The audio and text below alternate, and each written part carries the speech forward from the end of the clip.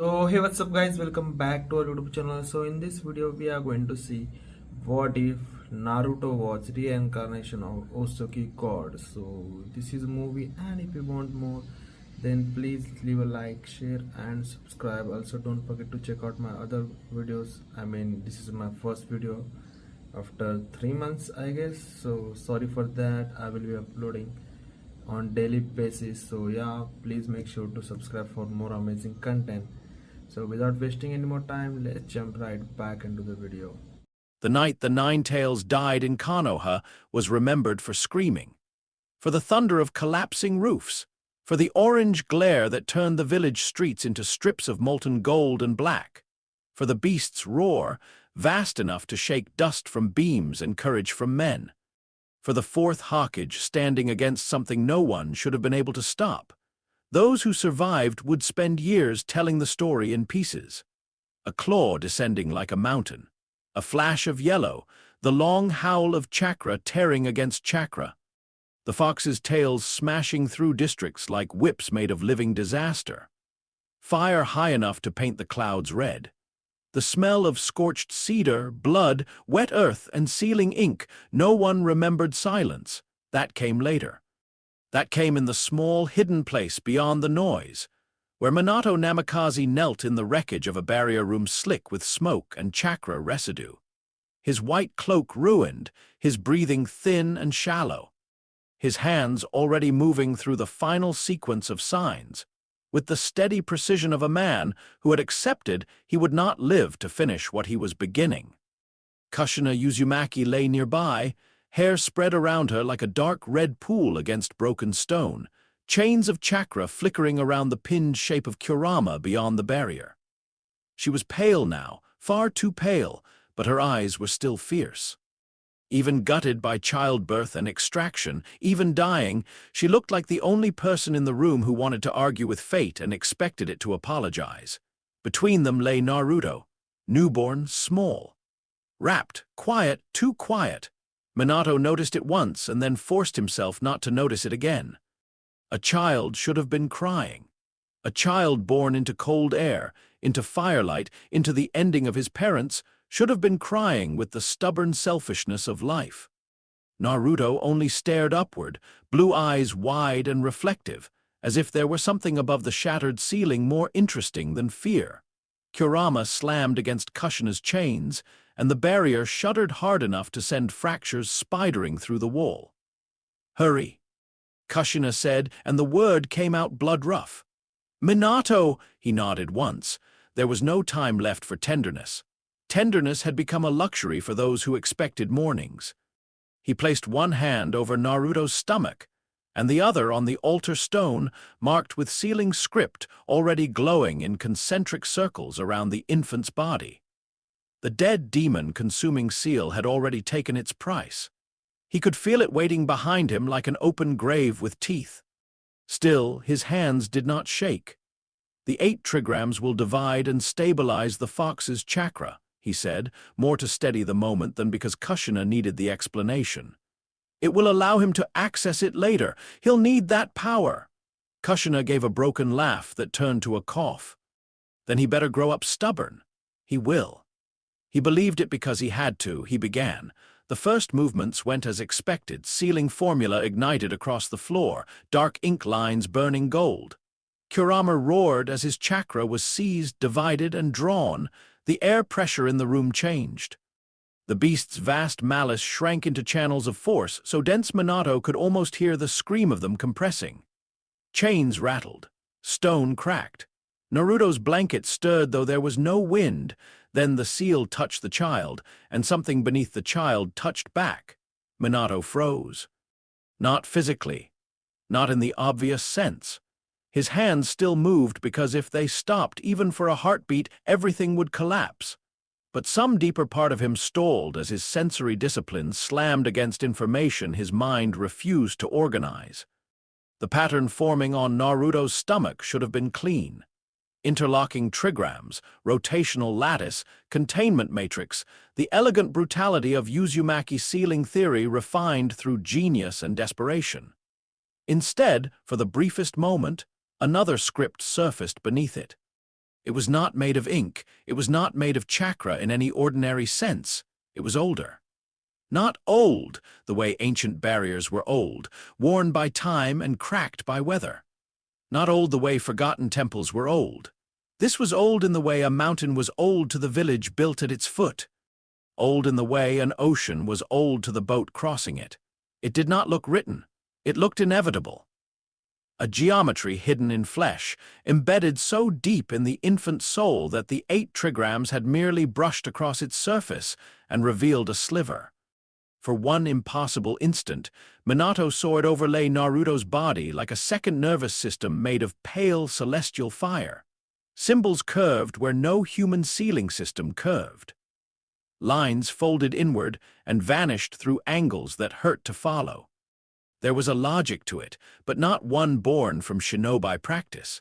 It resembled language only in the same way lightning resembled roots. Kurama felt it too. The fox stopped roaring. That alone was enough to inject a shard of ice into Minato's spine.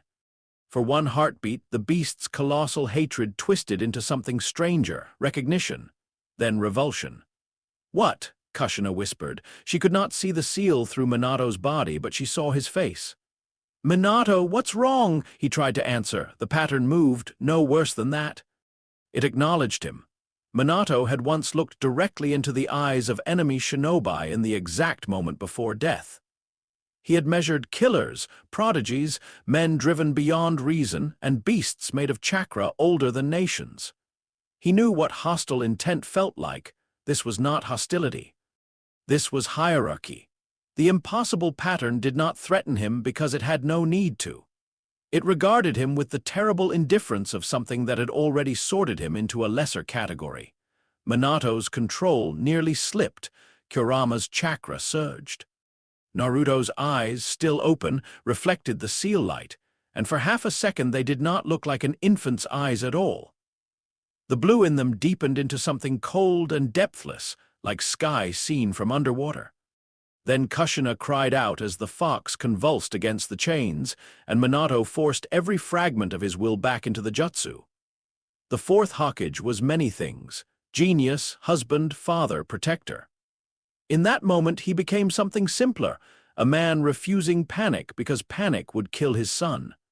He adjusted the seal on instinct, feeding more of his own chakra through the outer lattice, building redundancies where none had existed in his original design.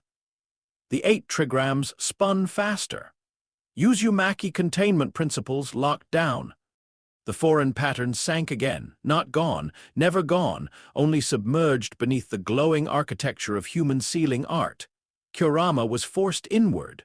The room shook so violently the lanterns shattered.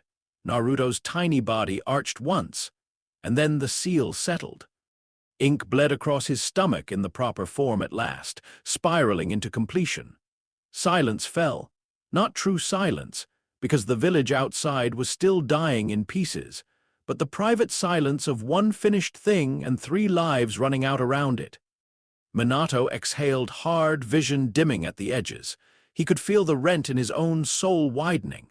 He turned first to Naruto, because fathers are greedy enough to want one look before the end, and because he needed to know. The baby stared back at him. Calm, too calm. As if pain, chaos, and prophecy had all passed over him and found nowhere to stick. Kushina saw Minato's expression and dragged herself forward with the raw, stubborn force that had once made him fall in love with her before she ever knew he existed. "What did you see?" she demanded.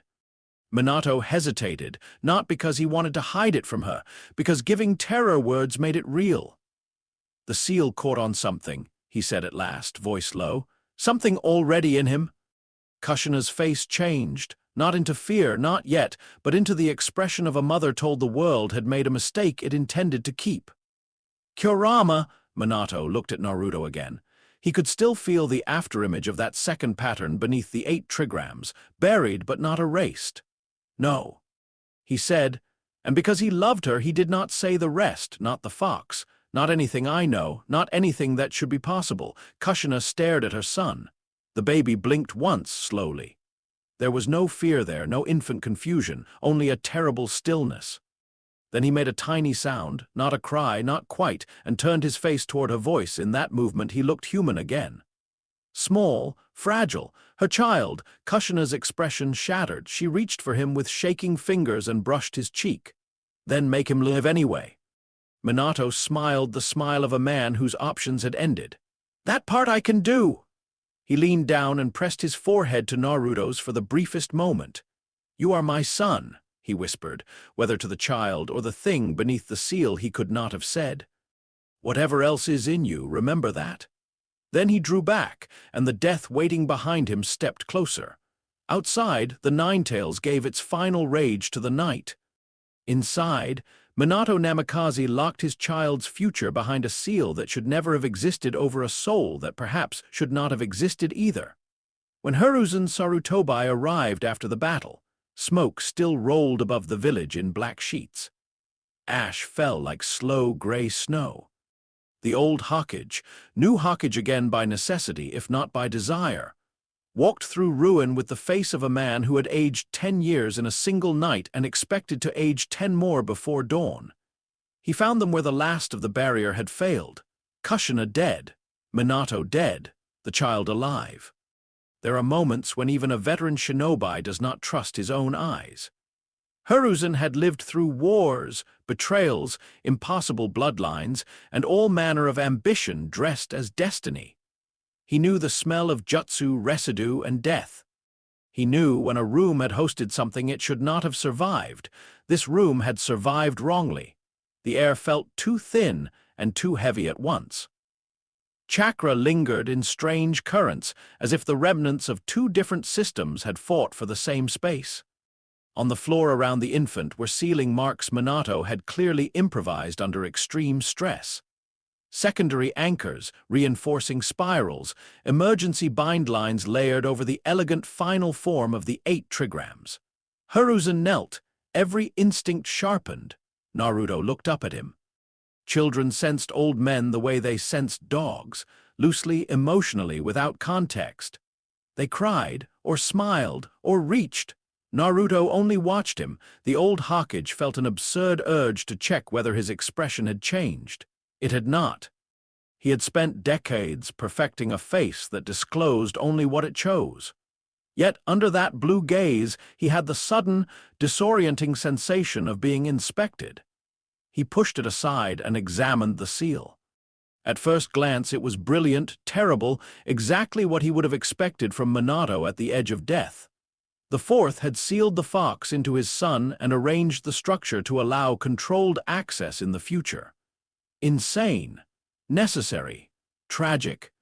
Then Hiruzen followed one of the improvised lines into the lower matrix and felt his breath stop. There was another pattern beneath it. Faint now, almost hidden but undeniably present, not visible to ordinary sight. Only to touch, to old instincts, to a lifetime of handling seals and broken things. Something was nested beneath the 8 trigrams like a fossil under clear water. He stared for a long time. Then, with all the care of a man refusing to trigger a trap, he withdrew his hand. The child did not move. Hiruzen stood and called for Anbu.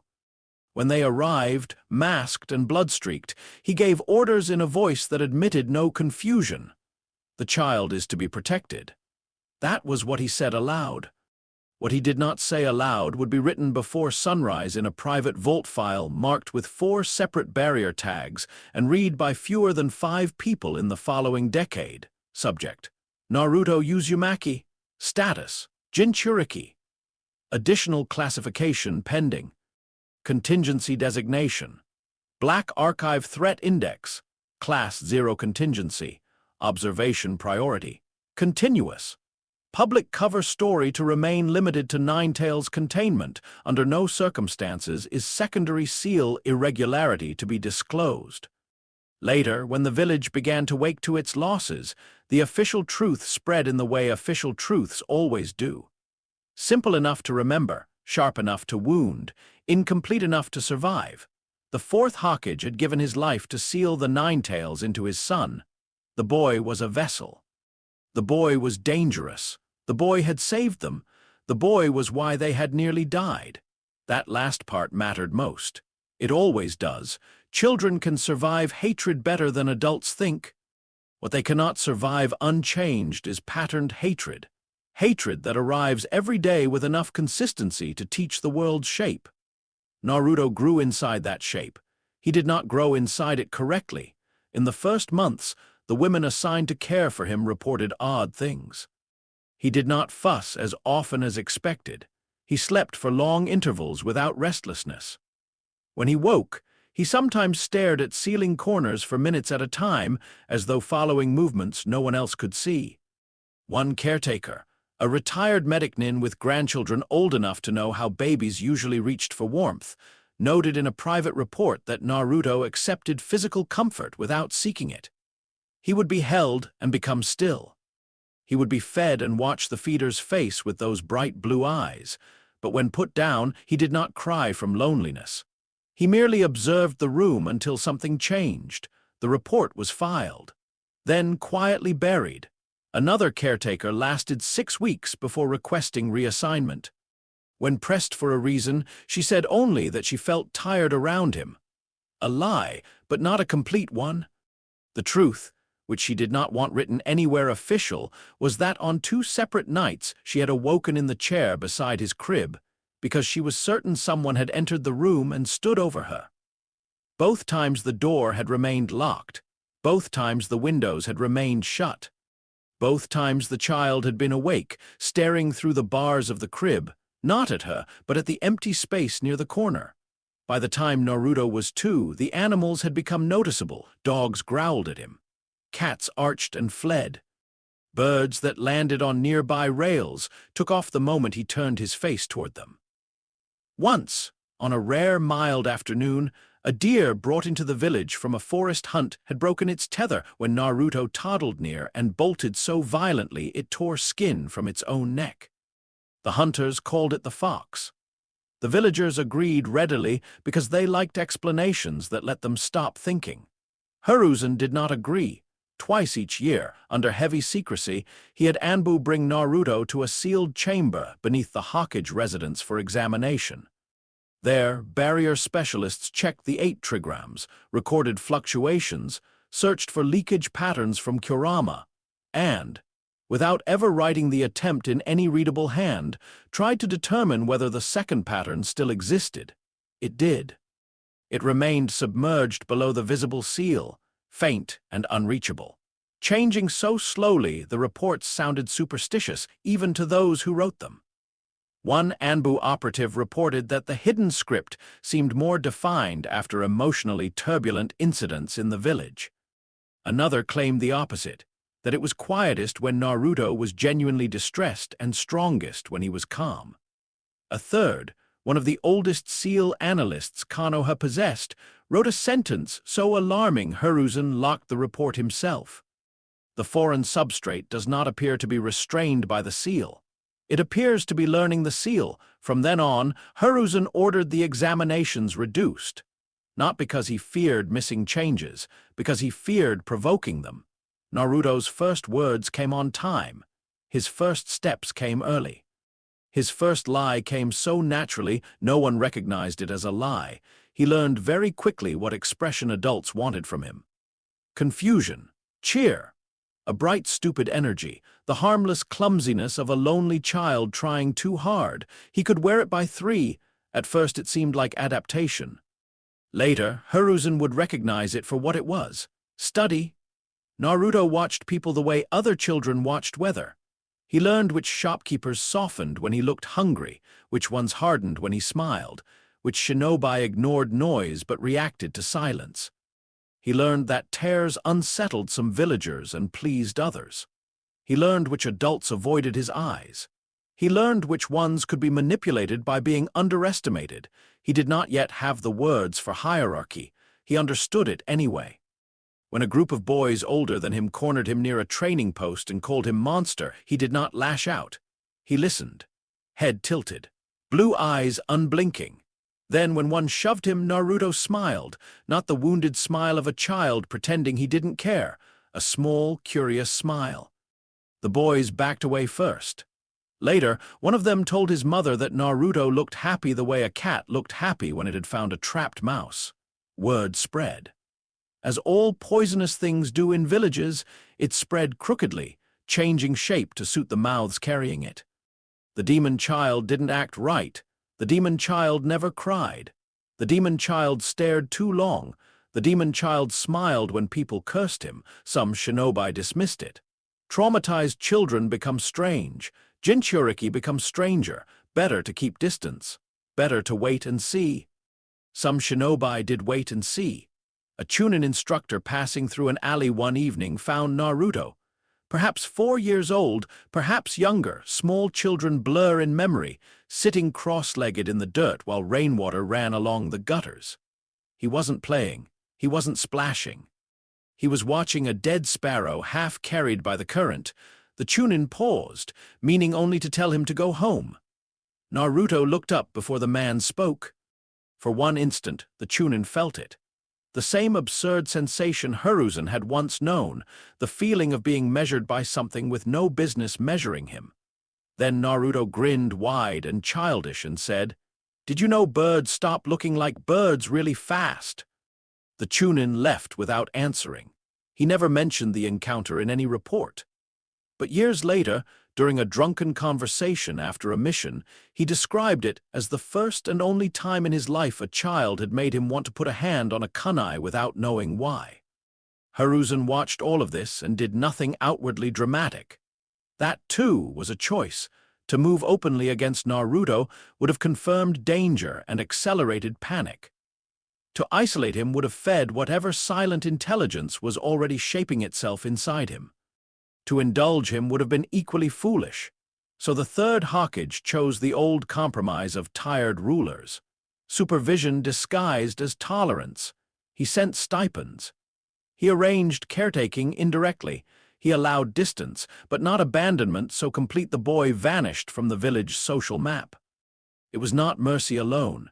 It was control. Years passed. Naruto entered the academy. There he perfected the first version of the mask that would later fool almost everyone. He became loud, obnoxious, attention-hungry, a prankster, the class clown with bad scores, bright clothes, and too much energy. The teachers sighed. The villagers sneered. The children laughed, dismissed, competed, or avoided him according to temperament, and underneath it all, something inside him listened. He played the fool because fools are permitted proximity. Fools are underestimated. Fools are spoken around.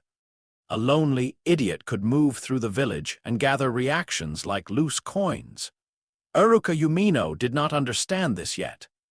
But even in those early years, before he had reason to become important in Naruto's life, he noticed details that bothered him. Naruto was a poor student only when taught in groups. One-on-one, when accidentally cornered into paying attention, he absorbed patterns frighteningly fast. He forgot social correction almost immediately, but retained structure and mechanical logic with unnatural ease. He failed in ways that felt chosen. He overperformed at odd moments. He watched demonstrations with the intense stillness of an adult technician studying flaws in a tool. Once, after a lecture on chakra molding, Iruka turned to find Naruto gazing not at the blackboard, but at the diagram pinned beside it with an expression that did not belong on a child's face. Not boredom, not confusion, disdain. When Iruka asked what was wrong, Naruto blinked, smiled bright and foolish, and announced that the diagram looked like a constipated frog. The class exploded laughing. The moment passed. Iruka laughed too, because what else was there to do? That night, for reasons he could not justify, he remembered the expression more clearly than the joke. By 7, Naruto had developed another habit villagers hated without understanding. When insulted, he sometimes smiled as if taking notes. When adults threw him out of shops, he would glance once around the room before leaving, cataloging exits, reactions, and who had watched without intervening. When older boys picked fights, he learned quickly whether pain or humiliation angered them more. When shinobi dismissed him as the fox brat, he memorized which ones touched their weapon pouches when he stepped too near. No child should have been so observant. No child that observant should have remained so unreadable. The records beneath the Hawkage Tower grew heavier each year. Age 3, unusual effect regulation. Age 4, recurrent reports of hostile animal response. Age 5, seal intact, secondary substrate present. Age 6, subject increasingly adaptive in social presentation. Recommendation, continued surveillance, avoid extreme provocation. Then came the incident with the dog. A civilian woman brought her daughter's pet to a park near the academy, small, friendly, trained. Children were petting it, laughing, clustering in the soft sunlight of a rare, easy afternoon. Naruto approached from the edge of the field carrying instant ramen in a paper cup, watching with that bright false curiosity he used when gauging a situation. The dog saw him from 30 feet away. It stopped wagging. Its body went rigid. Ears flattened. The animal gave a low whine and backed up hard enough to choke itself on the leash. Then, before anyone could react, it lunged, not at Naruto but away from him, dragging the screaming little girl through the grass in its blind panic. Everyone shouted.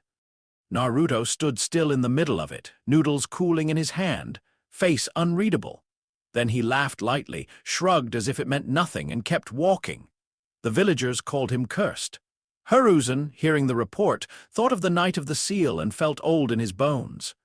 He visited Naruto once that winter in disguise, not transformed, only dressed plain and unremarkable enough to pass as another village elder with too much time and too much curiosity. Naruto was sitting on the worn railing outside his apartment, feet swinging above the alley, eating instant noodles directly from the pot, because no one had ever properly taught him table manners, and no one stayed long enough to care. Snow threatened but had not yet fallen. The evening sky was colorless. Hiruzen asked if he minded company. Naruto looked him over quickly and shrugged. "You can stand there if you want." It was not hospitality. It was permission granted downward. The old Hawkage felt the unease of that and despised himself for feeling it toward a child. "Do you like living here?" he asked after a moment. Naruto slurped noodles. "Not really." "Why not?" Naruto glanced at the alley below where a pair of villagers had just noticed him and chosen, with practiced care, to walk around without looking up. "They're boring." Hiruzen watched him quietly. "Boring?" Naruto nodded as if explaining something obvious to a slow student. "They always do the same things. They glare, or they pretend not to, or they talk when they think I can't hear them. Sometimes they try to be nice because they want something. Sometimes they're mean because it makes them feel bigger." He stirred the noodles with his chopsticks and added, "They're all very easy." The answer was wrong enough to chill the air. Hiruzen hid it behind a patient grandfatherly expression. "You say that like they're puzzles." Naruto finally looked at him properly. His eyes were bright blue, open, innocent at first glance, ancient at second. "Everything's a puzzle," he said. Then, just as quickly, he broke into an exaggerated grin and offered the pot. "Want some ramen, old man?" Hiruzen declined. He went back to the tower and added another restriction to the archive access list. Years later, some would say the signs had been obvious from the beginning. They would be lying. The signs were obvious only in retrospect, once terror had taught people what they had been seeing. At the time, it was all deniable. A strange child, a Jinchuriki under pressure. Trauma, isolation, poor social development, too much neglect, too many rumors. Any individual detail could be dismissed. It was the pattern that mattered, and the pattern was only visible to those looking for it. Hiruzen looked. So did the seal. By Naruto's 8th year, the hidden substrate under the 8 trigrams had changed enough for the barrier specialists to risk one final private conclusion. It was not awakening in surges. It was unfolding in increments. Not feeding on chakra leakage the way a parasite might. Not fighting the fox the way an intruding will should. Something subtler. It seemed to be using Naruto's development, emotion, experience, perception, stress, as if each year of life gave it new structure to inhabit. Like a temple being built around a buried god. Hiruzen read the report in the dead center of the night and burned the original himself. He slept badly afterward. Naruto slept well. On the night the whisper first came, the village was quiet, not peaceful. Konoha was rarely peaceful beneath the surface, but quiet in the practical sense. Lamps dimmed, shutters drawn, patrol routes settled into rhythm, dogs asleep, drunk men shouted down to mutters, the moon silver through high cloud. Naruto lay on his back in bed, small for his age, but all angles already, blanket twisted around one leg. The apartment smelled faintly of cheap detergent, old wood, and instant noodles. From outside came the distant rattle of wind against a signpost. He was not asleep. He had learned young that night was when the village loosened. Adults believed darkness hid what daylight disciplined. Walls thinned. People said truer things after sunset. Tonight, though, there was only silence. He stared at the ceiling, then he blinked. The room felt different, not colder, not warmer. Thinner somehow, as if space itself had stepped back half a pace. The shadows in the corners deepened without moving. The small noises of the apartment, the old building creaks, the rustle of settling cloth, the pipe tick inside the wall, fell away one by one. Naruto sat up slowly. For the first time in his life, he felt something inside him answer a question he had never consciously asked. Not Kurama. He did not know the fox yet, not truly, but some instinct already recognized that this was not the beast sealed in him. Kurama was heat, rage, claw, prison bar malice. This was none of those things. This was height. A presence so distant and so intimate it seemed to rise from beneath his heartbeat and above the sky at once. The seal on his stomach burned once, sharply enough to make him inhale. Then the pain vanished. In the dark, blue eyes widening just a little, Naruto listened. The voice did not enter through his ears. It unfolded through him, smooth as silk dragged over a blade, ancient, patient, amused. This world does not hate you, child. Naruto did not flinch. If anything, he became stiller. The darkness around the bed seemed to lean inward, not physically, but in attention.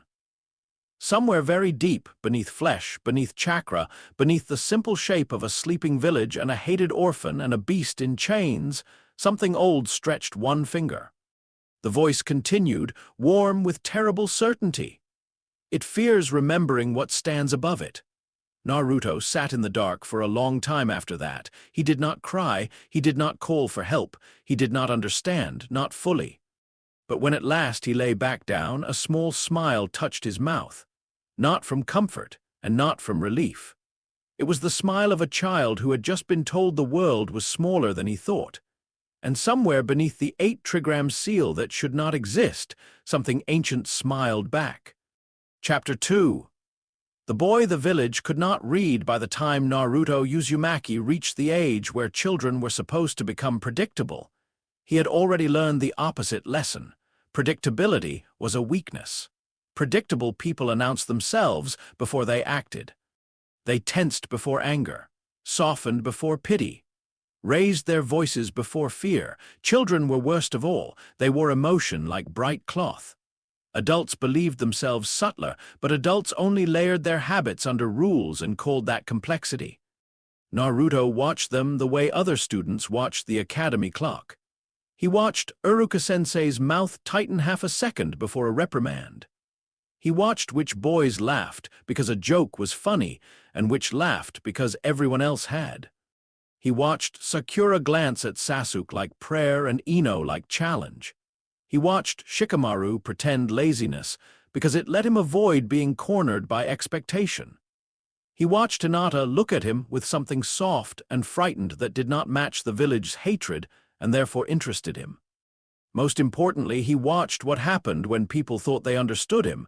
That was when they got careless, the loud idiot, the dead last, the attention-seeking orphan, the brat who painted hawkish faces and shouted in class and failed clone techniques with spectacular incompetence, the fox child who wanted acknowledgement badly enough to embarrass himself for it.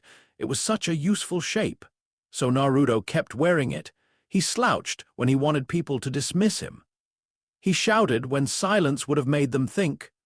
He picked stupid pranks because clever ones invited investigation. He grinned too wide, stumbled at strategic moments, and let his test scores sag just enough to fit the story everyone preferred.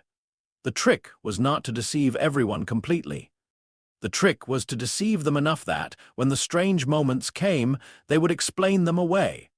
When Naruto answered a chakra theory question too quickly, they called it luck. When he stared too long at demonstration scrolls, they assumed confusion. When he moved with abrupt precision in sparring only to trip theatrically afterward, they laughed and remembered the trip. He understood this without anyone teaching him. Inside him, something older understood it better. The academy itself was a useful environment, dense with reactions, patterns, hierarchies. Every classroom arrangement announced who mattered and who didn't. Every sparring bracket, every lunch break, every teacher's sigh, and every student's insult formed little maps of power. Naruto collected them effortlessly. That did not mean he enjoyed school. Enjoyment was a word for simpler things.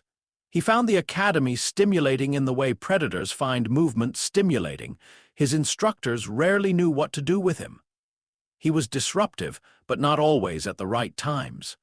He seemed inattentive until asked a direct question, whereupon he might answer with startling clarity or total idiocy, depending on variables only he understood. He was physically sloppy in group drills and almost unnervingly exact when demonstrating alone after hours where no audience existed to receive the performance. Iruka Umino noticed first. At the time, he did not think of himself as the first person to see anything. He was just a young teacher trying to deal with a classroom full of future shinobi, while carrying his own old grief behind a face that had long ago learned to function through it. Naruto was, from the outside, exactly the kind of student who exhausted teachers and frustrated administrators. Bright enough not to fail honestly, chaotic enough to fail often anyway, endlessly capable of turning any lesson into spectacle. But there were cracks in the role, tiny ones, enough to let unease in. The first time Iruka truly felt it, Naruto was 11 and had just accidentally set off a harmless but spectacular prank over the entrance hole that covered 3 Chunin instructors in blue paint and feathers. The class had erupted. Students were screaming with laughter. One instructor was cursing. Another was threatening suspension. Naruto was standing on a desk, arms spread wide, crowing about artistic genius like the fool he wanted them to see. Iruka had almost smiled. Then, across the room, between one laugh and the next, Naruto dropped the expression. Only for a heartbeat, his grin vanished. The bright idiocy drained out of him. He looked over the class not like a child enjoying chaos, but like an observer measuring yield. Who laughed hardest? Who was angry? Who was impressed? Who looked away? Which authority figures moved first? Which students would repeat the story later and in what tone? Then he saw Iruka watching. The grin came back instantly, too instantly. Naruto pointed at one of the feather-coated instructors and yelled, "You look like a patriotic chicken!" The room detonated again. The moment passed. Iruka laughed with everyone else because there was no reason not to. Yet for the rest of the day he felt something lodged beneath his ribs. Not fear, not yet, but the prickling sense of standing near a ledge in fog without having seen the drop. He began paying closer attention after that.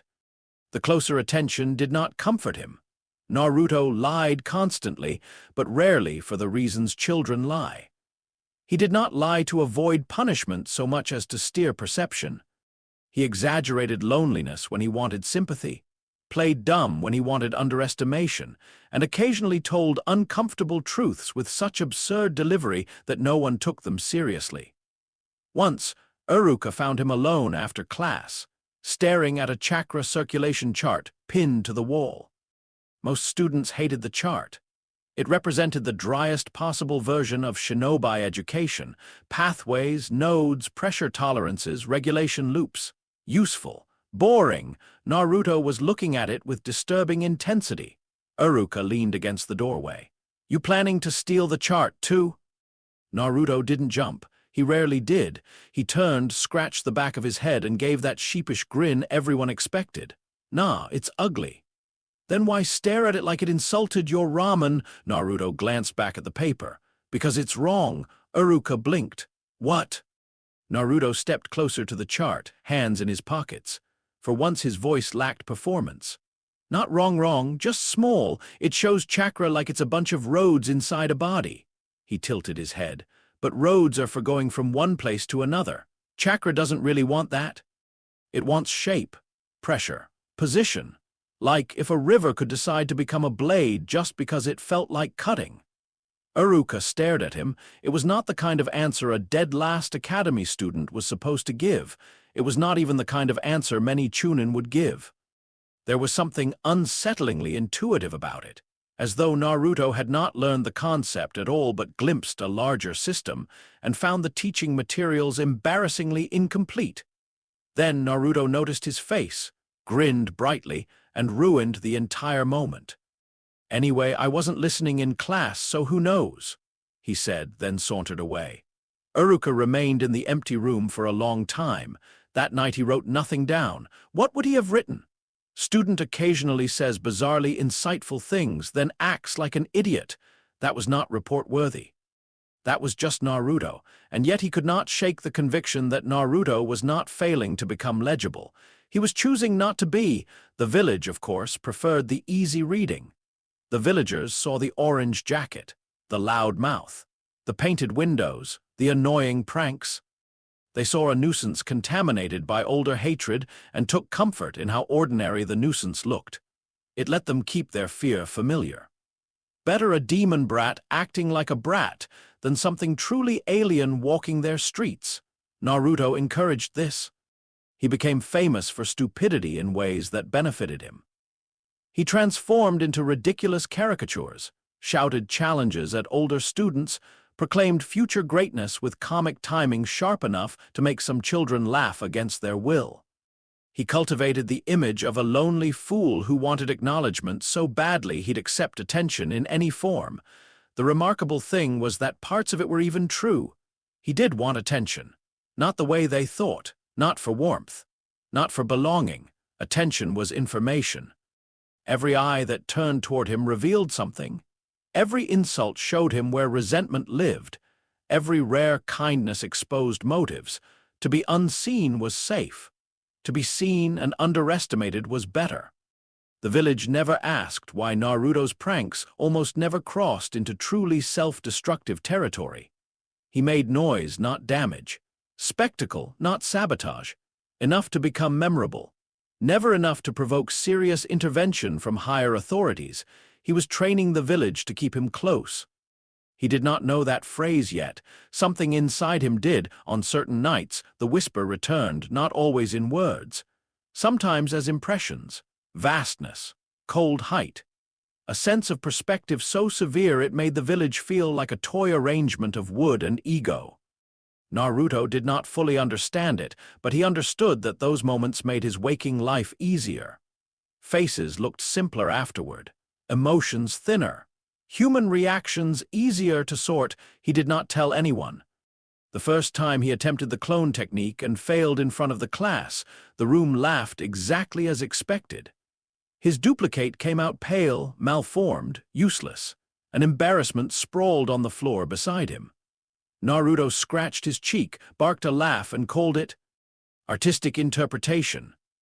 The instructor groaned. Someone snickered dead last.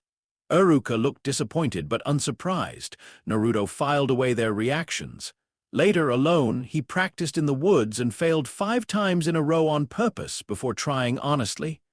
The genuine attempt produced something stranger than a clone should have been. An image too stable in some respects, too unstable in others, with chakra layering that suggested he was brute-forcing around the technique's assumptions rather than using it properly. Naruto dispelled it himself before it fully formed. He stood very still after that, feeling the recoil in his coils. The standard clone technique was inefficient. Deceptive but shallow, surface image without substance. A social tool, not a battlefield one. He hated it instinctively. It felt like being asked to imitate a shadow when one could simply create more bodies. He did not know where the thought came from. He didn't need to. He simply marked the technique as uninteresting and returned to failing at it publicly. Uruka's concern sharpened the closer graduation came. Concern was not the whole of it. There were days Naruto genuinely made him laugh. Days he saw the boy's hunger, visible, raw, painfully ordinary, when classmates talked about family dinners or summer training with fathers and older brothers. Days Naruto looked exactly like what he claimed to be.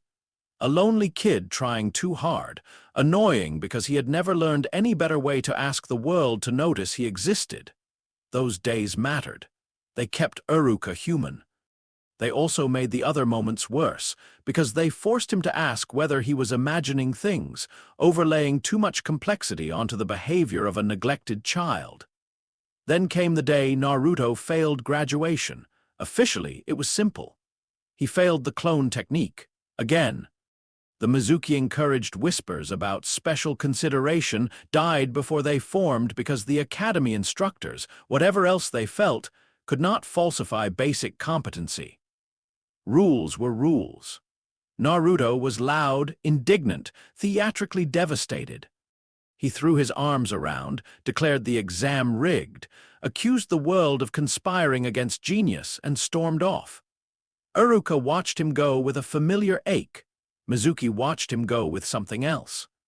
If Iruka was one of the few people in Naruto's life who had begun to suspect the boy contained depths others ignored, Mizuki was the opposite sort of observer.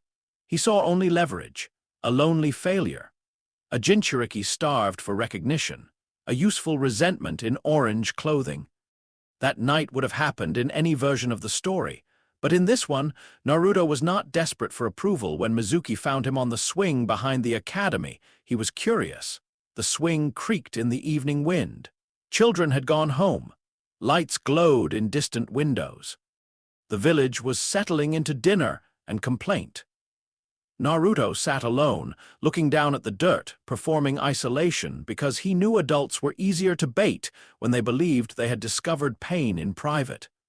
Mizuki approached with the careful softness of a man trying to sound kind while meaning none of it. "Rough day, Naruto?" Naruto lifted his head slowly. His face was pinched in all the ways a disappointed child should be. It was an excellent expression.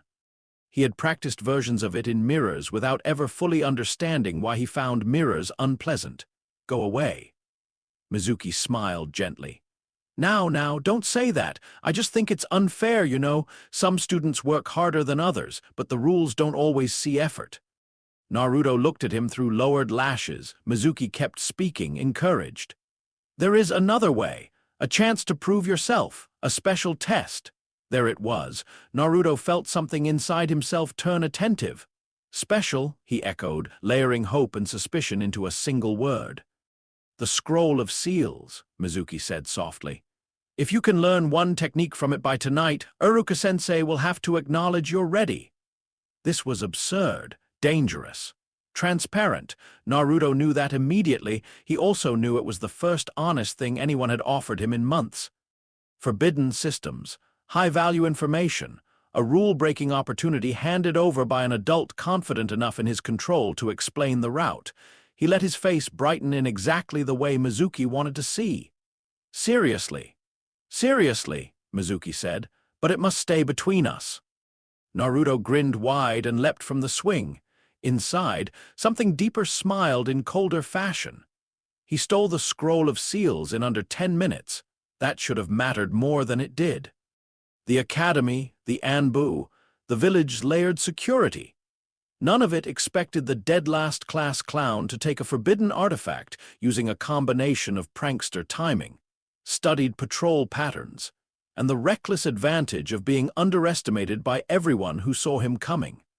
Naruto carried the scroll into the woods beyond the village and unrolled it beneath moonlight. The parchment seemed to exhale. He stared down at the techniques inked across its surface. Formulas, instructions, warnings, classifications. Forbidden arts did not merely break rules. They revealed assumptions. Every dangerous technique on that scroll existed because someone had once asked what chakra could do if moral restraint stopped interrupting the answer. Naruto's pulse steadied. His eyes tracked the first entry, shadow clone technique, not illusion, manifestation, not image, substance. A multiplication of self through chakra partitioning so demanding that most shinobi would maim or kill themselves attempting mass production. Naruto understood it instantly. Not every detail, not the practice of it, but the principle. Something in his mind, or beneath it, slid into alignment with eerie satisfaction. The weakness of the normal clone technique clarified by contrast.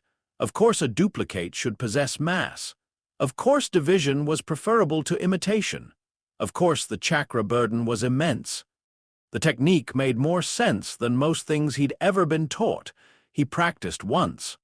The first attempt nearly split his focus sideways. He felt the violent suction of chakra partitioning, the deep mechanical lurch of the system taking hold, the world threatening to double in the worst possible way. He steadied, adjusted, tried again. This time 10 clones appeared in a ragged line around him, solid, breathing, blinking in startled unison. Naruto laughed, an actual laugh, sharp and startled, because for one shining instant he had done something that felt not merely impressive but correct. The clones stared back at him. All of them smiling, moonlight silvered the clearing. Leaves shifted overhead. The forest seemed to hold its breath. Naruto looked down at the scroll again, hungry now, not emotionally, but intellectually. One technique had confirmed what he had always suspected. The systems taught to children were fragments, toys, training wheels painted as law. He wanted more. He would have continued reading for hours if Iruka had not found him first. The teacher crashed through the brush panting, face tight with anger and relief. Naruto? Naruto turned with the scroll on his lap and a ring of solid clones behind him. Iruka stopped dead. For a moment the clearing went perfectly still, moonlight, trees, scroll, boy, and around him impossible proof. Iruka's eyes widened in genuine shock. "You learned that?" Naruto rose slowly. He had expected surprise. What he had not expected was how intensely satisfying it felt to produce it in Iruka specifically. The man who had watched him, doubted him, cared in his limited, careful way. The man who looked at Naruto more closely than almost anyone else in the village. "Guess I'm not the dead last anymore," Naruto said. The words were cocky. The tone was light, the eyes were not. Iruka opened his mouth, no doubt to ask questions, warn him, confiscate the scroll, undo the disaster. He never got the chance. A rain of giant shuriken tore through the clearing. Iruka moved instantly, shoving Naruto aside. Metal slammed into a tree behind them. The shadows ahead shifted, and Mizuki appeared on a branch with a massive Fuma shuriken strapped across his back, face twisted free of kindness now. The performance was over. "Naruto?" Iruka said sharply, not taking his eyes off Mizuki. "Get behind me, now!" Naruto did not move at once. He looked from Mizuki to Iruka and felt the puzzle pieces settle, the stolen scroll, the fake sympathy, the urgency, the secrecy. Mizuki's posture now, greedy, not triumphant. He had never intended Naruto to prove anything. He had used him as a delivery system, simple, boring. Mizuki laughed. "He still doesn't know, does he? You never told him." Iruka's voice hardened. "Be quiet." "Told me what?" Naruto asked, because that was what the scene required, though he already sensed the shape of the answer. Mizuki leaned forward, savoring it. "Why everyone hates you, why parents pull their children away, why the village whispers when you pass." Iruka shouted for him to stop. Mizuki went on anyway, vicious joy sharpening every word. "Because you are the nine-tailed fox, the monster that killed Iruka's parents, the beast sealed in human skin." The forest held the sound. Naruto did not gasp, did not tremble, did not shatter. He stood there with moonlight on his face and thought, of course. Not because it explained everything, it did not, but because it fit the level of hatred the village had never been able to hide. He felt no moral revelation, no heartbreaking collapse of innocence. Only a rearrangement of known variables. Inside, the chained furnace of Kurama stirred with sudden violent awareness, and beneath that, something older grew attentive. Iruka, bleeding from a graze at his shoulder, stared at Naruto with horror. Not horror of him, but horror for what that revelation should have done to any ordinary child. "Naruto," he said, voice rough. "It's not like that. You are not the fox. You're Naruto Uzumaki of the Hidden Leaf." That might have mattered more if Mizuki had not chosen that moment to move. He lunged for the scroll. Uruka intercepted, steel flashed, trees splintered. The two Chunin collided in a burst of speed Naruto's academy eyes could barely track, and then not barely at all. Something inside him adjusted. The movements slowed into vectors, weight distribution, kill lines, chakra spikes in limb channels, intent preceding action. It was not exactly vision, it was interpretation. Mizuki kicked Uruka aside, snatched a second massive shuriken free, and hurled it, not at the teacher this time, but at Naruto. There are moments that divide lives cleanly. This was one. The huge spinning blade came screaming through moonlight. Uruka threw himself into its path. The impact hit with a wet metallic crack and drove him to the ground. Naruto stared. Uruka, blood spilling dark across his back, still lifted his head and snarled at Mizuki through pain. "Run, Naruto?" For the first time that night, something in Naruto slipped, not into grief, not into panic, into silence. Uruka had saved him. That fact lodged itself in the world with irritating permanence. Mizuki laughed from the branches, cruel and confident. "Look at that! Even now he protects the thing that destroyed his family." Naruto lowered his head, his face vanished in shadow. The clones around the clearing stilled in perfect unison. Something changed in the air. Mizuki felt it first and faltered. It was subtle at initial onset, not a roar of chakra, not the obvious suffocating wave of killer intent seasoned shinobi knew how to name. It was pressure, but not physical pressure. A rearrangement of significance. The clearing seemed suddenly too small, the trees too thin, the sky too low. Leaves trembled on branches without wind. Naruto lifted his head, his eyes were still blue, they no longer belonged to a frightened child. "Uruka-sensei," he said softly, "you were right about one thing." Even wounded, Uruka felt cold slide through him. Naruto's voice did not rise. That made it worse. "I'm not the fox." Then he looked at Mizuki. The traitor's grin finally cracked. Naruto raised one hand, not in a hand sign, just a gesture, almost casual. The pressure deepened. Mizuki's knees hit the branch hard enough to bark skin. His breath punched out of him. For one insane instant, he felt not that he was under attack, but that he had been placed lower in some invisible order, and his body had simply realized it before his mind did. He choked, eyes bulging. Naruto's shadow clones multiplied. Not 10 now, dozens. The clearing filled with orange. Mizuki tried to leap away and found the world refusing him. That impossible pulse held for only a second or two, brief and unstable, but it was enough. Enough to freeze. Enough to kneel. Enough to feel, in some primitive animal depth, that something looking out through the boy's eyes did not consider him prey. Prey implies hunger. This was classification. The clones hit him like a storm, not the wild, emotional beating of cannon vengeance. Not blind, cathartic rage. Precision. Coordination. A synchronized assault of fists, kicks, thrown bodies, and merciless angles that broke Mizuki's guard before his panic finished forming. Naruto moved among them with eerie calm, not shouting, not screaming, simply dismantling the man piece by piece under moonlight while the impossible pressure flickered in pulses around each decisive strike. Mizuki went down under a wave of solid bodies and did not get back up. The clearing fell quiet except for Uruka's labored breathing and the fading rustle of dispelling clones.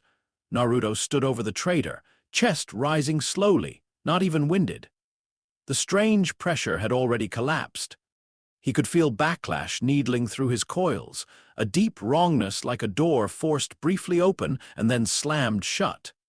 His body was not made for whatever that had been. Yet, he turned to Uruka. The teacher was staring at him in a way Naruto recognized from villagers and Anbu alike, fear. But not only fear, confusion, pain, determination, human things. Complicated things. Naruto crouched beside him. Uruka flinched before he could stop himself. Naruto noticed. Of course he noticed. Then Uruka, stubborn even half-pinned to the earth by a giant shuriken, did something inconveniently sincere. He reached up and grabbed Naruto by the front of the jacket. "If you ever," he said through clenched teeth, "steal a forbidden scroll again, I will personally kill you." Naruto blinked. Uruka's grip tightened. His eyes were fierce despite the blood loss.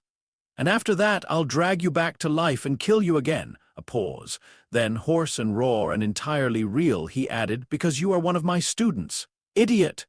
Naruto stared at him. A strange expression passed over his face, brief enough that neither of them would later be able to describe it correctly. Not warmth, not gratitude, something more uncertain. As if, for one flickering instant, a maskless self had been forced into visibility and did not know what shape to take. Then the moment closed. Anbu arrived, masks in the branches. Silence in black armor, Hokage orders moving faster than rumor. Mizuki was secured, the scroll taken. Uruka rushed for treatment. Naruto stood in the middle of the clearing, hands loose at his sides, face returned to something unreadable. From the tree line, another observer watched. Hiruzen Sarutobi had come himself. He had seen enough, not everything. The old man had arrived at the edge of the confrontation, had witnessed the end more than the beginning. But the end had been enough to turn fatigue into something colder. The shadow clone mastery was alarming, the speed of learning worse. The pressure pulse. That was the thing that mattered. No hand signs, no established chakra nature, no recognizable ninjutsu structure. Only a brief, impossible manifestation of imposed inferiority that had driven a Chunin to his knees in visceral terror. Hiruzen looked at Naruto beneath the moon and felt the memory of the hidden substrate under the 8 trigrams rise like old poison in his thoughts. The seal is not suppressing the thing inside Naruto, it is incubating it. He had feared that sentence for years without ever fully believing it. Now he did. By the time dawn touched Konoha, the village had already begun reshaping the story. Naruto stole the scroll of seals. Naruto defeated Mizuki. Naruto learned a forbidden technique in a single night. Naruto passed. All of that was true. None of it was the whole truth. The private truth went deeper underground.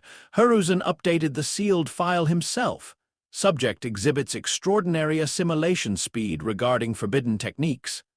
Incident includes unclassified pressure phenomenon not attributable to Biju chakra release or standard ninjutsu. Assessment revised. Secondary substrate active, adaptive, and increasing in expression. Immediate recommendation. Controlled proximity to high-level observers.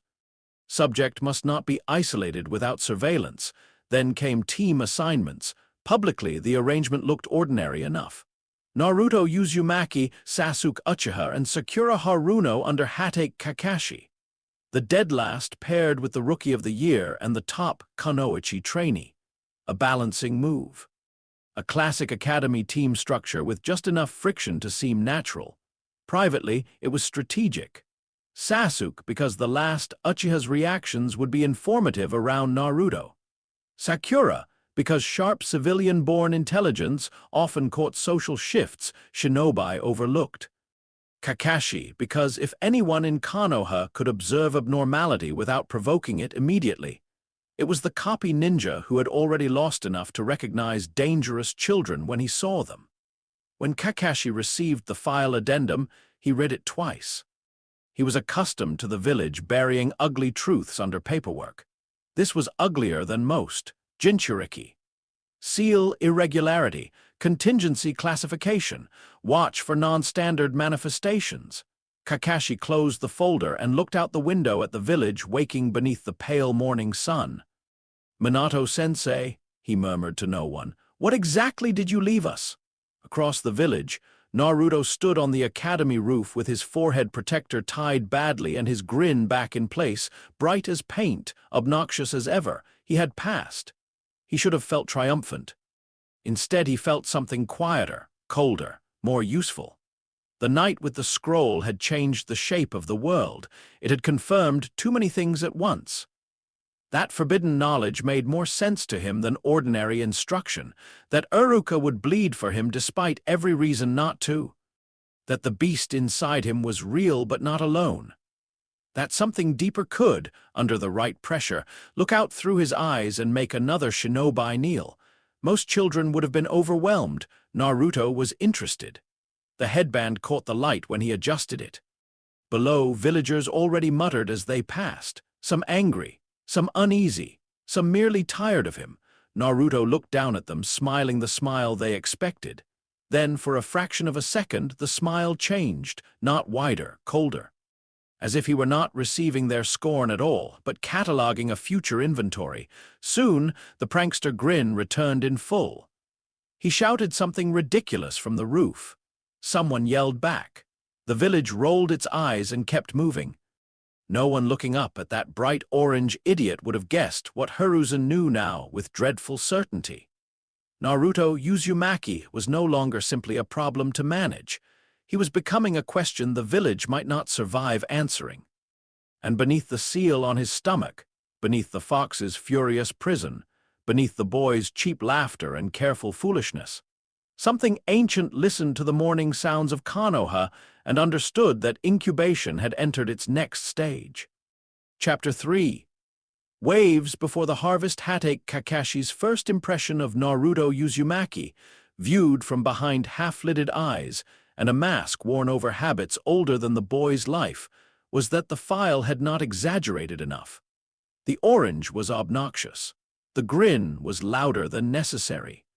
The posture, at first glance, belonged to every barely contained academy graduate Kakashi had ever wanted to throw off a cliff for educational purposes.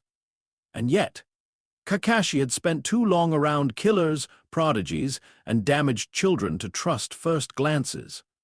He walked into the classroom late on purpose, received the predictable outburst from Naruto, the predictable annoyance from Sakura, the predictable brooding silence from Sasuke, and then watched what mattered: Naruto's eyes, not the color.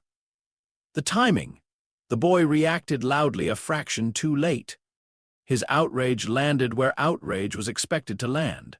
His insults toward Kakashi were broad, comic, attention-seeking.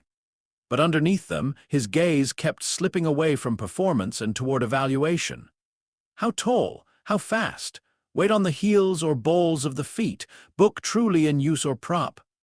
Dominant hand? Injury history implied by stance? Chakra suppression level? Casual reaction speed? Kakashi recognized that sort of looking instantly. It was how shinobi studied targets. Interesting, he thought, while outwardly presenting the lazy boredom of a man inconvenienced by youth. Sasuke, by contrast, looked like every traumatized genius the Uchiha had ever manufactured into an unhealthy weapon. Sharp, closed, walking bruise disguised as talent. Sakura was easier to read. Intelligent, emotional, tightly wound around approval and adolescent fixation in the way bright children often were before the world corrected them more cruelly. A stable team on paper, a bad one in practice. A useful one strategically. They met on the roof. Introductions were given. Naruto declared his ambition to become Hokage with his usual bright, noisy certainty. Sasuke announced a life organized around revenge. Sakura said the sort of things 12-year-old girls said when trying to sound shinobi serious while thinking about boys. Kakashi listened. The file's warnings did not align comfortably with the orange idiot in front of him. That was exactly what made them dangerous. Their first exercise, the bell test, was, as always, designed less to measure combat skill than to reveal how children behaved under pressure. Kakashi expected competitiveness, selfishness, mistakes driven by ego, perhaps a glimmer of teamwork if one of them happened to stumble into the lesson by instinct. He did not expect Naruto to be the one who understood the field first, not the lesson. The field. From the moment Kakashi vanished into the training ground, Naruto's energy changed. He still shouted, still played up his anger when baited, still rushed too quickly once, theatrically enough to get humiliated and tied to the post with all the expected comic timing.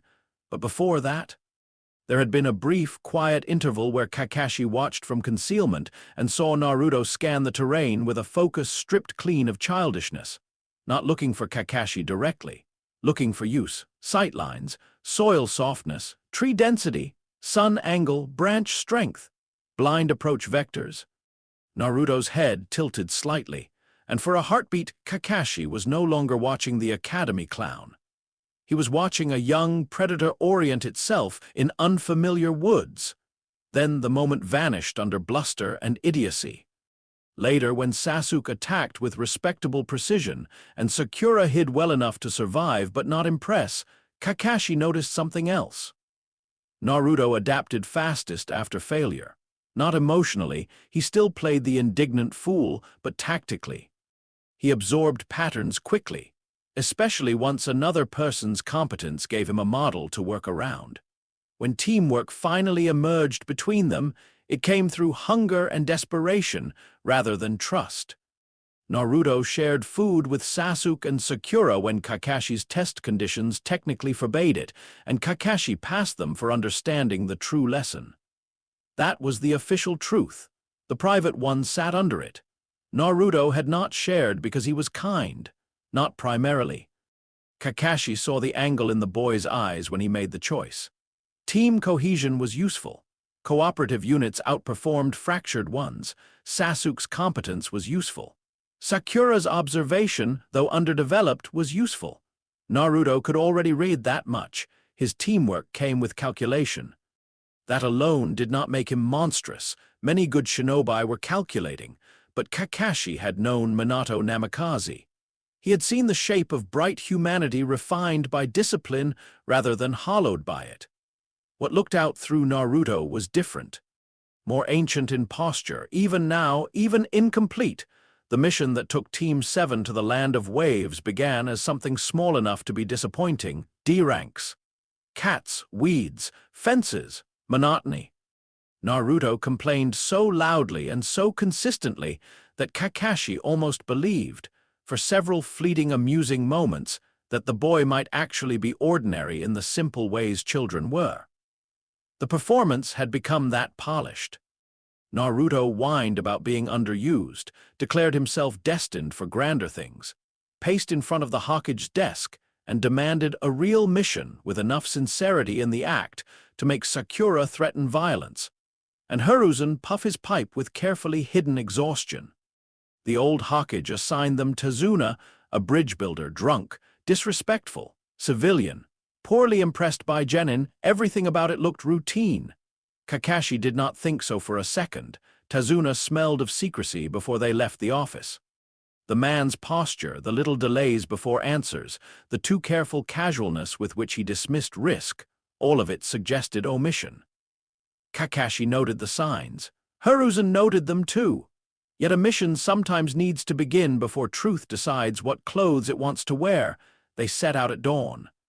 The road out of Konoha wound through sunlit forest, damp earth giving off that clean scent of moss and leaf rot and distant water. Birds called from the canopy. Sakura stayed close enough to Sasuke to pretend the spacing was tactical. Sasuke brooded with the grace of someone who had long ago decided smiling was an insult to his dead clan. Tazuna drank from a concealed bottle and tried to act unimpressed by everything. Naruto ranged, not far enough to disobey formation, just enough to test edges. He bounced ahead, dropped back, complained, chattered, threw pebbles, exaggerated boredom, and beneath all of it kept examining their client and the route with sharp, intermittent glances Kakashi pretended not to notice. At one point, crossing a narrow bend in the road, Naruto slowed. Only for an instant. His expression shifted in a way so slight even Sakura missed it. Then he kept walking, louder than before, talking about ramen. Kakashi's single visible eye narrowed. There was a puddle on the road ahead. It had not rained in days. The demon brothers sprang their ambush a heartbeat later. Chain claws whipped out from the false puddle in a burst of metal and murderous speed. Kakashi took the hit, or appeared to, his body shredded into ribbons of cloth and splintered wood as the attackers revealed themselves. Sakura gasped. Tazuna stumbled back in terror. Sasuke moved immediately, kunai flashing, faster than most fresh genin had any right to be. Naruto froze. At least that was what it looked like. One of the missing nin tore toward him with chain blades screaming through the air. Naruto's face showed panic at exactly the right level. His body turned half a beat too slowly, then Sasuke intervened, pinning the chain and countering with elegant brutality. The attackers fell. Kakashi reappeared untouched. The ambush ended almost as soon as it had begun. Sakura was shaking but standing. Sasuke wore the brittle calm of someone who had needed the fight and resented needing it. Tazuna was pale, caught. Kakashi was already questioning the chained assassins. Naruto stared at the spot where the false puddle had been. Kakashi noticed. Later, once Tazuna admitted Wave was not a simple escort, but a contested war zone under the economic stranglehold of shipping magnate Gato, Kakashi pulled Naruto aside during a brief rest halt. "You sense them," Kakashi said without preamble. Naruto, squatting on a fallen log and pretending to examine a beetle, looked up with wide, feigned innocence. "Huh! The puddle," Kakashi said. "You clocked it before they moved." A normal child would have denied more loudly or confessed proudly. Naruto did neither. He rolled the beetle gently onto a leaf and watched it right itself. "I thought it was weird," he said. "That's not an answer." Naruto shrugged. "The chakra around it was wrong." Kakashi went still, not because the statement was impossible, because of how casually it was delivered. Wrong how? Naruto frowned, not performative this time. He searched for language and seemed irritated by the available options. Like, two people pretending very hard to be still, but chakra doesn't really like pretending. It bunches up. It leaks in tension. He tapped his own knee. Everyone thinks hiding is about not being seen. Mostly it's about not wanting anything too loudly. Kakashi stared at him for a long moment. That was not academy-level perception. That was not even standard genin intuition. That was an instinctive sensitivity to chakra behavior bordering on doctrinally unteachable. "And why?" Kakashi asked mildly. "Did you not say anything?" Naruto looked at him then, blue eyes clear, almost amused. "You already knew too," he said, not a question. Kakashi let the pause stretch. Then Naruto smiled brightly again and hopped off the log. "Anyway, if I yelled about every weird thing, Sakura would hit me more." He jogged away before Kakashi could stop him. The Jonin watched him go and felt the file's language shift from bureaucratic concern into lived reality. The boy did not merely have large chakra, he interpreted systems. That was different, potentially much worse. They reached the sea under a sky the color of dull iron. The land of waves announced itself not with grandeur but with absence. Mist, salt, rot in the wood of neglected docks. A heaviness in the air that made sound travel strangely. Poverty worn into architecture, boats hidden and moved in secret. Men who kept their heads down too quickly. Women who watched armed strangers with the exhausted caution of people living under the rule of someone wealthier and crueler than any local law. Tazuna's little boat slid through fog so thick it looked less like weather than an idea. Sakura shivered. Naruto leaned over the side with open fascination, staring into the pale water as if it might reveal some submerged diagram only he could read. "Kakashi-sensei," he said suddenly, voice lower than usual, "this place feels compressed." Tazuna glanced at him sharply. Kakashi kept his eye on the fog. "Compressed," Naruto nodded. "Like everyone's been pushed down for too long." No one answered. The half-built bridge rose ahead of them, immense and skeletal, a promise of freedom so large it had become a reason for oppression. If completed, it would break Gato's control over sea transport. If destroyed, Wave would remain obedient. It was a civilian conflict by origin. That meant Shinobi would make it monstrous. The attack came on the bridge. Mist rolled in fast, thicker than before, turning distance to milk and shape to rumor. The temperature dropped. Sound dampened. Tazuna's workers panicked almost immediately, then the voice arrived. Low. Male. Calm in the way only very dangerous men can afford to be. Copy Ninja Kakashi. I didn't expect to find you on a mission of this level. Zabuza Mamachi emerged from the white like a nightmare, deciding visibility was optional. Massive sword. Bare arms bandaged, eyes like old violets. Missing Nin of the hidden mist. Demon of the bloody mist. An executioner walking with the relaxed certainty of a man who had solved moral hesitation years ago. Sakura's fear sharpened the air. Sasuke went taut, thrilled and alarmed at once. Naruto stared. not at the sword, at the man. Zabuza carried himself like a creature shaped entirely by murder and utility. No wasted motion, no pretense of morality, no social softness to decode. Compared to villagers, compared even to academy hierarchies, he was almost refreshingly honest, yet that was not what held Naruto's attention. It was the chakra. Zabuza's chakra moved differently from what Naruto had known in Konoha. He could feel it in the mist techniques, in the humidity dragged into weapon form, in the murderous intent diffused through vapor, until the environment itself seemed complicit. The jutsu did not merely conceal, it altered the battlefield's logic. Sight no longer ruled, hearing became bait, fear became navigational error. Naruto's pupils tightened, interesting. Kakashi moved in front of the team, voice cool. "Protect Tazuna, no matter what!" The fight exploded. Water clone feints, steel arcs, hidden mist thick enough to suffocate orientation. Kakashi matching Zabuza with Sharingan precision, copying, reading, countering, forcing the assassin into visible irritation. Sakura guarding Tazuna with terrified commitment.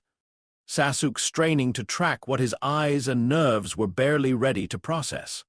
Naruto did not move immediately, he listened. The mist was not empty, it was full of intention.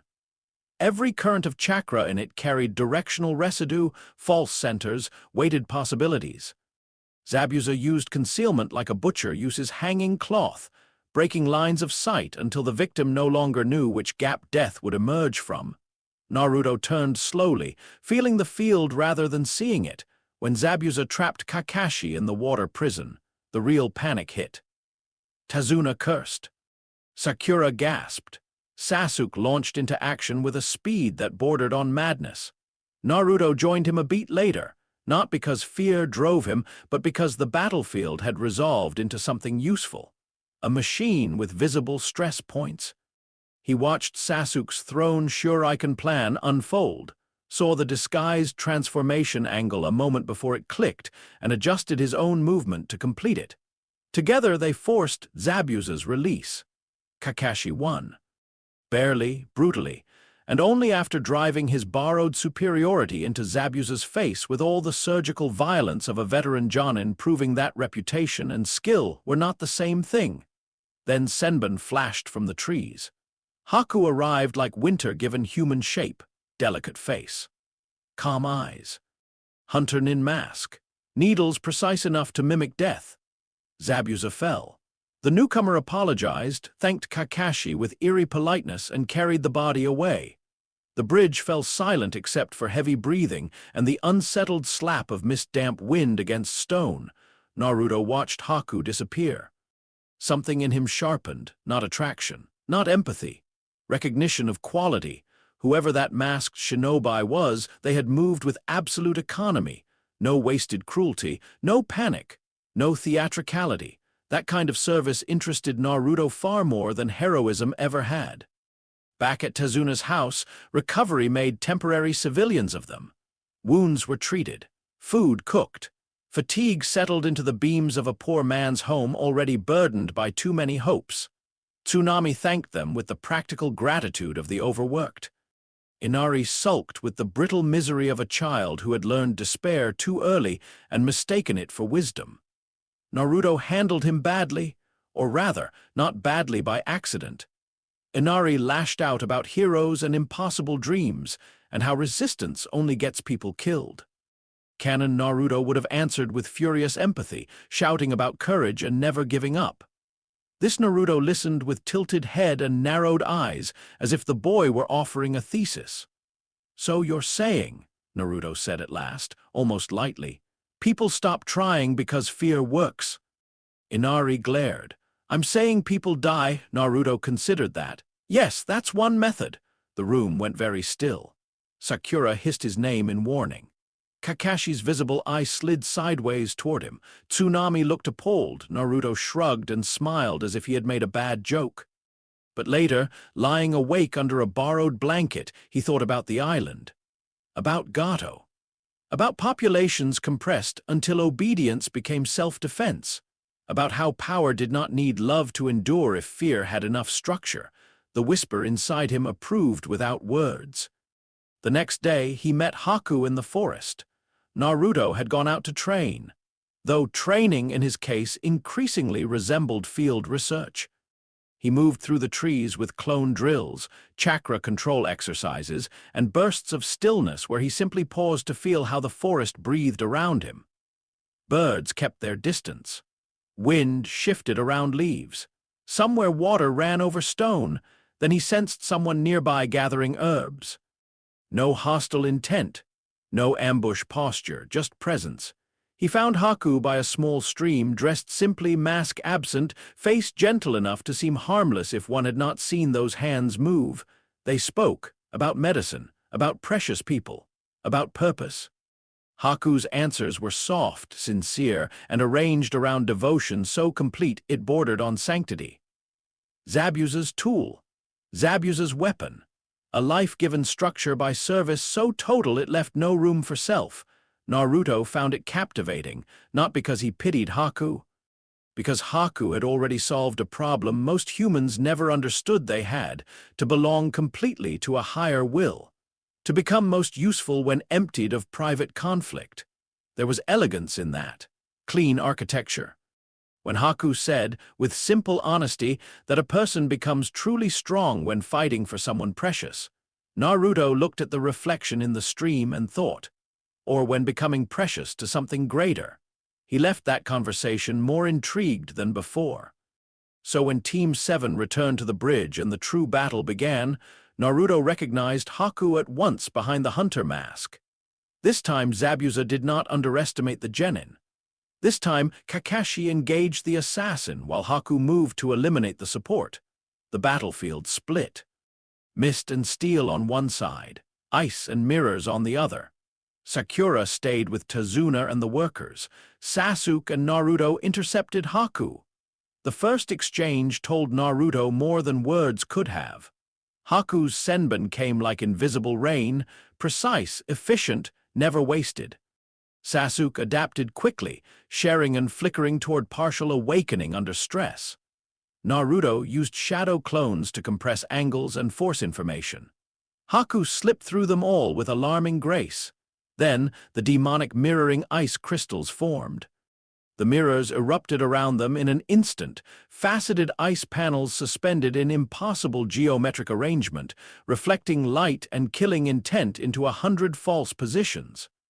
Haku vanished into them. The air dropped cold enough to bite exposed skin. Sound fractured. Sasuke swore. Naruto went silent. The mirrors were beautiful, not aesthetically, though they were that too in a brutal crystalline way. Beautiful as structure, as evolved chakra geometry. Haku had taken water nature, bloodline inheritance, speed, and battle theory, and refined them into a closed system of dominance. Each mirror was both location and illusion, vector and shield. The space inside them no longer belonged to ordinary combat logic. Naruto turned slowly, blue eyes tracking the reflections.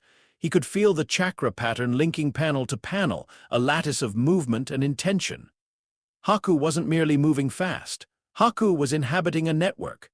"This is bad," Sasuke muttered, kunai raised. Naruto almost smiled. No, he thought. This is advanced. The senbon barrage began. They came from every direction, too fast for ordinary genin to survive long. Sasuke fought harder than Naruto had ever seen him fight, reading, predicting, bleeding into his own awakening. Naruto's clones popped one after another. The cold sharpened. The mirrors flashed. Haku's voice drifted through them with soft regret. Naruto was struck 3 times. 4. 6. Enough to sting, then burn, then numb. He ignored the pain and kept reading the lattice. Every system has stress. Every network has a governing principle. The mirrors were not invulnerable. They were harmonized. Break the harmony hard enough and the structure would falter. But Naruto did not yet possess a technique equal to that understanding. Sasuke did what Sasuke always did when pressed beyond safety. He evolved. Sharingan fully kindled under desperation. His body moved with a new sharpness, just enough to track the needle pattern, just enough to intercept one barrage that would have taken Naruto through the throat. The Senbon buried themselves in Sasuke instead. He staggered. Naruto turned. For one suspended second, the entire world narrowed to the sight of Sasuke collapsing against ice, chest shallow, body riddled with shining needles. Canon rage would have come from friendship, from pain, from the horror of loss. What surged through Naruto was colder and worse: possession. Sasuke was his teammate, his rival. A rare thing in Konoha, someone worthy of continued observation. Useful. Sharp. Unbowed. Not yet part of any empire, but the kind of person who one day should either stand beside greatness or be broken by it, not stolen in a glass cage by someone else's loyalty. Something damaged what he considered his. The pressure inside Naruto changed. Kurama, roused by injury and emotion, shoved against the seal with savage delight. Red chakra bled at the edges of the 8 trigrams. But beneath that furnace surge, deeper, older, another current answered. Naruto rose. Haku sensed it instantly. Inside the mirrors, the masked shinobi hesitated. Red chakra swirled first around Naruto's frame, but it did not stabilize into the feral pattern one might expect. It tangled with something paler, stranger, a force without heat. The air in the mirror dome thickened. Frost along the panels began to crack not from temperature but from strain. Naruto stepped forward. No hand signs, no declaration, just intent concentrating into reality. The space inside the crystal prison seemed to buckle. Light bent wrong across the mirror edges. Reflections doubled and then misaligned. Haku flickered from one panel to the next and found the route stuttering, as if the geometry itself had been subtly pushed out of true. Naruto's eyes lifted. For a heartbeat, they seemed too bright, blue burning toward a colorless severity that did not belong to any human inheritance. Then the localized pressure distortion hit. It was not an explosion, not a shockwave in the ordinary sense. It was the environment forgetting its own balance. The air compressed inward around Naruto and then rolled outward in a sphere of invisible force that treated the ice lattice as an inferior arrangement. Mirrors cracked. One shattered outright. Another slid half an inch in space without touching anything and then burst into glittering fragments. The sound was awful, not loud but wrong, like glass breaking underwater inside a dream. Kakashi, across the bridge, turned so sharply Zabuza nearly took his throat for it. No hand signs, Kakashi thought, blood going cold. Haku was thrown from the network, landing hard on the stone bridge and skidding across frost and broken needles. Naruto staggered too. The backlash was immediate. His body had not been built for what he had just forced through it. Pain lit his coils. Blood ran warm from his nose. His vision doubled and threatened to invert. Still, he kept walking. Haku scrambled upright, mask cracked, breathing shaken for the first time. Naruto saw the face beneath it clearly now. Young. Beautiful in the androgynous way some weapons are, calm cracking at the edges under genuine alarm. "You!" Haku whispered. Naruto stopped a few steps away. Behind him, Sasuke lay unmoving. Around them, shards of broken mirror melted into runoff and steam. "I would have liked to study that technique longer," Naruto said softly. There was no rage in his voice. That frightened Haku more than screaming would have. Haku drew Senbon again, though the posture had changed. This was no longer merely mission execution. This was defense against something not accounted for in any normal threat model. "I must protect Zabuza-san." There it was again. That devotion. That perfect organizing principle. Naruto tilted his head. And if protecting him means dying? Yes. The answer came without hesitation. Naruto's mouth curved, not warmly, but with real interest. Good. Then Kakashi's lightning cut through the bridge. The battle's larger currents converged. Zabuza, pinned by Sharingan and the copy ninja's relentless superiority, lunged toward Tazuna in desperation. Haku saw it. Naruto saw Haku see it. Everything that followed happened inside a few brutal seconds. Haku moved not away from Naruto, past him, toward Kakashi's killing strike. The Chidori, raw, screaming lightning, drove through Haku's chest as the masked shinobi interposed between executioner and execution. Time held. Kakashi froze with his hand buried in the body of someone who had chosen to become a shield. Zabuza's eyes widened. Naruto watched Haku cough blood behind the broken mask and still try to smile because service had achieved its final form. A tool fulfilling purpose. A life finding completion in sacrifice. The bridge wind carried the scent of ozone, salt, and iron. When Haku's body fell, something in Zabuza's face cracked. Not theatrically, not enough for absolution, but enough to reveal that somewhere under murder and employment and old blood, attachment had survived. Then Gato arrived with mercenaries, cheap swagger, and the kind of cowardice that always thinks hired cruelty makes it untouchable. His mockery of Haku was the final insult. Zabuza killed him for it, not neatly, not heroically. Like a dying demon, remembering he had once been a man enough to hate contempt, the mercenaries broke. Inari returned with the villagers. Courage arrived late, but not too late. The bridge belonged, for the first time, to people willing to stand on it. Snow began to fall. Small white flecks drifting through mist and blood and ruin. Naruto stood beside Sasuke's body until Sakura's panicked examination turned to relief and declared him alive after all, the Senbon having struck non-fatal points.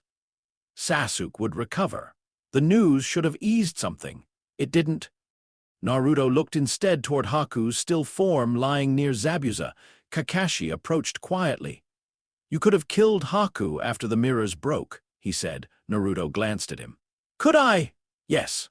Naruto looked back at the dead servant and the dying master. Maybe Kakashi expected denial, or grief, or some awkward genin rationalization. What he got was worse. "I didn't want a corpse," Naruto said. "I wanted to see what loyalty like that becomes if it lives longer." Kakashi was silent. Naruto's gaze rested on Haku's face, gentle even in death. "Most people are loud with themselves. Haku wasn't. That kind of person is rare." "That's why you spared him." Naruto considered the question as if genuinely testing it. "Yes," he said at last. "And because destroying something useful before it has chosen its highest function is wasteful." Snow collected on the rail. Kakashi felt the chill of the bridge settle deeper into him than weather alone could justify. Zabuza died soon after, dragging himself toward Haku with what remained of his strength. Whatever passed between them in the end belonged to another kind of story, one built on tragedy rather than horror. Naruto watched with quiet attention, less moved than intrigued by what devotion did to killers when the final cost was due. The bridge was completed weeks later. It would be named for Naruto, as in canon, because public narratives prefer symbols they can survive. The villagers saw the loud genin who helped save them, the boy who fought, the outsider who stood against terror. They saw courage because courage was easier than truth. They did not see how he studied their gratitude the same way he studied their fear. They did not hear what he asked Tazuna the night before Team 7 departed. "If a place is starving long enough," Naruto said, while looking out over the dark water, "how much kindness does it really take to make them follow someone forever?" Tazuna laughed awkwardly, thinking it one more weird question from an odd kid. He answered something about trust and hope, and people wanting to believe in those who helped them. Naruto nodded as if filing the answer.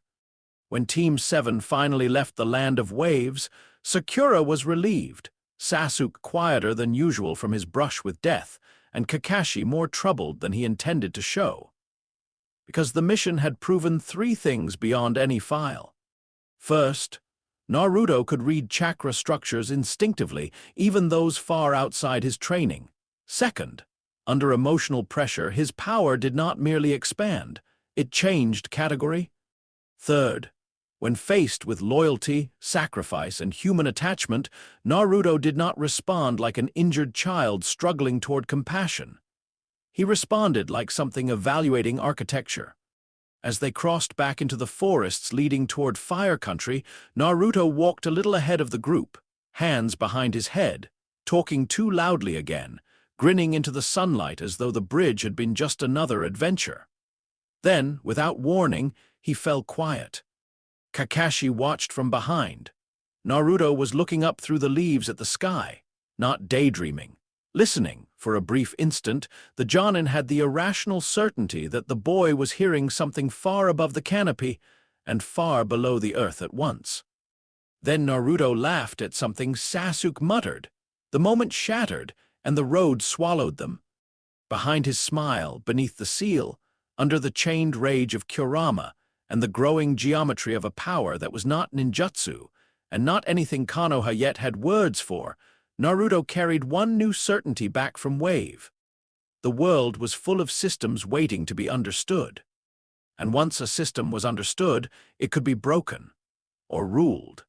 Chapter 4, The Forest recognizes a predator if the Land of Waves changed Team 7 in ways the village could not immediately measure. It changed Naruto in a way even he did not fully understand. Before Wave, power had been a private suspicion. After Wave, it had become evidence. He had felt Haku's mirrors as structure, not spectacle. He had touched the edges of something beyond chakra quantity, beyond rage, beyond the crude equation of more power wins. For one brief disastrous moment on the bridge, the battlefield had bent because he had demanded it bend. Not with a jutsu he had learned, not with a hand sign he could repeat, but with a pressure that had treated another person's technique like a lesser arrangement. That should have frightened him. What it did instead was make ordinary training feel smaller. He still trained, of course. Shadow clones, taijutsu, chakra control, tree walking refined into water walking. Endurance drills until his lungs burned and his arms shook.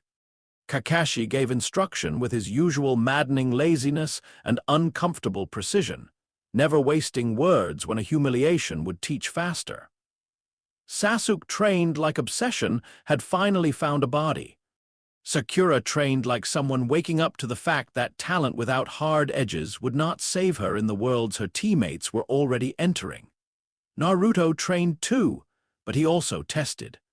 He stood barefoot in the forest at dusk and tried to recreate the feeling of the bridge, not the emotion, not the anger, but the alignment. The sense that space itself could be persuaded to respect his will. Most attempts produced nothing. Some produced headaches. Twice he forced a pressure fluctuation so subtle it only stirred the leaves nearest him. Once he pushed too hard and blood ran from his nose while the seal on his stomach burned like hot wire. Kurama noticed. The fox had become more active after Wave, especially when Naruto reached for the wrong thing inside himself. Sometimes in dreams, Naruto found himself standing ankle-deep in dark water before enormous bars, red eyes opening one by one in the black beyond them. The first real conversation came 3 weeks after their return.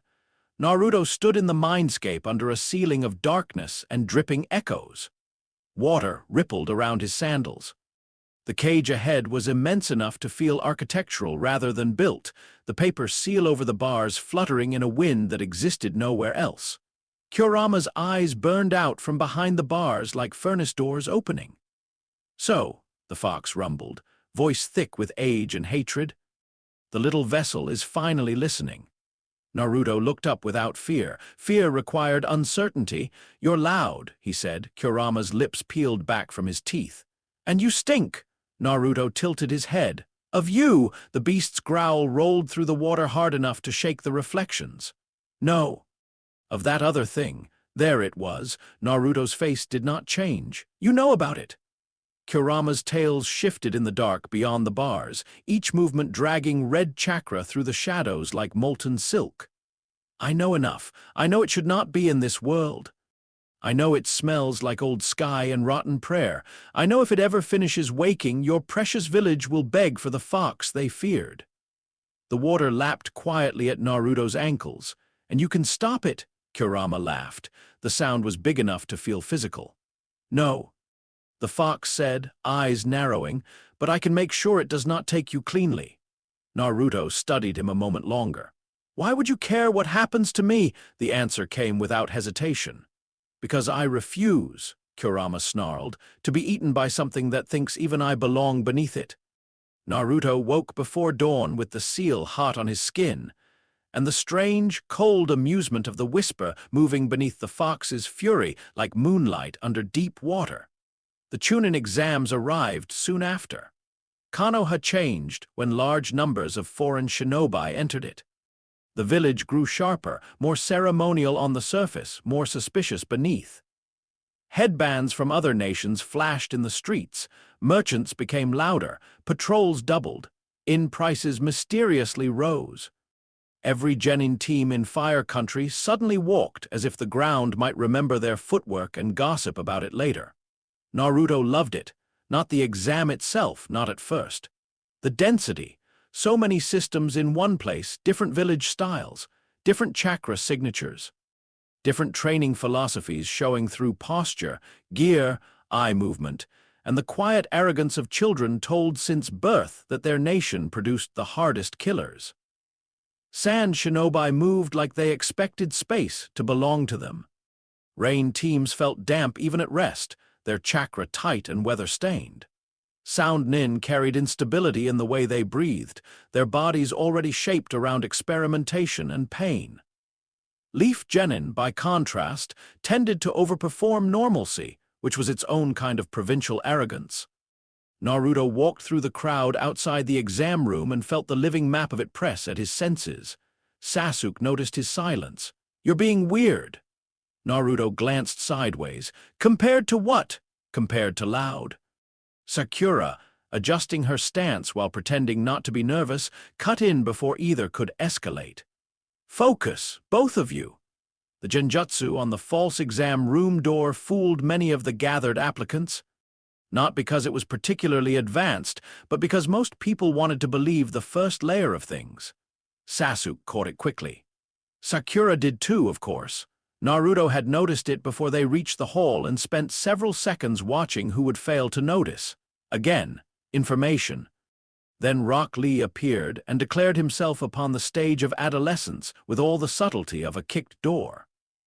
The eyebrowed taijutsu specialist challenged Sasuke, embarrassed Sakura, and moved with enough startling speed to make the hallway briefly relevant. Naruto, who in canon might have reacted mostly with annoyance and ego, found Lee fascinating for a different reason. Pure specialization, no wasted identity. No hidden tricks beyond the obvious devotion to physical mastery. Lee had taken one path and sharpened it so hard the rest of the room blurred around him. There was a kind of honesty in that, when Lee struck Sasuke faster than the Uchiha expected, and then vanished from Naruto's flank before the blonde could turn. Naruto's grin widened with real delight. A good exam should contain surprises. The written test came next. Ibiki Morino stalked the room like an interrogation made flesh, all scars and posture and weaponized dread. Most genin saw only the surface. A hard examiner, impossible questions, mounting pressure. Naruto saw something more elegant. This was not a test of information. It was a machine designed to provoke self-disclosure. Desperation, cheating, cooperation, resignation, bluffing, each student would reveal themselves by the method they chose to survive uncertainty. He approved. He still could not answer most of the questions conventionally. That part had not changed. Academic underperformance was a habit long enough practiced to leave real gaps behind it. But by now, he understood systems better than textbooks. He watched who cheated well, who panicked badly, who fed their neighbors' answers, who overcompensated with confidence, who sweated like prey. Sasuke used the Sharingan. Sakura knew enough on her own. Naruto did what he always did when formal structure excluded him. He looked for the true rule beneath the stated one. By the time Ibiki's final question arrived, the threat of permanent failure, the pressure point designed to force quits, Naruto already understood the real purpose. The exam did not care whether they knew the answer.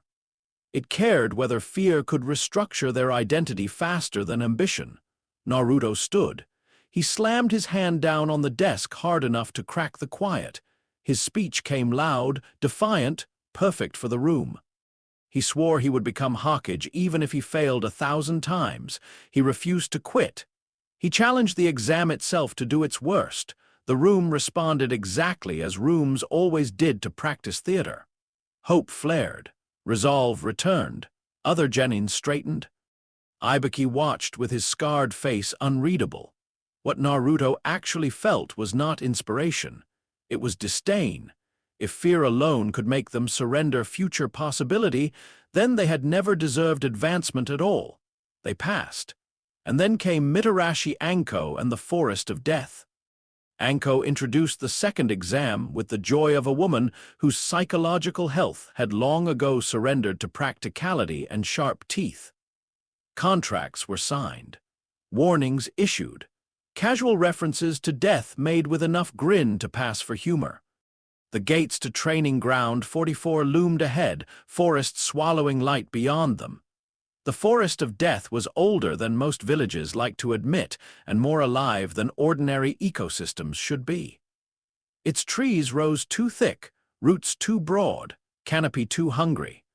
Air hung green and damp beneath the leaves. Insects droned like hidden machinery.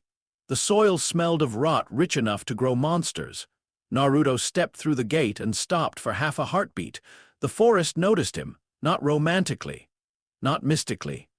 More in the way wild places sometimes register unnatural entries. The chakra in the ground felt tangled, layered by age and predation. Natural energy moved here in denser eddies than in ordinary woods. The place had been used for killing so often that even the wind seemed to remember where blood had dried. And through all of it, Naruto sensed something else: responsiveness. Like stepping into a ruined cathedral and discovering the stones still listened for prayer. Kakashi was not there to tell them what to do now. The genin were on their own. Formation, Sasuke said immediately, voice low, already taking point as though leadership were simply the least irritating option available. Naruto did not object. Sakura took center with the scroll pack. Naruto fell back into the rear guard, hands behind his head, grin loose, body language almost relaxed. Then the first enemy team found them. It happened fast. Leaf shadows splitting wrong, wire launching from brush. Kunai aimed to kill rather than test. Team 7 countered smoothly. Sasuke's fire style drove one attacker off balance. Sakura's trap spotted the second. Naruto's clones flooded the third with enough chaos to expose a blind side. They won quickly. Too quickly for their opponents to understand why it had gone so badly. One of the attackers, pinned under 3 shadow clones and a boot, looked up at Naruto and felt something more frightening than defeat. Naruto was smiling, not with excitement, not even triumph, with polite boredom. He leaned down a little, studying the genin's face. "You rushed because you were scared we'd get stronger if you waited," he said conversationally. "That's a bad reason to attack someone." The enemy genin spat at him. Naruto's smile sharpened. "It's also a bad reason to miss." Sasuke barked his name in annoyance, and Naruto let the boy go with theatrical reluctance. But when they moved deeper into the forest, Sakura kept glancing back at him without knowing why her spine felt cold. Because Naruto was changing, not all at once. Not enough for casual observers. He was still loud between fights, still competitive, still full of sharp comments and stupid jokes. Yet the forest stripped performative layers away faster than the village ever had. Here, noise attracted danger. Carelessness had immediate cost. Social theater competed poorly against giant insects, engineered traps, and other children desperate enough to kill for advancement. Naruto adapted by becoming quieter, more exact. That alone was unsettling. They passed a team from rain near a ravine crossing. The other genin looked exhausted already, nerves strung tight, eyes scanning the underbrush for ambush. Naruto met their gaze across the distance. Something in his posture shifted, barely perceptible. The rain shinobi faltered. None of them would later be able to describe why all 3 instinctively chose not to challenge Team 7. They would say the blonde one smiled too calmly. They would say the air around him felt thin for a second. They would say their bodies, without consultation, decided this was not prey worth testing. Naruto watched them go with mild interest. He had not meant to do anything, or perhaps that was no longer true. As the hours stretched and the forest thickened around them, the exam's lower violence gave way to a more serious pressure. Giant snakes moved through distant branches. Unseen creatures screamed and went silent. Scroll-hunting teams grew smarter, avoidance turning to stalking. Sasuke's nerves sharpened under the strain. Sakura held together through competence and will alone. Naruto's attention widened. He could feel the forest now, not every tree, not some cartoon communion with nature, pressure points. The way panic moved through nearby teams like scent. The way chakra emissions startled smaller predators and attracted larger ones. The way certain pockets of undergrowth had been disturbed recently by something heavy enough to ignore stealth. Then, abruptly, he felt it wrongness, not human wrongness. Not genuine fear or genuine suppression. Something deeper and more deliberate, moving through the forest with its own private amusement. Naruto stopped in the middle of a branch. Sasuke landed ahead and turned, irritated. "What?" Naruto did not answer immediately. The sensation approached like a smile concealed inside a scream. Sakura noticed his expression first and went pale without understanding why. Naruto was not performing. His face had gone still in that dangerous way Kakashi sometimes wore when he actually took something seriously. "There's someone here," Naruto said. Sasuke's hand moved to his kunai pouch. "Where?" Naruto's gaze drifted to the left, then upward, then somehow inward. "Everywhere." The wind died. Then the killing intent hit. It came down on them like a collapsing sky. Sakura froze instantly, terror locking her body. Sasuke's eyes widened, every muscle screaming survival. Even Naruto felt the force of it. A vast predatory malice so concentrated it seemed to erase all ordinary scale. Trees creaked, leaves trembled. Somewhere nearby, smaller animals bolted in blind panic, and through it all a voice slid from the shadows. "Well now," it said, warm with delighted curiosity. "What a fascinating child." Orochimaru emerged wearing another face. At first he looked like a grass shinobi, long dark hair, false calm, the stretched skin of a stolen identity. But disguise meant nothing against presence. The moment he smiled, the air itself seemed to understand that a higher order of danger had entered the scene. Sasuke knew it too. Naruto saw the Uchiha's pupils contract not in simple fear, but in offended recognition. Here was the sort of power he craved and resented. Sakura tried to speak and failed. Orochimaru's gaze moved over them and settled on Naruto, not Sasuke. That was the first deviation. Interesting, Naruto thought dimly through the crushing pressure. Orochimaru took one lazy step forward along the branch. "The Uchiha is exactly as promising as I hoped," he murmured. "But you," his smile deepened, "you are not supposed to be possible." Naruto felt the seal on his stomach flare once. Kurama slammed against the bars in immediate violent hatred. The fox recognized this one too, not by name perhaps, but by type. A human being who had pursued transformation until he had curdled into appetite. "Move!" Sasuke shouted, forcing himself through paralysis. Movement broke the moment just enough to make it a fight. Team 7 scattered. Orochimaru let them. That somehow made everything worse. He moved through the forest like something old enough to regard effort as optional. Every exchange proved the gap. Sasuke attacked with precision and courage and got tossed aside like a talented inconvenience. Sakura's traps were noticed before they finished existing. Naruto's clone swarms bought moments, but Orochimaru slipped through them laughing softly, fascinated rather than threatened. Then Naruto struck him once. Not cleanly, not decisively. A clone feint layered over a real blind-side kick timed with Sasuke's fire style. It should not have worked. Against most opponents, it might have. Against Orochimaru, it only managed to make contact because the Sannin allowed himself the luxury of being interested. Still, the hit landed. Orochimaru turned his head slowly, touched the side of his face where Naruto's sandal had brushed it, and smiled in open delight. "How rude," he said. Then his killing intent narrowed. Until now it had been atmosphere. Vast, crushing, indiscriminate. Now it became personal. It hit Naruto alone.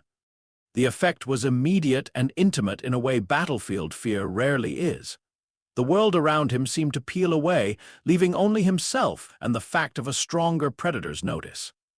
Branches became remote, sound thinned, heartbeat slowed and spiked simultaneously.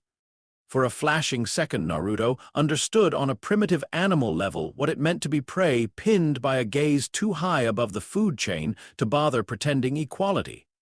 Sakura screamed his name from somewhere distant. Sasuke lunged. Naruto did not retreat. He stood there inside the pressure, and something ancient inside him rose in offended answer. The forest reacted. Leaves lifted on branches without wind. Bark shivered. A ring of smaller creatures hidden in the undergrowth fled in every direction. Orochimaru's expression sharpened. Naruto's own killing intent surged outward, not hot, not savage, not the murderous force of a shinobi imagining violence.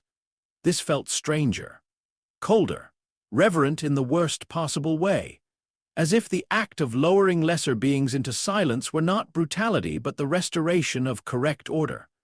The Sound Genin team several hundred meters away would later swear they felt a pulse move through the woods like a god opening one eye.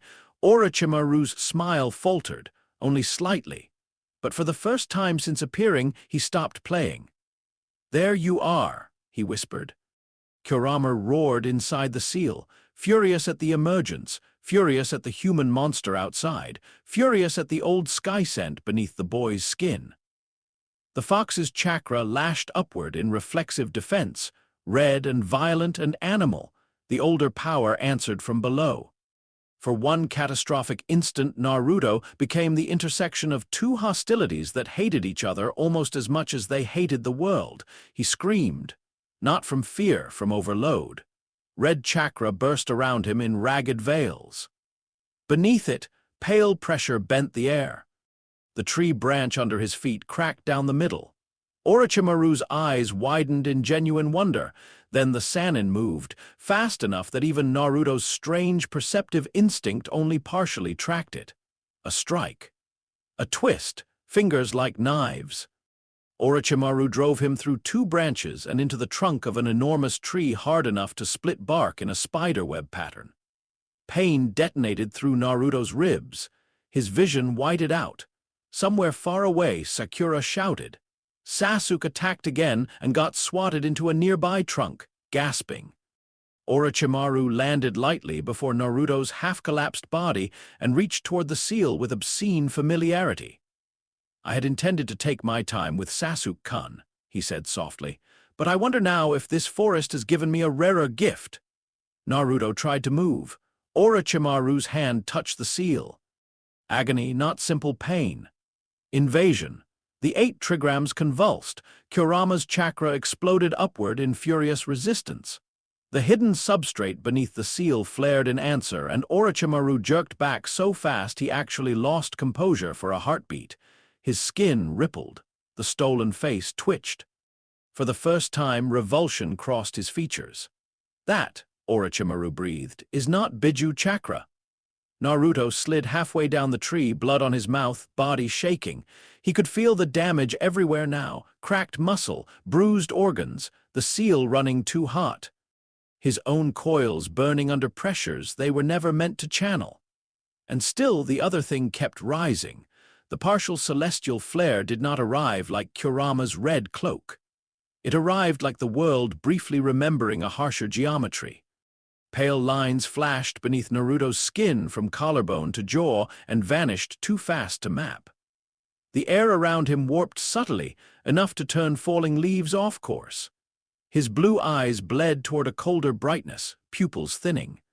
The red chakra from Kurama did not disappear. It wrapped and tangled, furious, forced into coexistence with something that treated it as fuel rather than master. When Naruto pushed himself upright, he no longer looked like a boy borrowing a monster. He looked like a vessel being contested by two empires. Orochimaru actually stepped back. He would later hate himself for that instinct. Naruto raised his head. The forest seemed to lower with it. No hand signs, no technique name. Only a reach toward that terrible alignment from the bridge, now fed by pain, Kurama's fury, and the old buried hierarchy beneath the seal, space flexed. It lasted less than 2 seconds. That was enough. The branch network around Orochimaru caved inward as though gravity had briefly changed its mind. Trunks groaned. A circle of bark blew outward in splinters. The Sannin blurred away on instinct rather than calculation, shedding skin in a slick, impossible molt to avoid the full center of the distortion.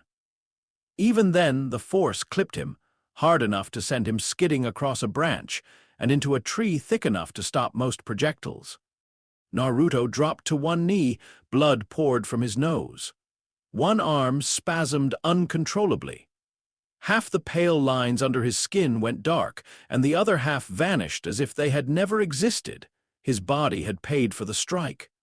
Orochimaru rose slowly from the wreckage, breathing just a little harder now, golden eyes wide with something infinitely more dangerous than contempt, desire, but braided with fear, not fear of defeat.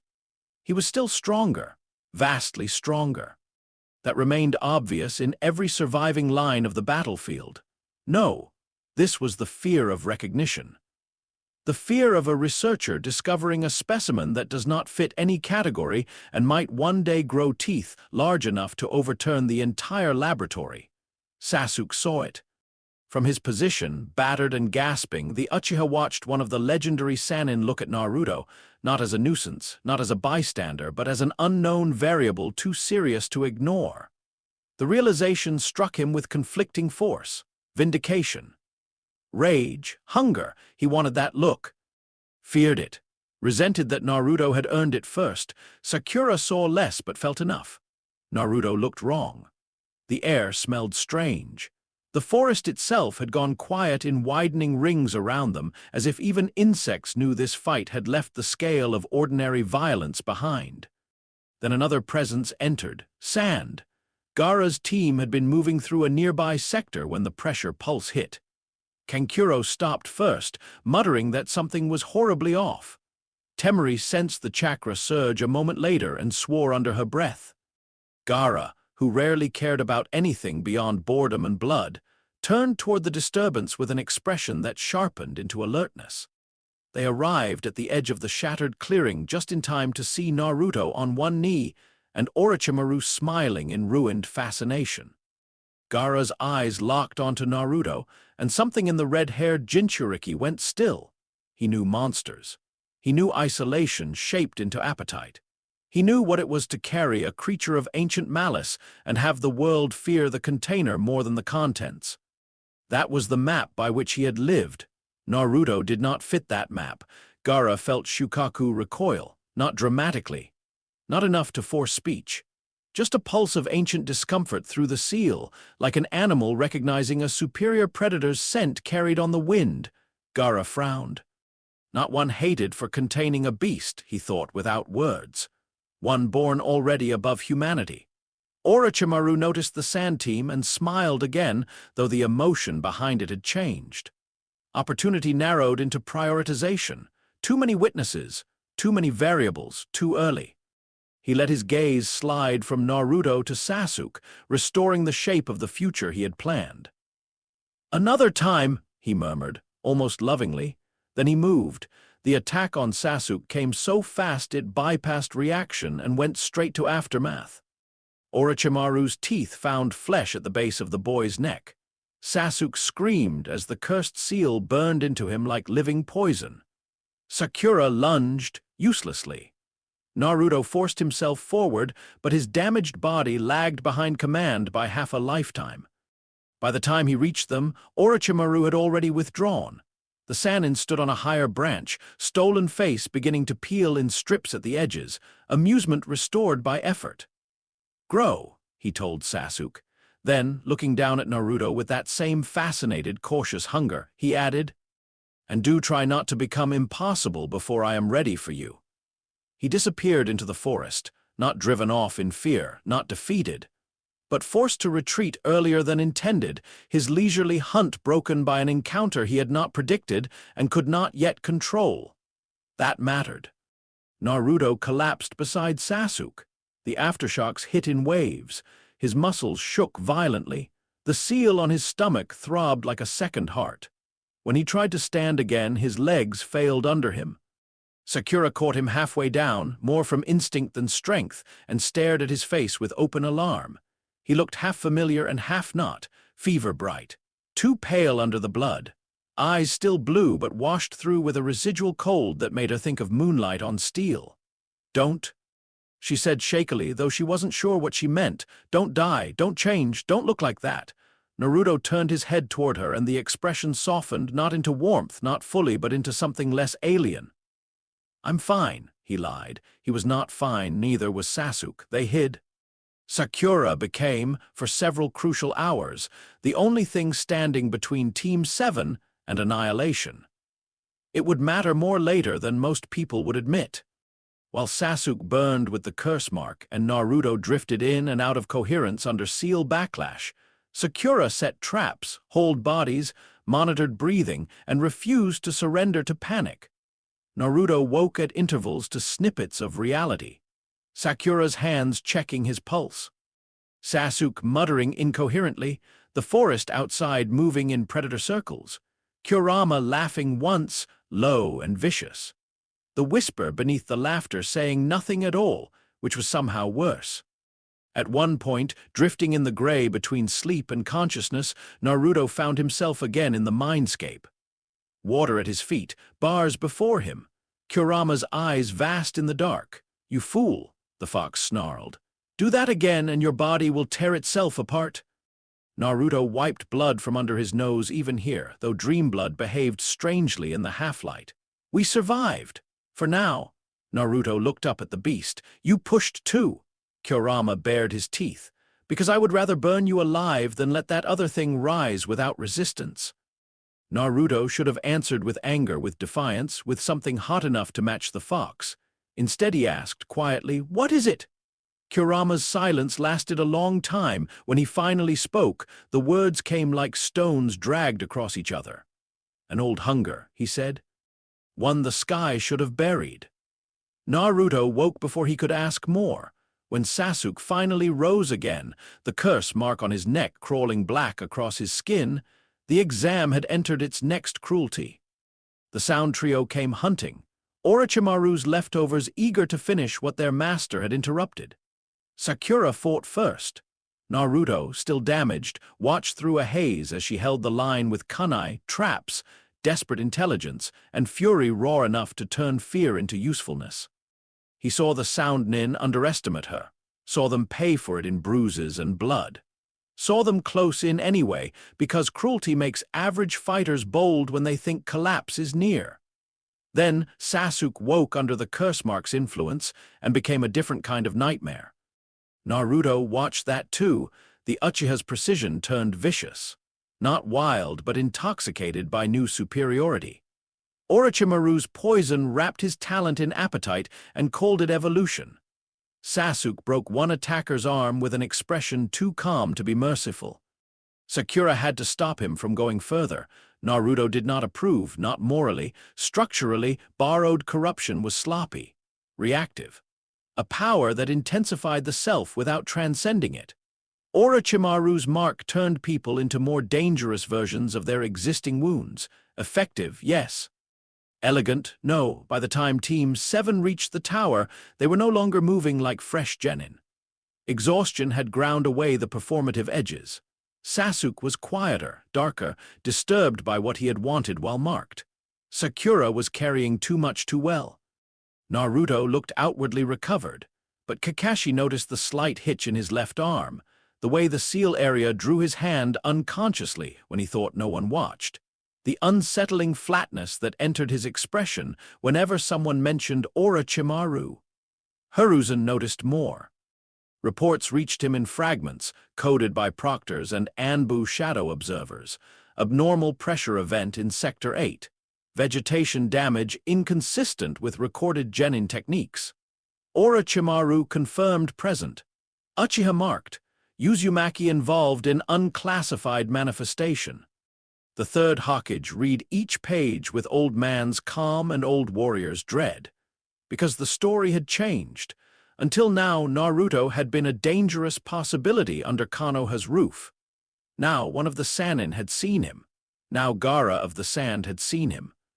Now the hidden world beyond village management had begun, however dimly, to understand that something growing inside the Ninetails vessel was not merely another tragedy waiting to happen.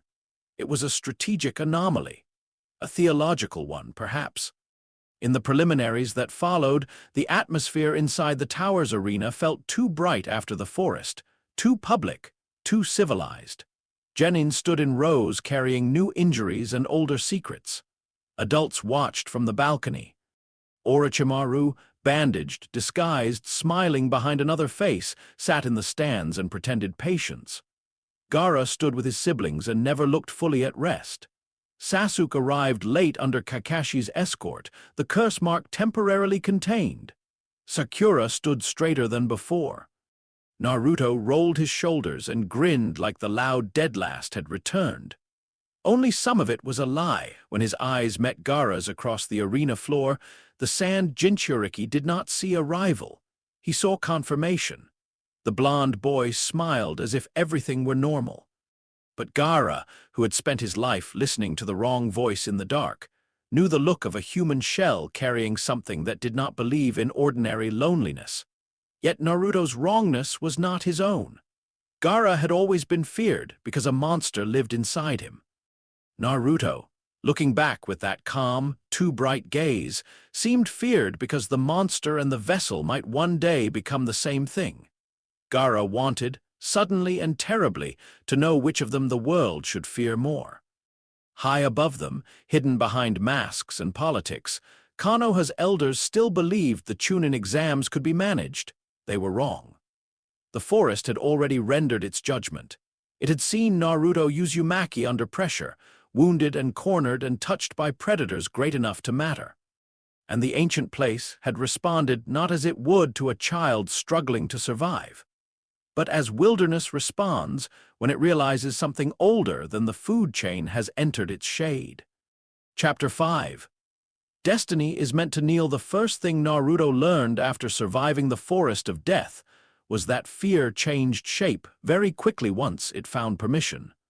Before the second exam, most people in Konoha who knew his name had sorted Naruto into one of two categories, nuisance or burden. He was the loud Jinchuriki, the prankster, the deadlast with too much energy and not enough refinement, dangerous in theory, embarrassing in practice. After the forest, the people who had seen him fight stopped using those categories. They did not have better ones yet, but they had stopped being comfortable. The preliminary matches took place in a tower too clean for what the examinees had just endured. White walls, metal balconies, an arena floor lit too brightly, the architecture of bureaucracy wrapped around the smell of blood, exhaustion, and half-healed terror. Genin lined up below with new bruises and older realizations. Proctors watched with procedural indifference. Jonin leaned on railings above and pretended they were only scouting future Chunin. Naruto stood among the survivors with hands in his pockets and his usual grin carelessly tied to his face. It fooled almost no one worth fooling. Sasuke, pale from the curse mark's containment and angrier because of it, did not look at him directly but kept measuring the space between them as if distance itself had become competitive. Sakura tried not to stare and failed every few seconds. Kankuro watched him with the discomfort of someone who had felt the edge of a battlefield pressure he could not classify. Temari kept glancing toward Gaara, because Gaara was staring at Naruto in a way that meant something unpleasant had already taken root. Above them, on the spectator balcony, Hiruzen Sarutobi watched his village's future arrange itself into lines and found no comfort in any of the geometry. Naruto could feel the looks, not all of them, just the meaningful ones, suspicion from proctors, clinical curiosity from Kakashi, raw hostile fascination from Orochimaru behind another stolen face, and from Gaara, something stranger. Recognition, perhaps, not of identity but of function. The red-haired Jinchuriki looked at Naruto the way animals sometimes looked at distant thunder.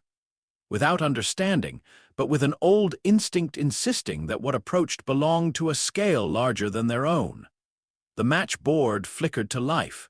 Names rose in electronic sequence and settled. Naruto Uzumaki vs. Kiba and Yuzuka. Kiba laughed immediately. Of course he did. Kiba had always laughed too early. That was part of his charm and most of his weakness. He stepped into the arena with Akamaru on his head and the swagger of a boy who mistook instinct for sophistication. "Well," he called, cracking his knuckles, "guess I got lucky." Naruto dropped down opposite him, squinting upward in exaggerated annoyance. "You talk like a side character." The room laughed. Kiba's grin widened. He loved rooms that laughed with him. That love would cost him. Hayate cleared the match, coughed once, and signaled the start. Kiba moved instantly, fast, aggressive. A real genin, not an academy hallway bully. Akamaru leapt first, blurring into a distraction while Kiba came in low on Naruto's right with clawed gloves and the confidence of someone who had already decided the fight's shape. It was a strong opening. In canon, Naruto would have been flustered, improvised, physically scrappy. This Naruto did something worse for the audience. He stepped aside half an inch, just enough. Kiba's opening slash missed by a margin so narrow it felt insulting. Akamaru twisted midair to compensate, but Naruto had already shifted his centerline again, not fast enough to look supernatural. Merely precise enough to make Kiba's assault resemble overcommitted enthusiasm. The arena quieted. Kiba attacked again, harder. Fang over fang came next, boy and dog spinning into violent drills of speed and momentum. It was supposed to overwhelm reaction windows. Instead, Naruto threw up clones at staggered angles not to block the technique, but to distort Kiba's line of correction. 3 clones burst. A 4th ducked. A 5th deliberately took the hit to redirect spin. And Naruto himself, real body tucked just outside the pattern, watched the technique pass him with the cool attention of someone studying a flawed mechanism. Kiba skidded to a stop and snarled. "Stand still!" Naruto smiled. "Why, no grand speech, no lucky gag. Just a question delivered with enough quiet sincerity to make Kiba suddenly aware that the blonde idiot across from him was not fighting emotionally at all." Then Naruto moved. Shadow clones detonated across the arena floor in expanding rings. Not a reckless mob, but a hunt formation. 2 drove Kiba upward. 1 cut off retreat. Another tackled Akamaru away from his partner. Naruto himself appeared behind Kiba with a sweeping kick that should have landed on the ribs and instead stopped an inch short. Kiba froze instinctively. Naruto had pulled the strike. Not because he was merciful, because he wanted Kiba to feel the difference.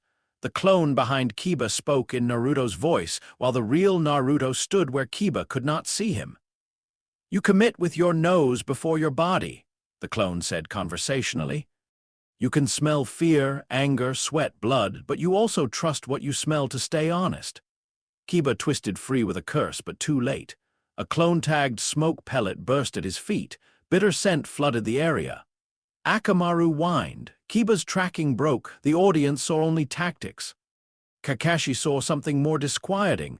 Naruto had not stumbled into exploiting Kiba's senses. He had diagnosed him. The end came fast after that. Clone feints. A low sweep.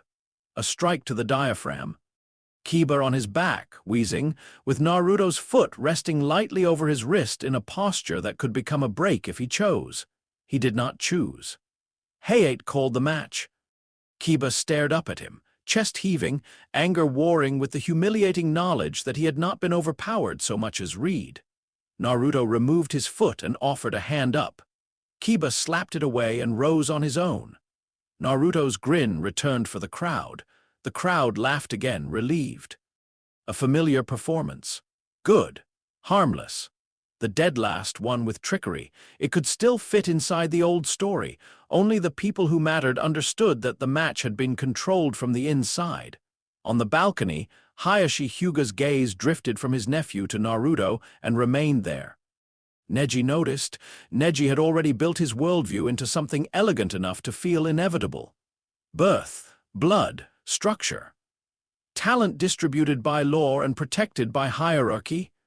The branch family exists beneath the main family because destiny had written the truth into flesh before choice ever imagined itself important. People called this cynicism because people disliked philosophies that did not flatter them. Neji called it accuracy, which meant he disliked Naruto on sight, not in the simple adolescent way Kiba disliked him, not even the old village instinctive discomfort. Neji disliked Naruto because the blonde boy was structurally offensive. Too loud, too unrefined, too socially low-born, too apparently chaotic, and yet he moved through systems like someone who had never internalized inferiority. Naruto did not act like a person climbing toward legitimacy. He acted like legitimacy was late in arriving to him. That was intolerable.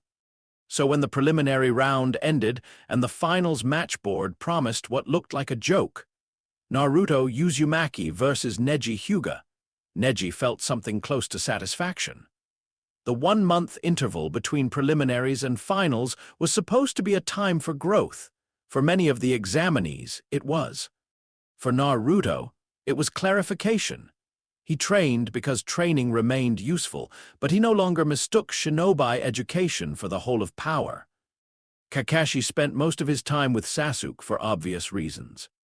The curse mark, the impending match with Gaara, the simple necessity of keeping the last Uchiha from becoming either a corpse or an eager disciple of the wrong monster. Sakura trained under herself, which was another way of saying she advanced through necessity and humiliation. Naruto trained alone more often than anyone liked. Sometimes Ibisu attempted supervision, all pedagogical caution and respectable technique. Naruto listened just enough to learn the shape of what was being offered. Chakra control, efficiency, formal principles, there was value in it. But the longer he practiced, the clearer it became that ordinary shinobi education described chakra as a system of circulation and expenditure, while what he increasingly sensed beneath his skin was something broader, not flow, authority. This unsettled him enough to keep quiet about it. At night he stood in isolated clearings and pressed at the seal in carefully measured increments. Kurama remained hostile, furious, impossible to bargain with cleanly. Yet the fox's hatred had become useful in one specific way. It sharpened contrast. Kurama's power was hot, alive, bestial, driven by ego and emotion and the raw ancient selfhood of a tailed beast. The other thing inside Naruto, the deeper pattern, the pale, buried geometry, felt nothing like that. No hunger in the animal sense. No anger in the human sense. Only order so cold it made everything else seem temporary. He learned 2 things during that month. First, his body could withstand far less of that second force than his instincts wanted to draw. Second, the force did not behave like stolen chakra, it behaved like permission. Once, while practicing after sunset, Naruto tried to reopen a deliberately restricted chakra pathway in his own arm. He blocked it first with precise pressure, mimicking the logic of Tenketsu disruption as best he understood it from observation. Then he pushed ordinary chakra against the blockage and failed. That was expected. Then, curious, he reached deeper. The response was immediate. The blocked pathway did not burst open. It yielded, as though some superior system call had overwritten the local command. Naruto stood in the dark a long time after that, feeling the reopened line throb under his skin. Elsewhere in the village, Neji Hyuga trained with the serenity of a sharpened blade. He had watched Hinata hesitate through their childhood, watched the main house wrap softness in authority and call it legitimacy, watched his own father die for the hierarchy and the village pretend the sacrifice was noble enough to justify the theft. Neji's worldview had not emerged from abstract philosophy. It had emerged from precision applied to grief until grief became architecture. Naruto represented the opposite of architecture: noise, disorder, sentimentality, ambition without lineage, and yet Neji's Byakugan memory of the preliminaries lingered. When Naruto fought Kiba, there had been moments, small ones, where the chakra around the blonde did not behave cleanly. The network inside him was immense, obviously complicated by the Nine-Tails seal. That much any informed observer might suspect. But beneath that, once or twice, Neji had glimpsed something that made his sight recoil. Not another chakra source exactly. Something hidden under the visible system like a second diagram etched too deep to fully perceive. It irritated him for weeks. The finals arrived under a clear sky and ceremonial noise. The stadium filled. Civilian spectators came for excitement. Shinobi came for measurement. Merchants came because gatherings were profitable even when drenched in politics. The Kazekage sat in his marked place wearing his courtesy like a mask. Hiruzen played host with the patience of a tired statesman.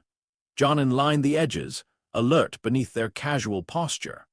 Every major village represented in the stands performed diplomacy while quietly calculating military value. Naruto stepped into the arena and heard the crowd greet him with a strange mix of mockery, curiosity, and genuine anticipation. It pleased him less than it should have. He looked up once toward the Hokage's box. The office sat above the crowd, literally and symbolically, the old man framed by village authority and foreign ceremony. Hokage, Naruto thought, the title he had shouted about for years, mostly because it made people reveal themselves when he said it. Their skepticism, their contempt, their amusement, their brief, unwilling hope. Now, standing in the bright center of the arena, Naruto found himself thinking something new. The office mattered only because others agreed it sat at the top. A throne was only impressive while a higher one remained unseen. Across from him, Neji entered the arena with the perfect controlled poise of the Hyuga heir that should have been and was not. His face showed no arrogance because true arrogance requires no visible effort. The match began. Neither rushed immediately. The crowd, disappointed, shifted. They wanted spectacle, speed, shouting, something easy to understand. What they got first was conversation. Neji's voice carried clearly in the hush. "You hide well behind clowning." Naruto's brows lifted. That sounded almost like a compliment. It wasn't. Neji's pale eyes remained fixed on him. "You confuse chaos with freedom. That is the mistake of people born outside structure." Sakura in the stands frowned. Kakashi did not move. Hinata, hands clenched tight in her lap, looked sick already. Naruto smiled, but softly. "And you confuse structure with truth." Neji took a step forward, gentle fist stance opening like a gate.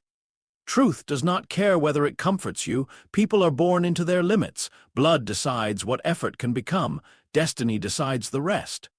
Canon Naruto would have exploded, protested, shouted about effort and refusing fate. This Naruto only tilted his head. "Destiny exists," he said. The stadium quieted further. Neji's expression changed by a fraction. Naruto continued, voice carrying without effort. "You're right about that much. The weak are shaped by stronger wills all the time. Families, clans, villages. Cage, war. Most people spend their entire lives being arranged by things larger than themselves and call it choice because that hurts less." Murmurs rippled through the audience. Hayashi's eyes narrowed. Neji's stance sharpened. "Then you understand." Naruto's smile thinned. "No," he said. "I understand that the mistake is not destiny." He lifted one hand slowly, almost casually. "The mistake is thinking you already know who gets to write it."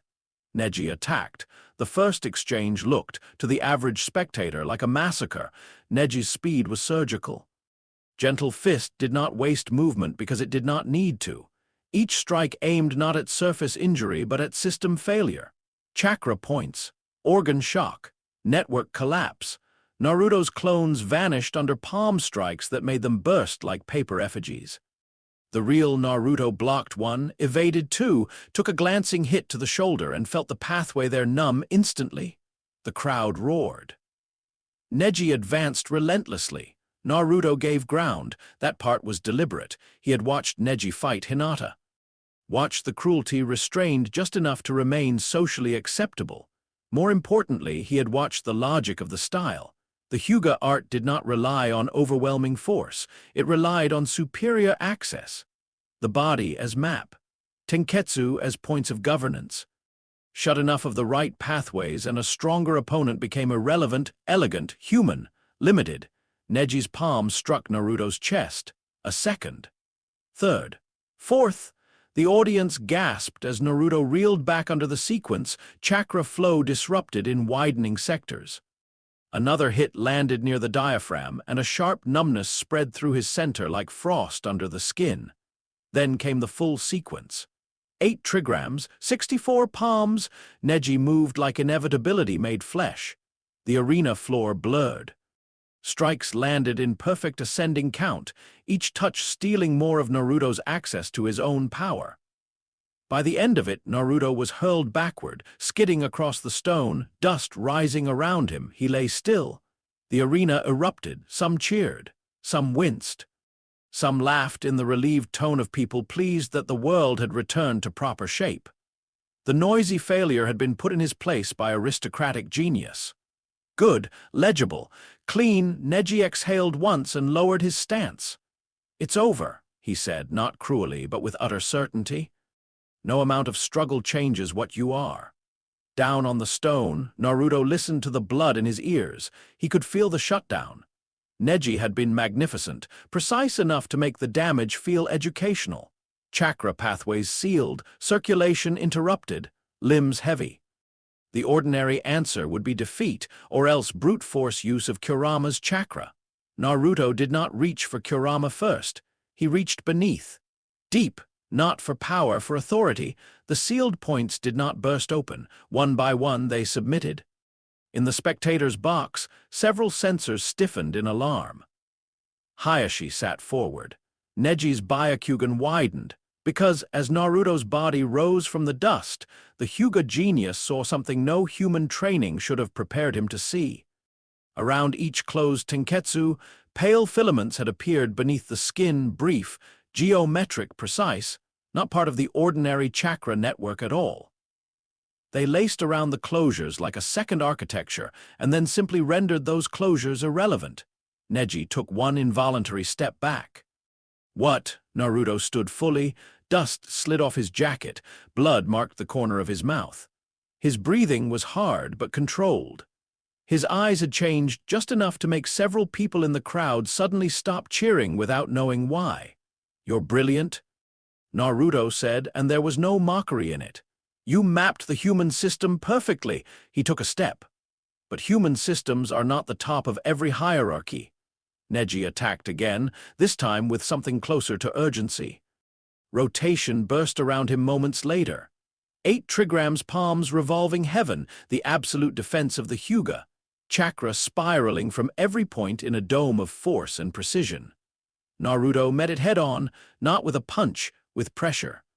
He planted one foot and extended a palm toward the spinning field. For a heartbeat, nothing happened. Then the air in front of his hand warped.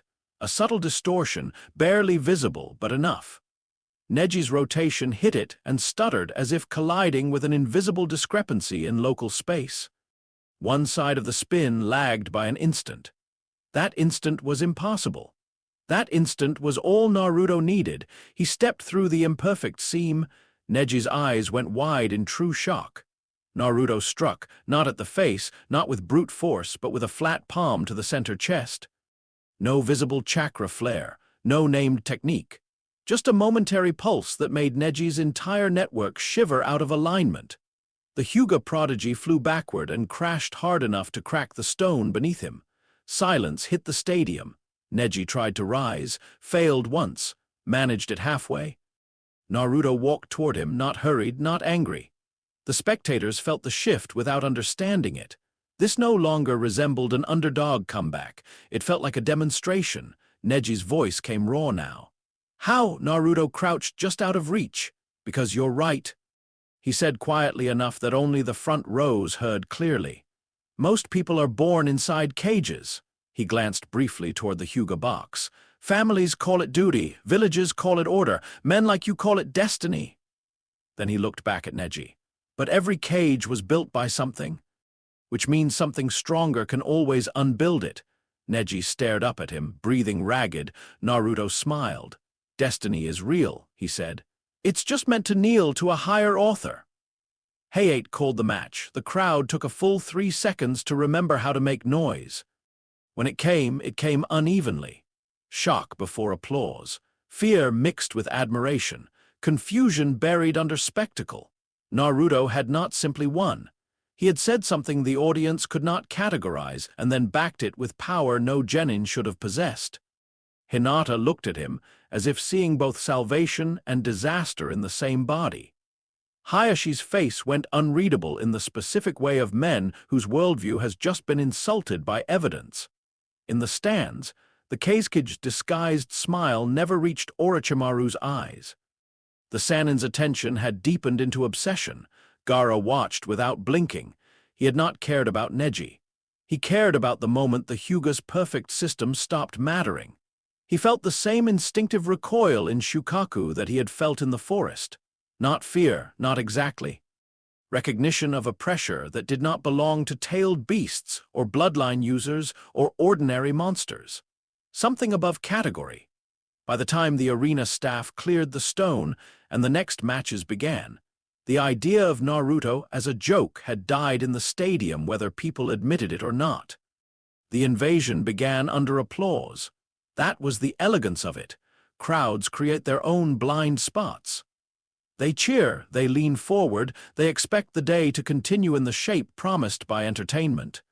So when feathers began to drift from the sky and genjutsu rolled over the stands in a shimmer of soporific chakra, many civilians thought at first that it was part of the ceremony. Then the first bodies slumped. Then shinobi shouted. Then the Kazekage stood wrong. Kakashi moved. Guy moved. Jonin broke formation. Sound and sand operatives erupted from concealed positions like rot suddenly visible under painted wood. Barriers flared around the cage box in a prism of purple light, cutting Hiruzen off from the rest of the stadium. Screams replaced applause. Naruto did not fall under the sleep genjutsu. His chakra reacted against it almost rudely. He shook Sakura awake with a slap to the shoulder and turned in time to see Sasuke already pursuing Gaara's withdrawing figure across the rooftops. Curse-marked tension and rivalry driving him forward. Gaara was leaving. That mattered more than the stadium for one immediate reason. Shukaku.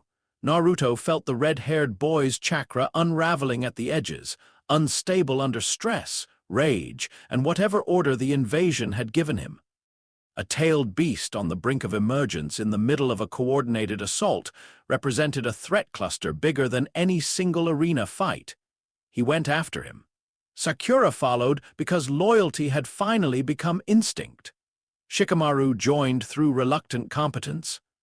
Pakon's summons would later connect the trail, but in those first minutes it was Naruto's own sensory unease that pulled him fastest through the forest. Gaara's chakra was distinct now, sand-dry, murderous, cracked with sleepless strain. And beneath it, Shukaku moved like something stirring under thin walls. They caught up in a clearing scarred by hasty retreat. Sasuke was already there, fighting hard, fighting brilliantly, and losing ground anyway. Gaara's transformation had begun. Sand armored him in pulsing layers. One arm had become monstrous. His face was splitting between boy and beast. Sasuke's Chidori had struck and damaged him, but only enough to worsen the instability. This was no longer a duel. It was a threshold event. Naruto arrived in time to see Sasuke pushed back by a wave of sand dense enough to pulverize trees. Sakura shouted. Shikamaru cursed and immediately began calculating how to get the girl out if the entire situation became unrecoverable. Gaara turned, half-transformed face twitching with fractured ecstasy and old pain. "Why?" Gaara rasped, voice layering over itself as Shukaku pressed through. "Why do you all keep coming toward me?" Canon Naruto would have answered with empathy, loneliness, precious people, shared pain. This Naruto looked at Gaara and saw a different thing entirely, not a mirror, a failed vessel. "You let it speak too loudly," Naruto said. Gaara's human eye widened. The beast eye beside it narrowed. Shukaku laughed through broken teeth. "Tiny thing," it growled from within Gaara's mouth. "You smell wrong." Naruto's own seal burned in answer. Kurama surged upward with immediate loathing, red chakra flooding Naruto's network in ragged, violent waves. But this time, Naruto did not let the fox's rage dominate the moment. He stood inside it, directed it. used the beast chakra as heat and mass while reaching again for the colder structure below.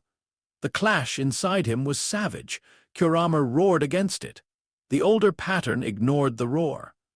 Naruto's chakra erupted around him in a storm of red and pale interference, leaves whipping outward in expanding spirals. Sakura stumbled back. Shikamaru swore again, more softly this time.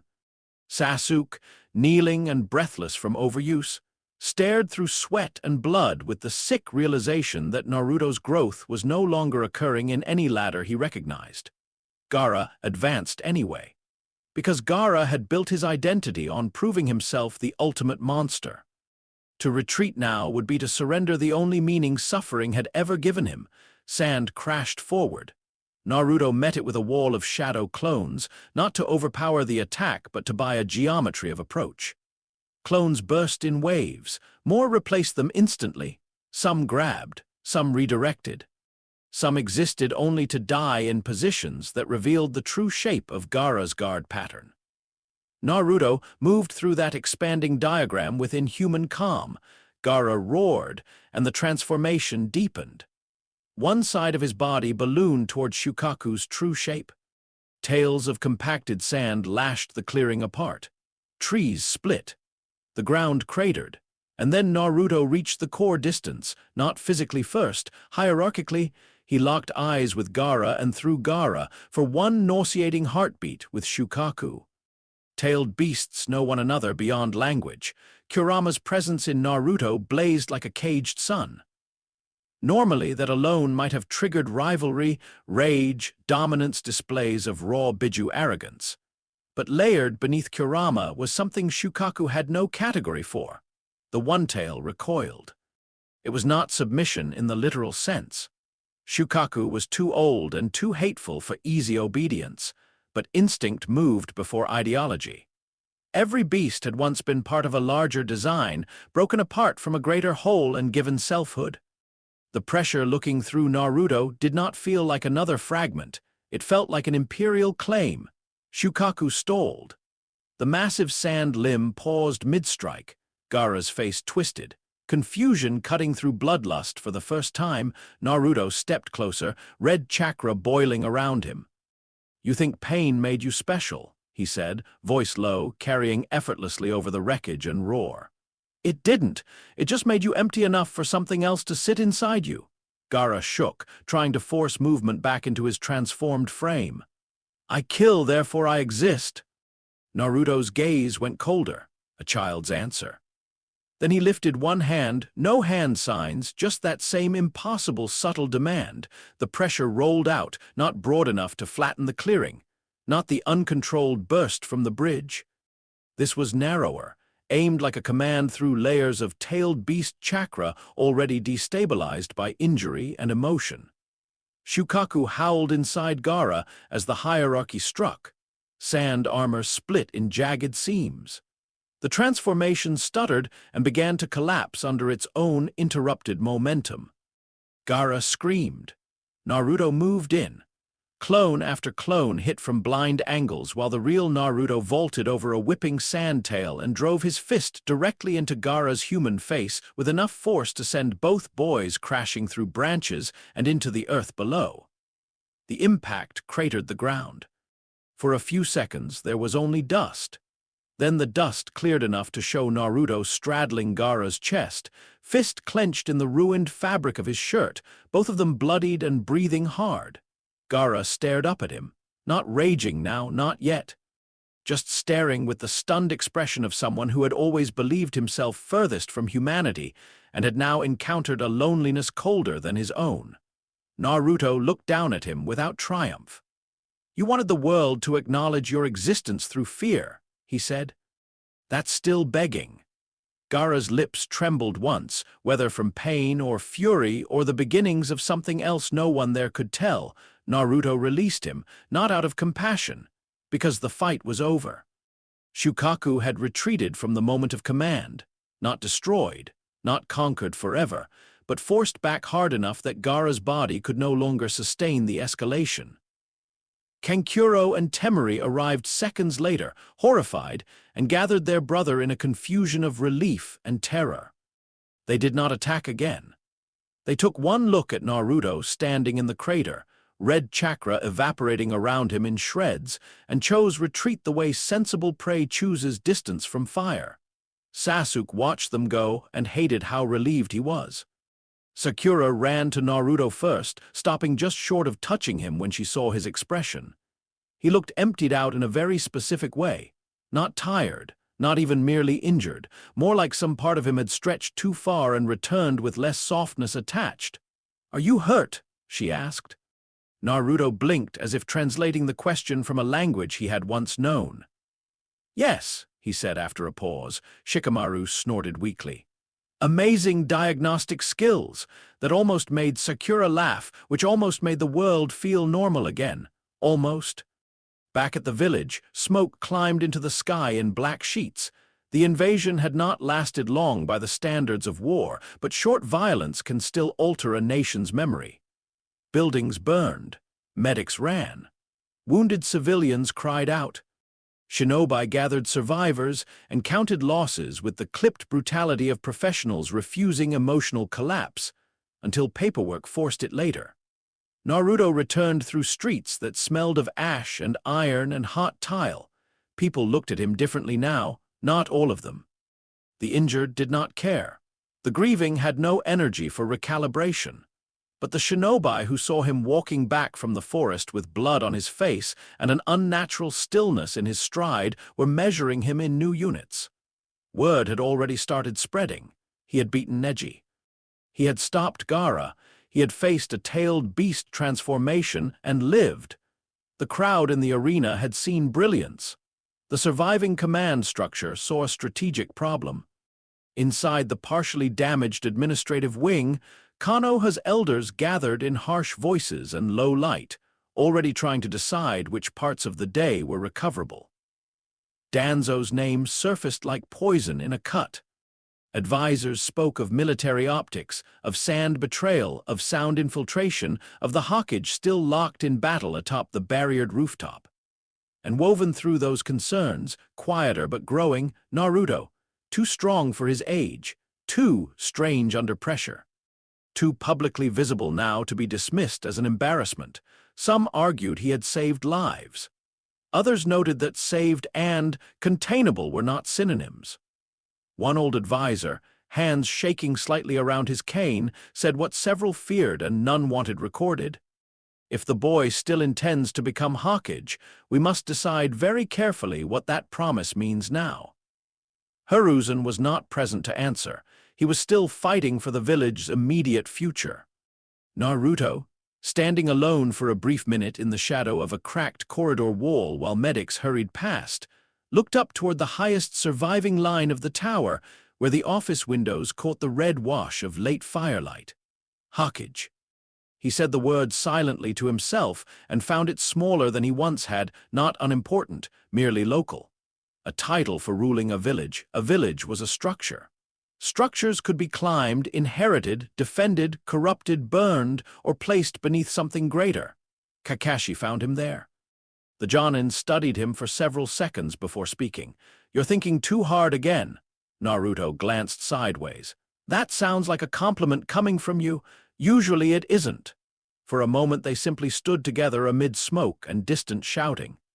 Then Kakashi asked the question he had been carrying since the forest. "Do you still want to be Hokage?" It should have been easy. Naruto had answered it 100 times, 1,000, with loud certainty and bright hunger. Now he answered differently. "Yes," he said. Kakashi waited because there was more. Naruto looked back toward the tower. "But only," he said softly, "if the office exists beneath what I become." Kakashi did not answer. Because there are some sentences a teacher hears only once before realizing the child in front of him has stepped beyond the curriculum forever. Far above them, hidden behind barriers and old sins, the third Hokage's battle with Orochimaru moved toward its terrible conclusion. Below, in the smoke of a wounded village, the crowd still told itself a simpler story. Naruto Uzumaki had won. Naruto Uzumaki had saved Konoha. Naruto Uzumaki had proven the doubters wrong. Those things were true. They were also only the part of the truth human beings could bear on the first day. Because by sunset, after Neji's perfect system had failed and Gaara's beast had recoiled, and the old dream of Hokage had shrunk in Naruto's own mind into something merely intermediate, the Hidden Leaf had finally begun to understand what the forest already knew. The boy in orange was not growing into a protector. He was growing into a standard by which the value of all existing orders would one day be judged, and orders that fail judgment do not survive. Chapter 6. Konoha's failed containment. The dead are easier to govern than the living. They ask for no budgets, start no arguments, threaten no coups, and cannot embarrass village leadership by surviving in unpredictable directions. Once someone has died, a nation may wrap them in ceremony, extract meaning from their sacrifice, and place them where memory is most useful. A grave is a very efficient political object. Hiruzen Sarutobi was dead before the village had fully accepted he could die. That alone changed Konoha's breathing. For 3 days after the invasion, the Hidden Leaf moved like a man who had taken a blade to the ribs and was still insisting he could walk. Fires were put out, rubble cleared. Casualty numbers revised upward, and then downward, and then upward again as missing shinobi stumbled home or were found under collapsed timber. Civilian districts reopened in halves. Merchants resumed selling because commerce is the first kind of denial any society masters after violence. Children were told the village had won. Adults were told the cost had been necessary. Everyone was told to keep moving. And over it, all hung the fact that the third Hokage had died on the roof of his own administration, fighting a student he had failed to finish destroying when mercy had still been possible. Naruto stood at the funeral with his hands in his pockets, and his expression carefully arranged into something the village would understand. The weather had been polite enough to offer gray sky and slow wind. Memorial service banners hung without snapping. Incense drifted in measured curls. The village shinobi ranks formed dark lines around the ceremonial space. Civilians gathered at respectful distance, grief and curiosity standing shoulder to shoulder the way they always do in public mourning. Hiruzen's portrait looked wiser in death than it had in life. That was how these things worked too. Naruto watched old men speak about duty, watched veterans lower their heads, watched academy students try and fail to remain solemn the entire time. Sakura cried quietly. Sasuke stood with the grim, strained composure of someone who no longer trusted funerals to remain symbolic. Kakashi did not move much at all, which in him meant more than stillness ever did in other men. Naruto looked at the casket and felt not nothing. That was what bothered him. He had not loved Hiruzen. The old man had been kind in the measured, administrative way of rulers who wish to preserve a child without ever fully letting him near the mechanism of power. He had watched over Naruto, yes, sent stipends, intervened discreetly, arranged safety without affection.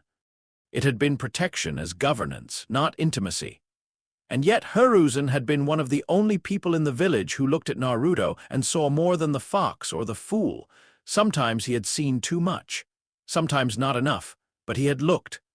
Now the office Hiruzen had occupied sat empty above the village like a throne with the body heat gone out of it, and Naruto found the loss irritating in ways he could not immediately classify. Because Hiruzen had been a stabilizer, because old men who understand dangerous children are rare, because one of the few people with enough authority to decide what Naruto was supposed to be had died before giving the final answer. The speeches ended. Flowers were laid, wind moved across the memorial stones. As the crowd began to disperse, Naruto remained where he was. Iruka came to stand beside him after a minute, not speaking immediately. They had entered one of those phases where care no longer needed performance to exist. It made things simpler, also harder.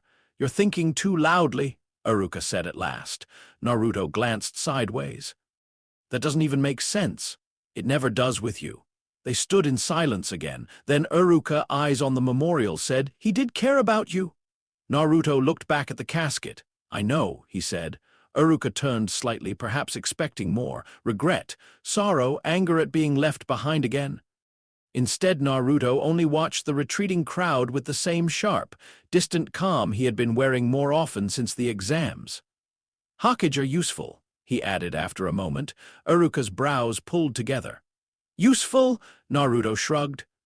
"They're what villages build when too many people need one person to make the shape of the future feel stable." Uruka stared. "That," he said carefully, "is a very weird thing to say at a funeral." Naruto smiled without humor. "It's still true." Uruka wanted to scold him for that, or shake him, or ask what had happened to the loud, stubborn idiot who used to answer every question with some variation of "I'll become Hokage one day." But that Naruto still existed often enough to make these colder flashes impossible to dismiss and equally impossible to explain. By the time Naruto walked away from the memorial stone, the council had already begun deciding his future without him. The argument took place behind reinforced doors under the pretense of recovery planning, which was accurate enough to qualify as honesty by village standards. Konoha's advisory structure was a strange beast at the best of times, half military necessity, half fossilized elder instinct. In crisis, it became uglier. The room held exhaustion, incense, sealed reports, and people old enough to call stubbornness principle. Hamura and Koharu sat at one side like disapproving ghosts who had outlived too many reforms. Department heads rotated in and out, according to relevance. Anbu intelligence summaries stacked high enough to resemble accusations. Danzo Shimura attended with his bandaged calm and one visible eye telling no more truth than a locked safe. On the table among casualty reports and invasion analyses lay a thinner file marked with more seals than most diplomats ever saw. Naruto Uzumaki. The conversation began cautiously. It did not remain that way. "He defeated Hyuga Neji publicly," one advisor said, fingers steepled too tightly. "That can be framed as a triumph of village spirit." "He suppressed partial Shukaku manifestation," said another. "That cannot be framed." The Sand siblings' testimony, what little our interrogators gathered, indicates abnormality. Koharu's lined mouth tightened. "He has always been abnormal." Danzo said nothing. That worried the room more than if he had spoken first. An Anbu captain, summoned to provide direct field observation from the invasion's outer sectors, placed a scroll on the table. There were non-standard chakra events in the Forest of Death before the preliminaries. Structural damage inconsistent with known genin-level techniques. Witness reports place Orochimaru at the scene. Hamura looked displeased. And, the captain said carefully, Orochimaru withdrew from the engagement earlier than his known behavioral pattern would predict. No one said because of Naruto. That would have made the fear too clean. A medic nin added her own report next. Post-exam examination of Uzumaki showed internal strain not attributable solely to Biju chakra agitation. Several pathways displayed temporary overload patterns we could not reproduce through normal chakra misuse. Koharu frowned. Could not or did not understand, the medic held her gaze. Both. At last Danzo spoke. The boy is a military asset. Every head turned, his voice remained soft, practical, stripped of emotional weather. He is publicly visible, increasingly powerful, and psychologically unbound from normal village approval systems. Those factors make him dangerous under current conditions. Danzo folded his hands. They also make him valuable. Under proper conditioning, Uzumaki could become a strategic deterrent unmatched by any Jinchuriki our rival's field. Koharu's eyes narrowed. You mean root? I mean discipline, Danzo said. Hamura's gaze drifted to the sealed file. And if discipline fails, then we will have erred. Danzo replied by hesitating while the village still possessed leverage. One advisor, younger and less skilled at hiding disgust, said what others were thinking. He is not a weapon rack to be inventoried. Danzo turned his visible eye toward the speaker and waited. The room cooled. Because every person there understood the unspoken counterargument.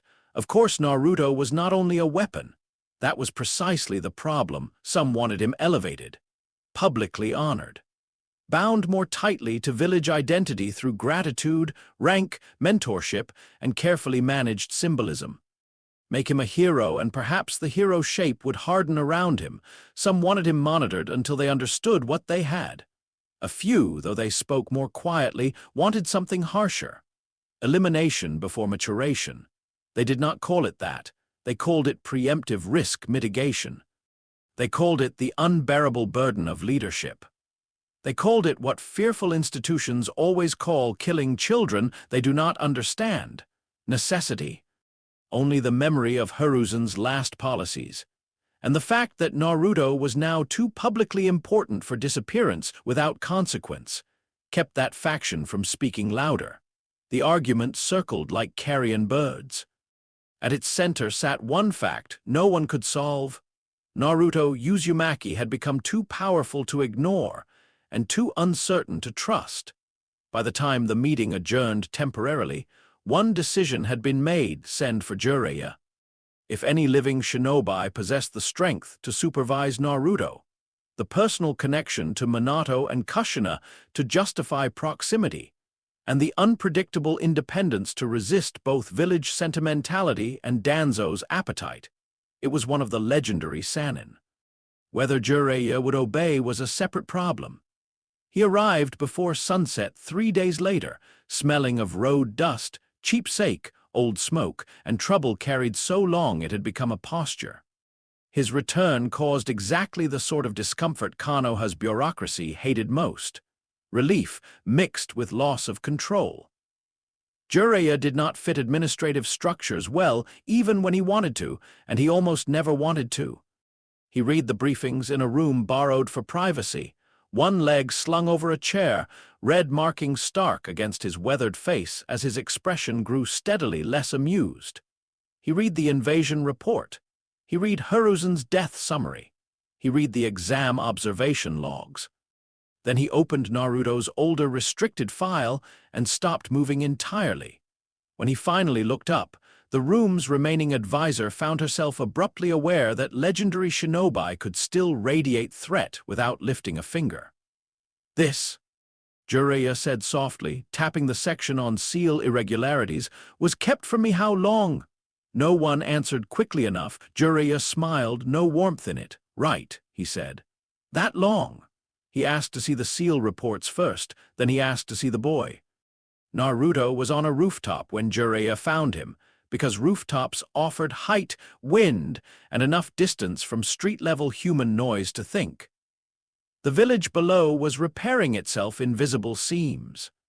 Hammer strikes, shouted orders, carts moving debris, children already testing whether trauma had ended enough to let them play again. Reconstruction was a language of its own. Naruto sat on the ridgeline with one knee up, watching. "Kid," Jiraiya called from behind him. "You planning to brood all night? That's an Uchiha monopoly." Naruto turned. He took in white hair, broad frame, old eyes that looked like they had laughed hard enough to survive grief without ever defeating it, and the casual stance of a man so dangerous he could afford to slouch. "The pervert sage," Naruto said. Jiraiya snorted. "That rumor got here before I did. It has range." Jiraiya joined him on the roof without asking permission and looked out over the village. For a minute neither spoke. Then Jiraiya said, "You look like Minato when you're quiet." Naruto glanced sideways. That name still had edges. People invoked his parents often enough to be annoying, rarely enough to remain strategically powerful. When adults wanted Naruto cooperative, they offered lineage like a bribe. When they wanted him symbolic, they painted him with the dead. Jiraiya's tone carried neither manipulation nor ceremony. It made the comparison harder to reject. "I look like me," Naruto said. Jiraiya nodded. "Good answer." Another silence. Wind moved across the broken village. Finally Naruto asked, "Did they send you to train me or to decide if I'm a problem?" Jiraiya barked a laugh. "Well, that saves time." Naruto waited. Jiraiya's expression lost the humor without turning cold. "Both." There was an honesty to that Naruto respected, so which one is winning? Jiraiya looked at him fully now. Depends what I find, Naruto smiled faintly. That's fair. Jiraiya studied the boy in profile. The reports had not prepared him for the texture of the contradiction. Naruto still looked young enough to be unfinished in all the normal ways. Too bright clothes, stubborn jaw, sun on gold hair, scratches that hadn't fully faded from recent fights. But the stillness under the surface was wrong for 12. Not discipline, not trauma alone, something compositional, as though part of him had never been child-sized to begin with. You knew Hiruzen better than most people thought, Jiraiya said. Naruto did not deny it. He watched me. Yeah. He also didn't trust me. Jiraiya's eyes went toward the tower. That doesn't mean he didn't care.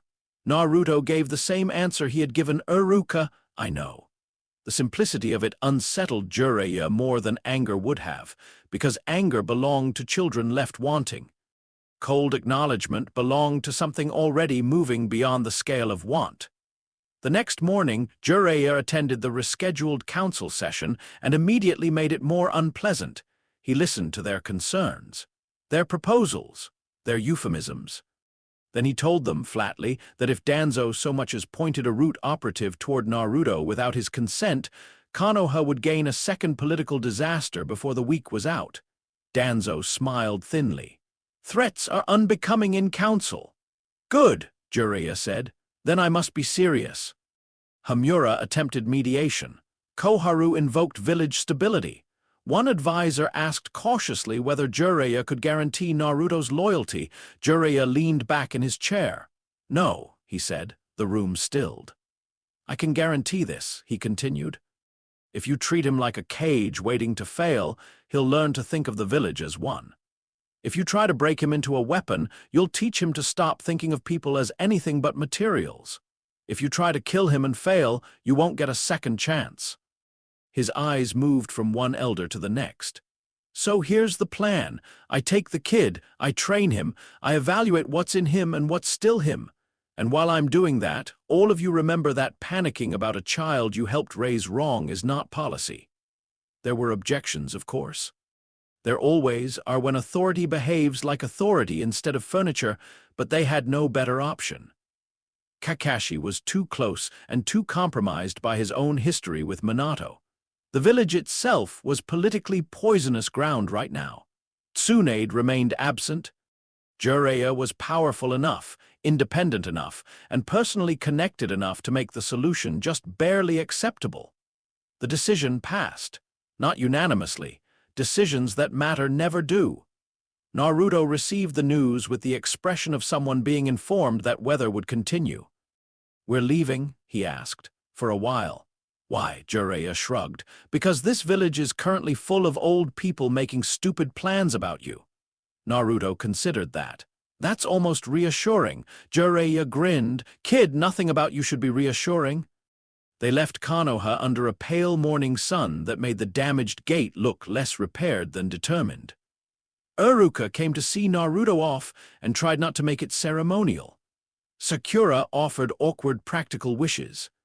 Sasuke did not appear, though Naruto sensed him from a distance like a held breath full of unfinished challenge.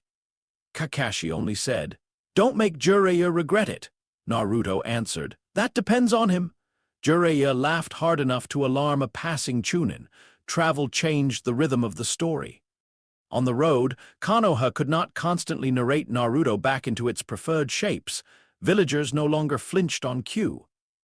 Anbu surveillance thinned to signals and distant shadows. Geography replaced bureaucracy as the day's main logic. Towns came and went. Fields widened. Forests narrowed. Mountains interrupted assumptions.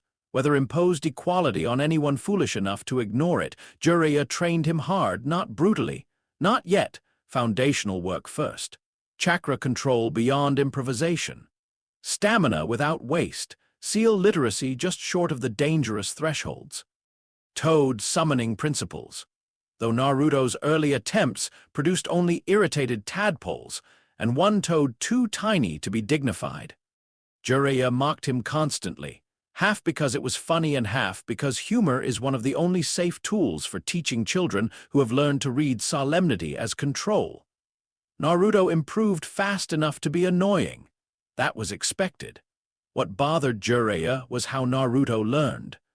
Most students absorb techniques through imitation, repetition, bodily correction. Naruto did those things, but there was always a second process happening behind his eyes. He wanted not just how a jutsu worked, but what assumption made it necessary. He asked questions that sounded simple until they were not. Why do shape transformations need instability first? Why is summon space transit easier with blood than with ordinary chakra signatures? If chakra can hold rotation without collapse, what keeps it from teaching itself new equilibrium once released? Jiraiya answered as much as he could. Sometimes Naruto nodded and moved on. Sometimes he went quiet in the particular way that meant he had found the answer insufficient and was now considering larger systems on his own. Those were the moments Jiraiya disliked most, not because curiosity is dangerous, because this curiosity did not stop where human frameworks ended. The first real sign came in a mountain pass 3 weeks into the journey. They had stopped near dusk after a long day of water-walking drills and clone coordination exercises. Jiraiya sat near the fire pretending to review notes while actually watching Naruto practice with a rubber ball in one hand. The first stage of Rasengan training. Canonically, the Rasengan is a father's legacy and a difficult lesson in shape transformation. Here, it became something else as well. Naruto held the ball, chakra rolling inside it in chaotic currents, trying to force rotation dense enough to burst the shell.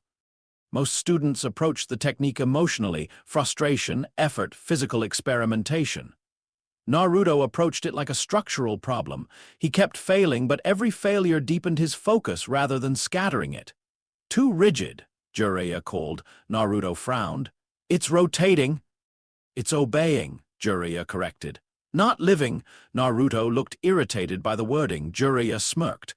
Welcome to advanced chakra shaping. It gets annoyingly poetic. Naruto stared at the ball again, then he said something that made the fire seem colder. So the goal isn't rotation, he murmured. It's sustained self-insistence. Jiraiya's expression did not change. Inside, something tightened, because yes, in a crude way, that was exactly the principle. Chakra compressed into a self-maintaining sphere of violent rotational force, held together by continuous control, so seamless it seemed almost autonomous. Most children would never phrase it that way. Naruto burst the rubber ball on his next attempt. The bang echoed between rocks. Water droplets and torn blue rubber scattered through the camp. Naruto looked down at the ruined shell with sudden narrow-eyed satisfaction, not joy but confirmation. Jiraiya laughed because the alternative was to think too hard about what the boy had just intuited. The second sign came worse. Night, rain, a cheap-in too small for comfort and too common for secrecy. Jiraiya had drunk enough to blur his edges without dimming his caution. Naruto slept, or appeared to, in the next room. Then Jiraiya felt the seal move, not physically, not enough to wake any ordinary sensor. But he had spent too long around Minato's work, too long around Biju theory, too long studying the dangerous margins of shinobi practice to miss that faint shift in local chakra texture. He was on his feet before he remembered deciding to rise. Naruto sat upright on his futon, eyes open in the dark. He wasn't awake, not properly. The seal on his stomach glowed faintly beneath the fabric. Not red, pale. Jiraiya swore under his breath and placed 2 fingers against the boy's forehead, slipping his awareness into the mindscape with the practiced recklessness of a legendary shinobi who knew this was a terrible idea and chose it anyway. He landed in water. The air smelled of iron, old paper, and something too distant to belong in any interior space. Before him stood the great cage of the Nine Tails, bars thick as bridge supports, paper seal fluttering against metal that seemed less forged than decreed. Kurama was awake, fully awake. Red eyes burned from the dark behind the bars, anger already gathered. Well, the fox growled, Another one. Jiraiya looked up at the beast and kept his expression neutral by force. Even expecting it, the scale of Kurama up close always made human ideas about courage feel slightly theatrical. "Nice to see you too," he said. Kurama's lips peeled back. "Liar." Jiraiya's gaze slid beyond the bars. That was when he understood the reports had still understated the problem. Kurama was not the deepest thing in this mindscape. The fox filled the cage like a star chained into architecture, but the cage itself sat in a larger darkness, and in that darkness there was shape. Not visible in any clean sense. More like the suggestion of another presence standing farther back than the space should permit, using distance as concealment. Jiraiya felt his spine go rigid. Kurama noticed and let out a humorless rumble that might once have been laughter. "There," the fox said. "You smell it now." Jiraiya stepped forward through the water. "What are you?" The darkness answered before Kurama could. The voice came from everywhere the mindscape failed to explain itself. Smooth, ancient, cultivated, an inheritance, it said. Jiraiya's skin prickled under his robes.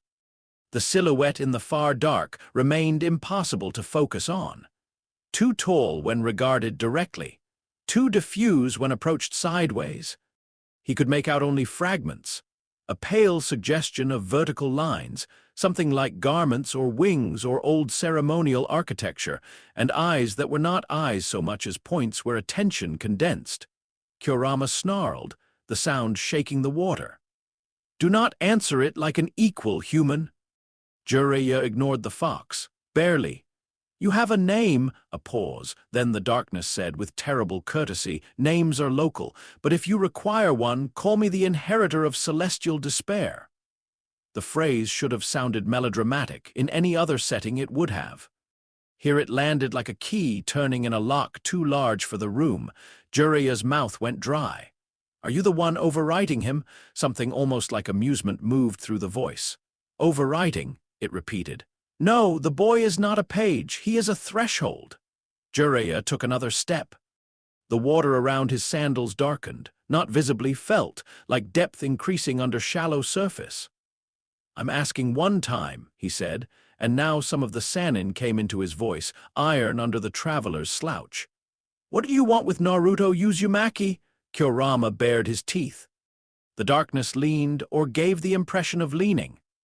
"What all higher orders eventually want," it said. "Continuance." Then Naruto himself spoke from somewhere between the two monstrous presences, voice thin with dream. "Stop." Jiraiya turned. The boy stood knee-deep in the water now, looking exhausted and furious, and 12 in a place that had no room for 12-year-olds. The pale afterglow under his skin was already fading. He glared first at the dark beyond Kurama, then at Jiraiya. "Get out," Naruto said. Jiraiya opened his mouth, perhaps to argue, perhaps to reassure. Naruto's face tightened with sudden pain. The seal flared red and white together. Kurama roared. The deeper presence withdrew just enough to turn distance back into concealment. The mindscape bucked. Jiraiya tore himself out rather than risk forcing a conflict in a terrain he no longer remotely understood. He woke on the in-floor with one hand braced against the tatami and sweat cold on his neck. In the next room, Naruto was awake now, breathing hard, staring at the ceiling. Neither spoke until dawn. When morning came, Jiraiya made breakfast badly, which counted as a peace offering mostly because it was so obviously not a skill set. Naruto ate without complaint. At last, Jiraiya set down his chopsticks. "There's still a piece of you in there," he said. Naruto looked at him over the rim of his teacup. "A piece. Don't get smart." "That wasn't smart," Naruto said. "That was specific." Jiraiya rubbed at one eye. "Fine, there's more than a piece. Enough for me to be talking to you, not whatever that thing wants to call itself." Naruto was quiet. Then he said, "Kurama hates it."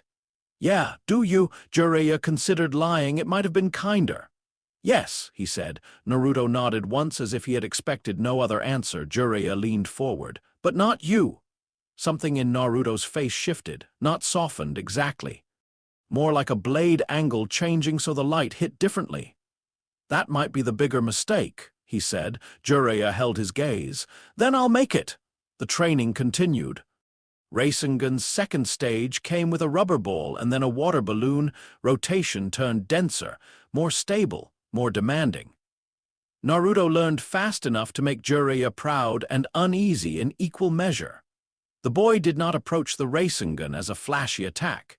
He approached it as doctrine, compression, self-sustaining force, order maintained by continuous internal violence so seamless the outside perceived only a sphere. Watching Naruto hold incomplete rotations in his palm, Jiraiya felt the outline of a future he did not like. Because this technique fit the boy too well, not in personality, but in metaphysics. Naruto could feel why the jutsu worked. The Rasengan was not just a weapon in his hands. It was proof that force could be made to persist without dispersing if the governing will was clean enough. One evening, after finally managing a stable small Rasengan that hummed in his palm like contained weather, Naruto looked at it for several seconds and said, almost to himself, "This is what lesser systems do when they're taught permanence." Jiraiya stared. Naruto looked up and grinned suddenly, idiot bright, the old mask dropping back into place with theatrical ease. "What? I made the cool spinning thing, you should be impressed." Jiraiya laughed because he had to, and because if he did not laugh, he might admit aloud the truth growing heavier each day. He could train Naruto. He could guide him. He might even, on good days, reach the boy still stranded somewhere inside all that cold architecture. But containment had already failed. The village's argument had been based on an old assumption, that with enough supervision, enough loyalty, enough mentorship, Naruto's path could still be directed wholly inside shinobi institutions. Konoha, Hokage, teammates, bonds, the familiar machinery of inherited belonging. Jiraiya knew better now, not because Naruto was evil in any simple way. Not because a demon had eaten him whole, because the boy's relationship to power itself was changing. He no longer wanted acknowledgement the way neglected children want warmth. He wanted understanding, then placement. And once he understood a structure, some part of him instinctively tested whether it deserved to remain above him. That was not a problem villages were built to solve. Still, Jiraiya did not give up. He refused on principle. Because Minato had trusted him. Because Kushina would haunt the afterlife to the horizon and back if he surrendered too early. Because the loud, impossible kid who laughed at his worst jokes and stole his food and learned monstrous things faster than any sane teacher wanted was still, undeniably, Naruto Uzumaki. One evening on the road, watching the boy sleep by a campfire after a full day of Rasengan work and chakra exhaustion, Jiraiya thought of Hiruzen's funeral he had arrived too late to attend and muttered into the dark, "You old fool. What exactly were you trying to protect? The village from the boy? Or the boy from the village?" The fire gave him no answer, only sparks. Ahead lay Tsunade, politics, Akatsuki, and all the many ways the world would soon stop being local. But Chapter 6 ended here, on the road, with a child asleep beside a technique that spun like a small private planet in his dreams, and a teacher sitting wakeful under the stars, knowing at last that the true tragedy was no longer whether Naruto could be controlled. It was that everyone was still using the word control at all. Because some powers do not wait to be shaped by the era that births them. They study it, they learn from it. And then, if allowed, they proceed to decide what deserves to remain. Chapter 7, Valley of the Broken Bond. Naruto returned to Konoha under a different sky than the one he had left beneath. Not literally. The clouds were still clouds. The gate still rose in weathered timber and layered stone. Merchants still shouted too loud by the market road because trade and denial remained cousins in any recovering village. Children still ran where they had been told not to. Old women still measured change through gossip before they trusted their own eyes. But for Naruto, the village had altered in scale. Distance does that to places. So does power. Weeks on the road with Jiraiya had changed his body in obvious ways. Better chakra control, sharper reflexes, a more grounded way of moving that no longer relied on noise to disguise attention. The differences beneath the surface mattered more. The Rasengan had given him a language for internal force. His mindscape encounters had confirmed what no one in Konoha wanted properly named. And the village itself, seen now after travel and politics and the memory of other lands' weakness, looked smaller than it once had, still valuable, still structurally interesting, but smaller. Tsunade had become the fifth Hokage while he was gone. That, at least, made sense. Jiraiya had refused the hat and dragged someone more suited into accepting it. Naruto liked the new symmetry immediately. Tsunade did not resemble Hiruzen's dry administrative kindness. She resembled force put into human shape, and then taught enough politics to keep villages alive longer than they deserved. When she looked at Naruto for the first time after returning, her eyes did what most adults' eyes eventually did around him now. They measured, reclassified, and refused to speak the whole conclusion aloud.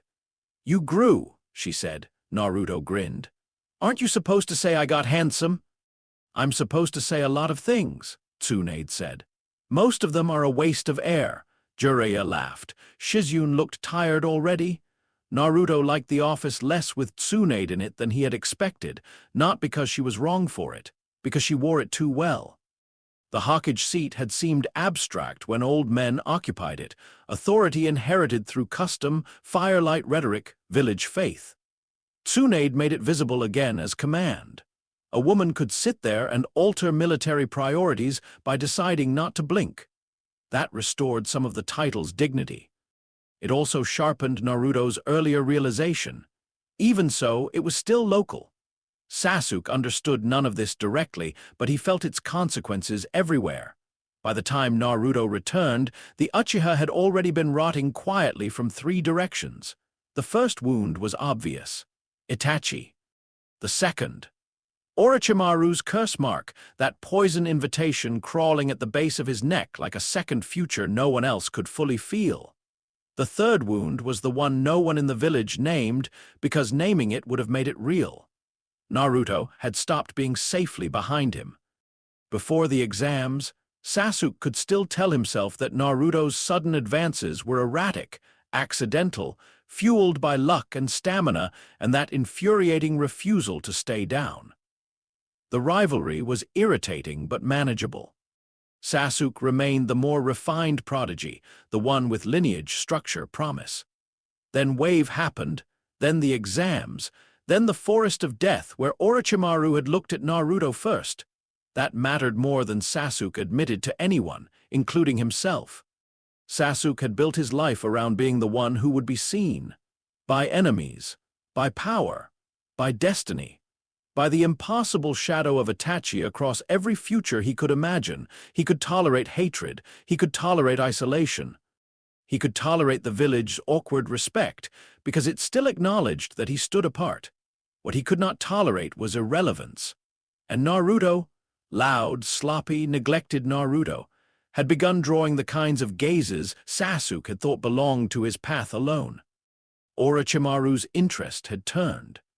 Gaara had recoiled from Naruto. The village spoke now of Naruto's victory over Neji and Gaara with the kind of astonished admiration that creeps inevitably toward myth. Then Itachi came back and destroyed what remained of Sasuke's internal balance. The return of the Uchiha brothers unfolded with the awful precision of a trauma revisiting its favorite architecture. Kakashi intercepted. Kurenai and Asuma were present. Kisame grinned through shark teeth and casual bloodlust. And Itachi, pale and composed and almost offensively calm, stood in Konoha's streets like a knife walking politely through a museum it had once burned. Sasuke found him too late and attacked too fast. What followed was not a fight so much as a reminder. Itachi took his younger brother apart without effort, without anger, without granting him even the dignity of being a present threat.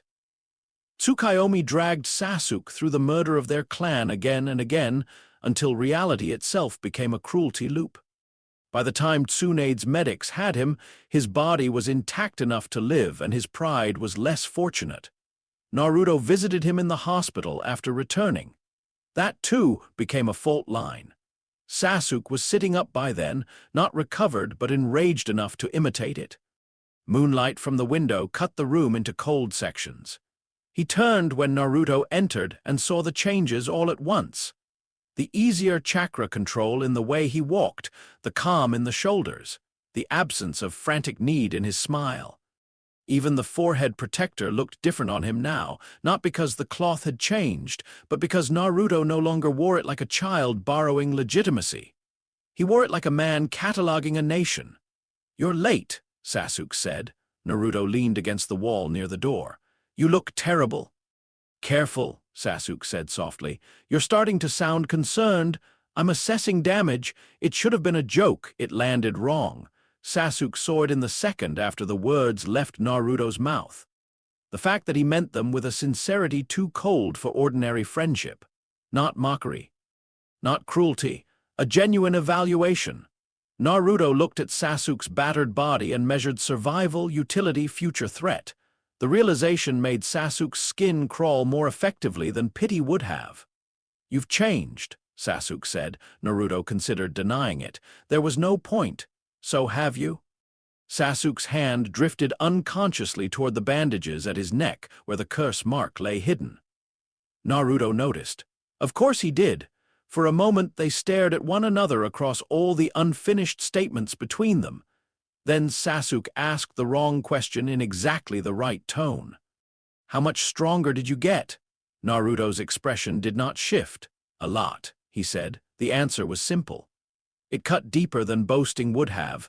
Later, on the hospital roof, the question repeated itself in another language. Tsunade's recovery wards were never quiet for long. Too many shinobi alive to complain. Too many medics too busy to care about mood. Sasuke slipped out because lying still made him feel like an old humiliation preserved for observation. Naruto was already on the roof when he arrived, leaning against the rail and looking over the village. No orange shouting, no theatrical declaration, just wind and a silhouette. Sasuke hated that image instantly. "Fight me," he said. Naruto turned. There are moments when refusal might have saved entire futures. This was probably one of them. Neither boy was in a condition to admit it. Naruto smiled faintly. "You're not healed." Sasuke's hand snapped to his wrist guard. "Fight me." The Chidori and Rasengan were both born from incomplete men, one from the problem of lightning cut too direct for human safety. The other from spiraling force held together by will so constant it becomes identity. On the rooftop they came alive in two boys who no longer knew how to ask each other simpler questions. Sasuke's Chidori shrieked in his hand, brilliant and furious. The sound of fixation sharpened into a murder tool. Naruto's Rasengan formed with less visible effort than before, blue-white rotation humming in his palm like dents, whether pretending to be a sphere. They charged.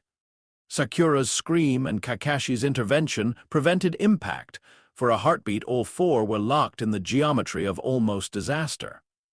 Kakashi had seized both wrists, body between futures, face stripped of laziness and laid open as command. "Have you both lost your minds?" he snapped. Sasuke's answer was a glare so full of frustrated murder it looked older than either of them. Naruto did not answer at all. Instead he looked at the water tower behind them. The Chidori's aftershock had torn a focused puncture through one side.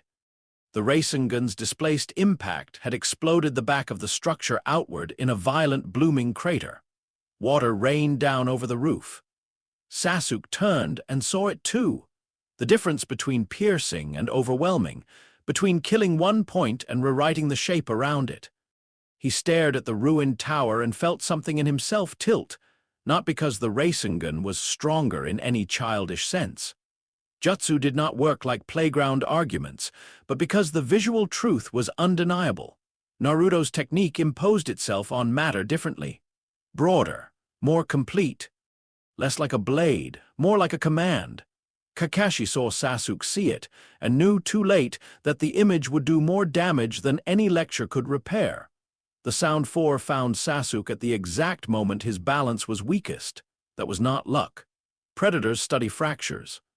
Jirobo, Kidamaru, Teyuya, and Sakanyukan came carrying Orochimaru's offer dressed as inevitability. They spoke to pride with the confidence of specialists. They did not need to convince Sasuke that he was unhappy.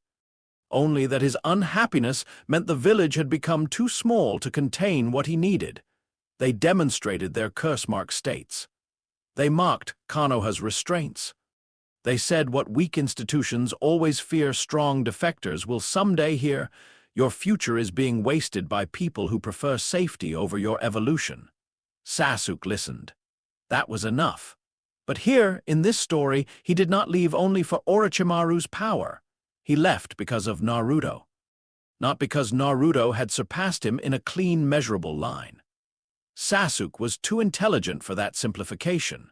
He left because Naruto's trajectory had become unreadable in a way more frightening than mere inferiority. At least Orochimaru's darkness was comprehensible. Corrupt, hungry, vile, but comprehensible.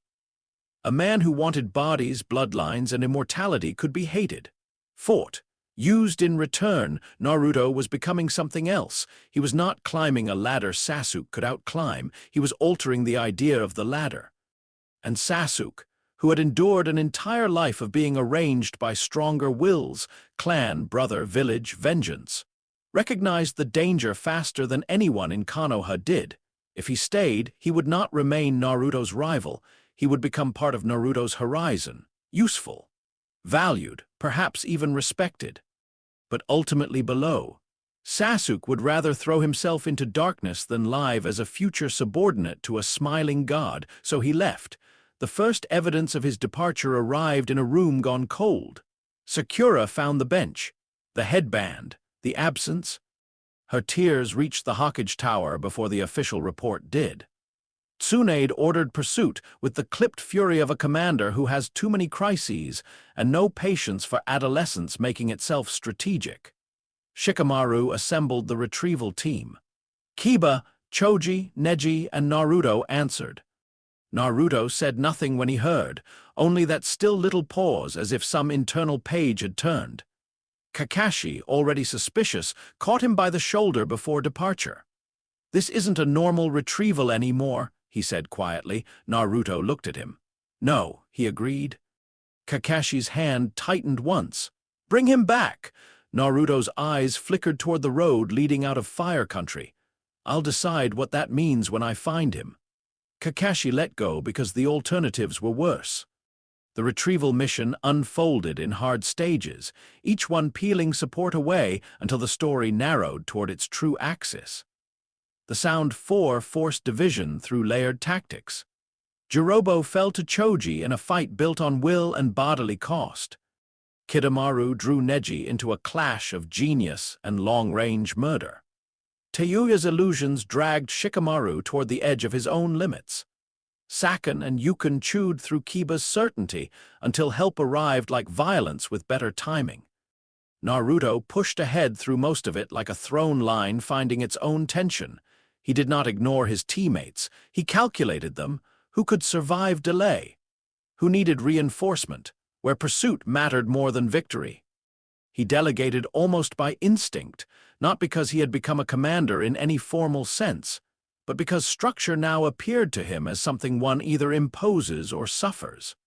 By the time he reached the Valley of the End, the world had gone biblical. Rain. Statues vast enough to make boys ridiculous by comparison. Water sheeting off carved stone faces that once commemorated men who had fought over the shape of the shinobi world and called it peace when one of them won. Sasuke stood on the head of Uchiha Madara's statue in darkness and storm. He did not turn at Naruto's arrival. "You came alone," he said. Naruto climbed opposite him, boots wet on ancient stone. "The others had better things to do than watch you make bad decisions." Sasuke laughed once, a harsh sound stripped of amusement. "You still think this is about anger?" Naruto stopped across the gap. Rain cut lines down both their faces, flattening hair to skin, turning every breath visible for an instant before the storm erased it. "Then tell me what it's about." Sasuke turned. There was no theatrical madness in him, no curse-mark intoxication yet. only a terrible clarity sharpened by exhaustion and humiliation. "You," he said. Naruto did not flinch. "That's disappointingly vague." Sasuke stepped down from the statue's brow onto a lower ledge, close enough now that the storm could no longer keep their words private. "You want to know why I'm leaving?" His eyes burned dark. "Because staying in Konoha means accepting that sooner or later everything there starts orbiting you." Naruto said nothing. That silence encouraged the truth. "I could survive being weaker than you for a while," Sasuke said. "People catch up. People fall behind. That's normal." His mouth twisted. "But you aren't becoming stronger in any normal way. The village looks at you like a future hero. The enemies look at you like a future threat. And you," he stopped himself. Naruto waited. Sasuke finished anyway.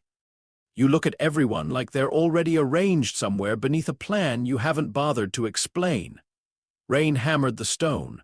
Naruto smiled then, faint and terrible. "That's what you finally noticed?"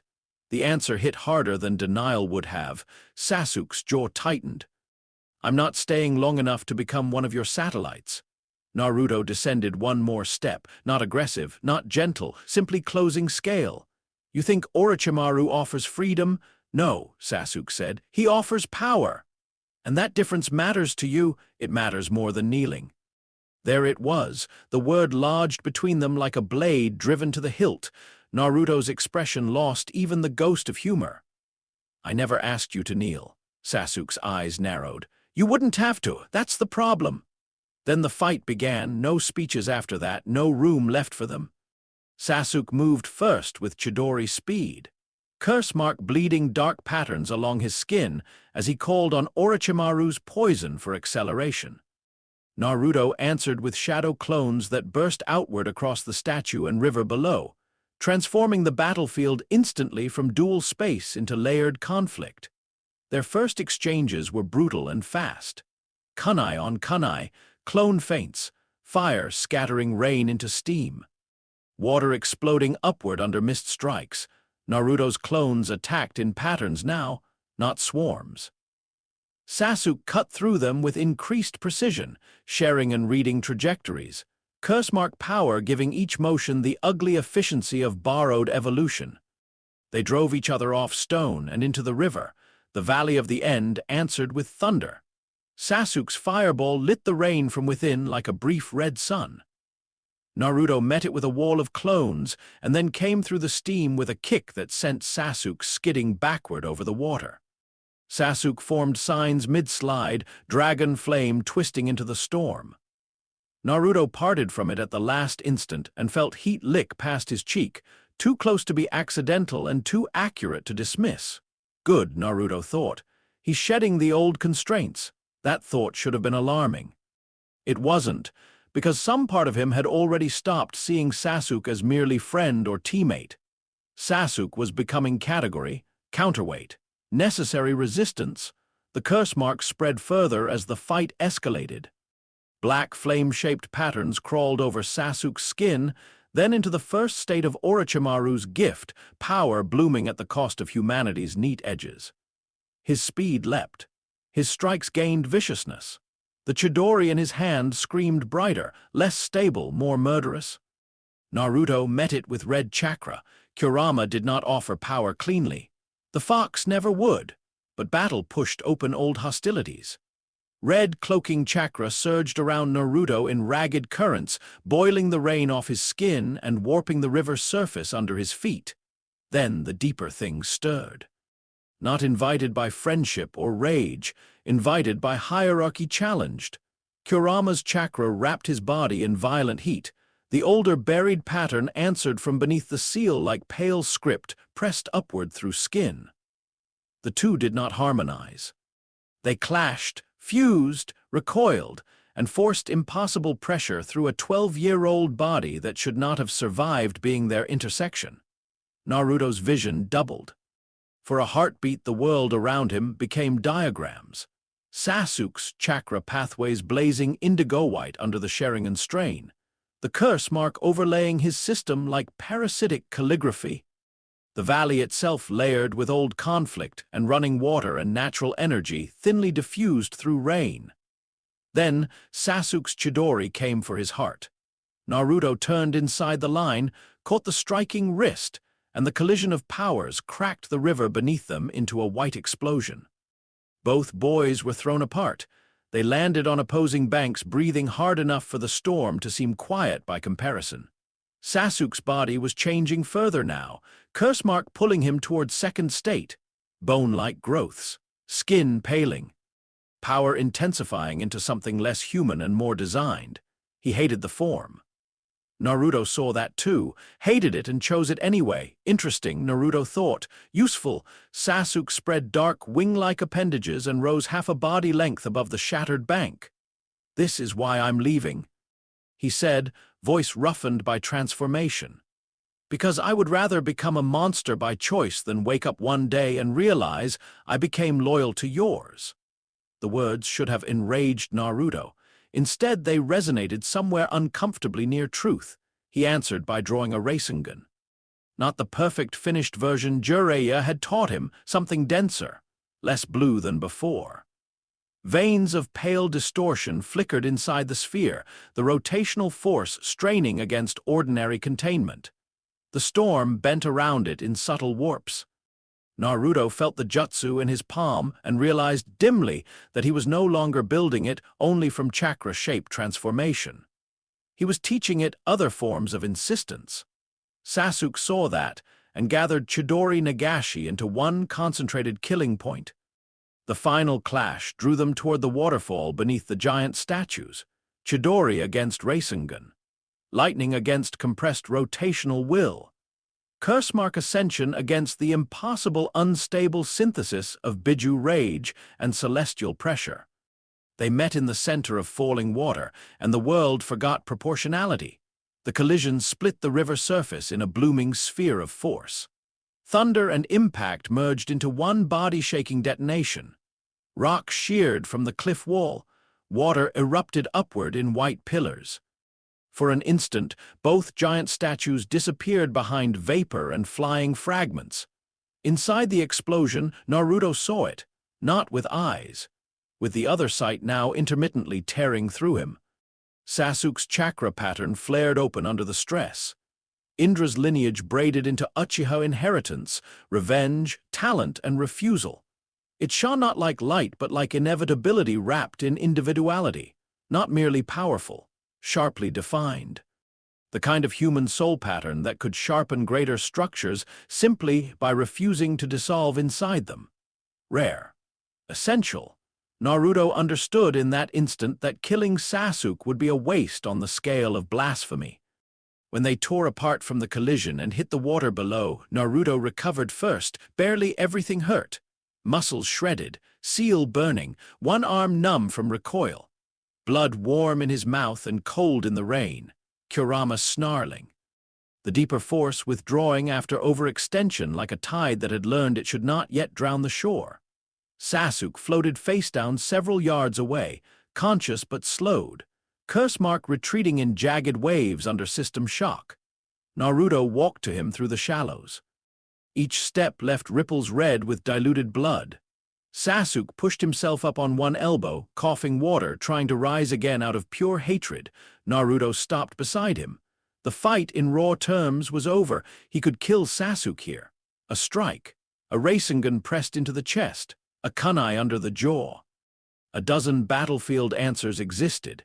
He reached down instead and caught Sasuke by the front of the shirt, pulling him upright just enough that their eyes met in the rain.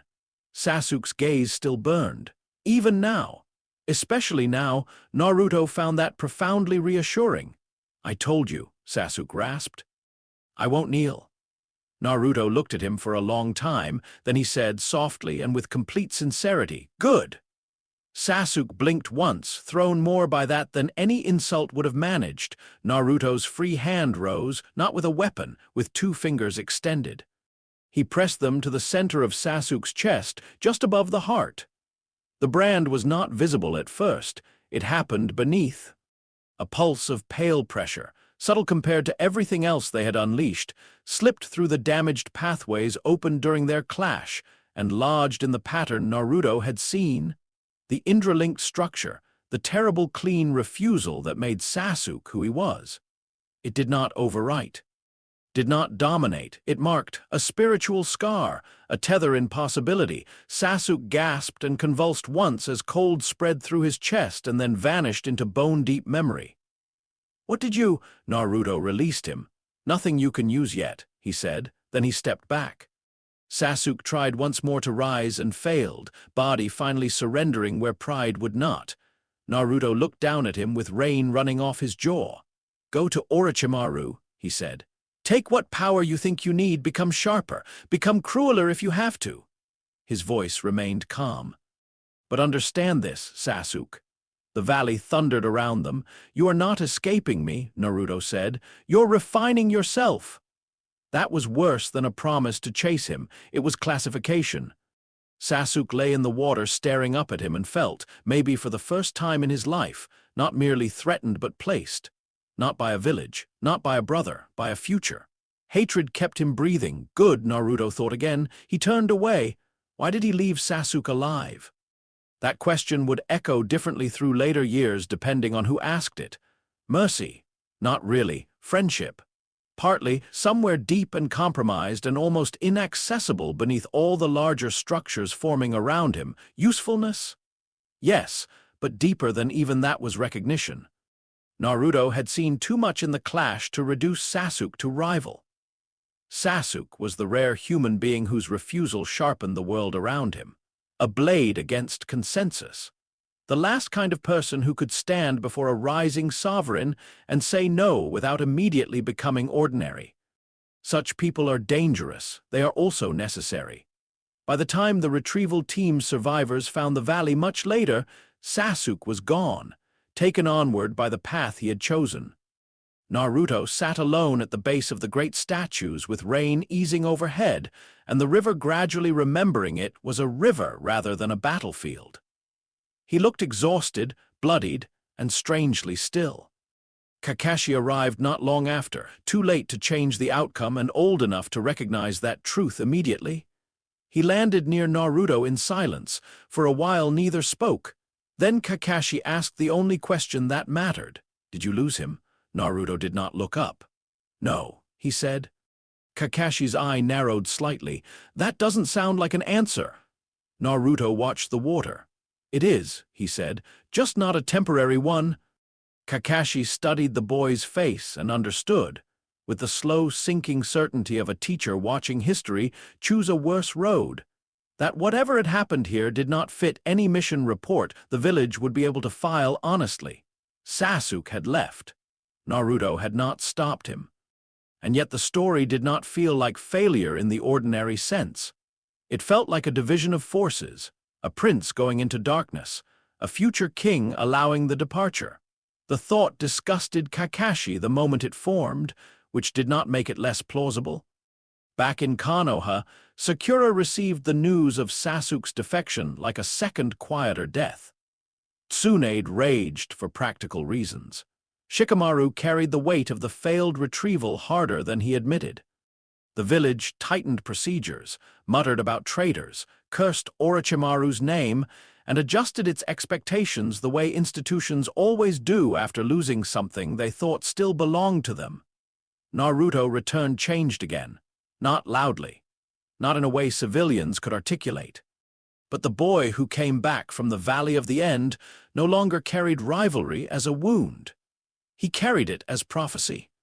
And somewhere far away, beyond Konoha's patrol radius and Orochimaru's laboratories, and the reach of any ordinary team assignment, Sasuke woke from fevered transit with his hand over his chest, feeling a cold ache where no visible mark existed, and understanding with nauseating clarity that the last thing Naruto had done was not spare him. It was claim him, not as servant, not as friend, not even as enemy in the simple sense, as necessity. From that point on, Naruto and Sasuke were no longer brothers in conflict.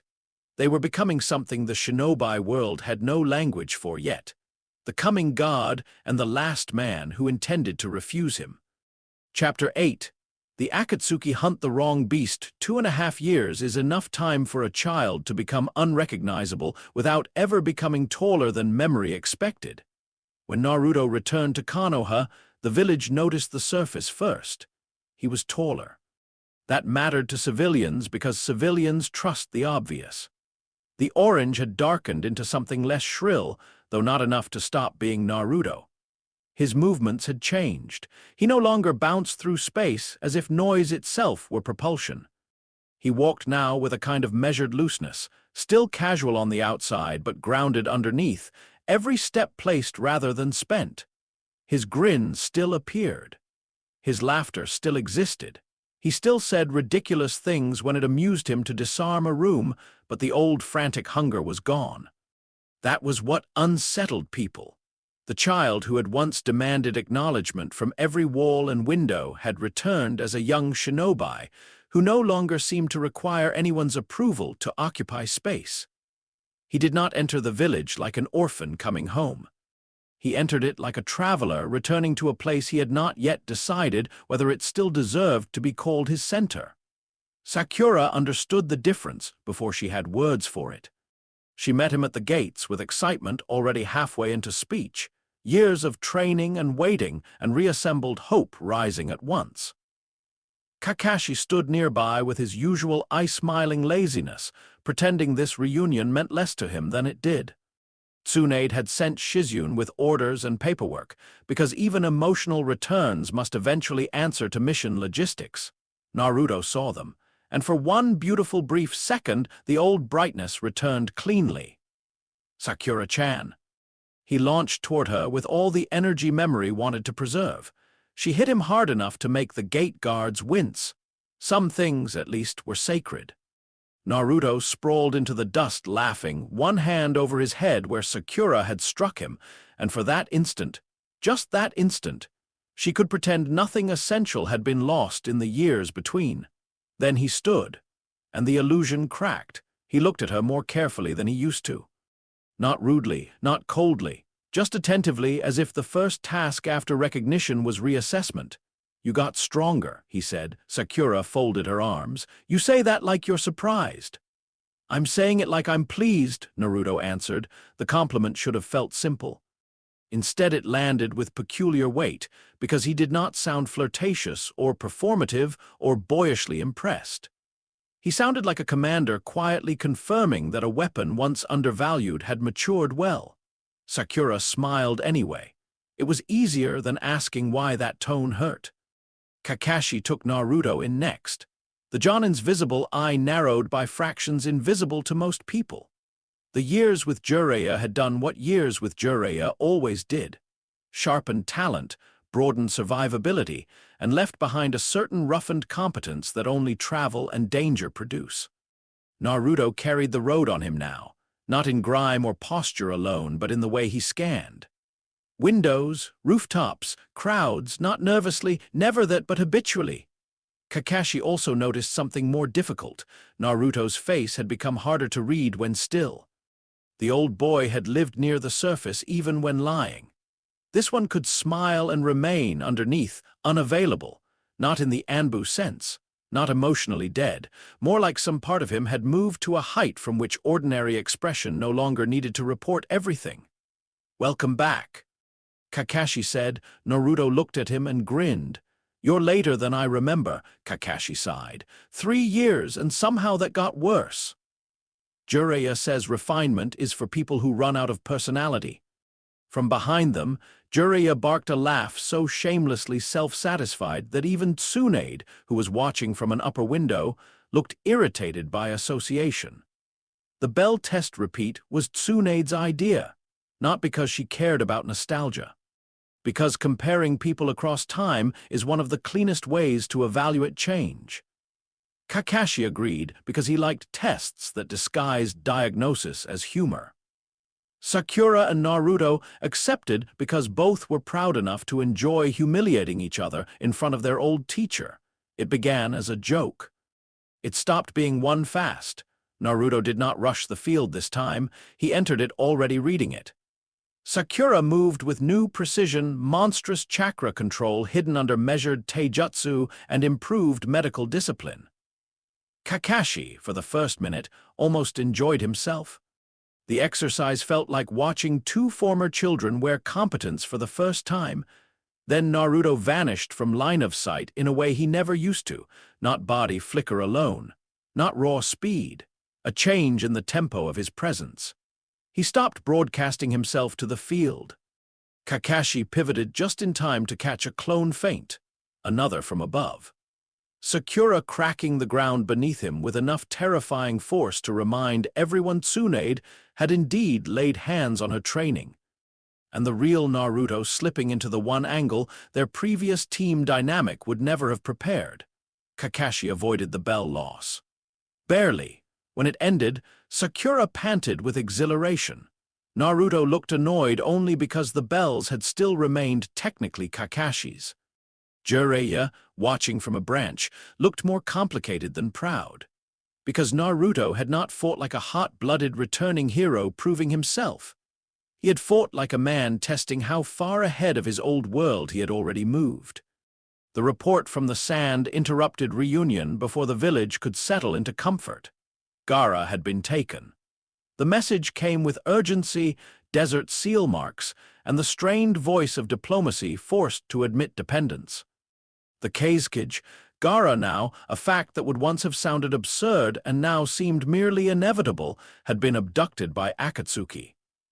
The sand requested aid. The room in which Tsunade read the message tightened immediately around old history and newer necessity. Akatsuki. The name changed temperature wherever it was spoken. Missing nin legends, mercenary gods, assassins whose membership read like a list of reasons villages lock certain files in dark cabinets and stop asking moral questions aloud. Jiraiya had tracked them for years in fragments. Kakashi knew enough to respect them as more than rumor.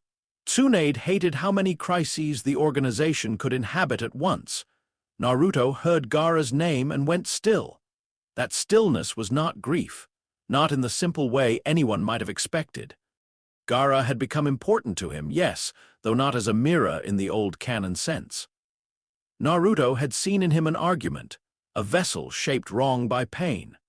A boy who had stood at the edge of becoming nothing but beast and survived by accepting human attachment just enough to remain politically useful.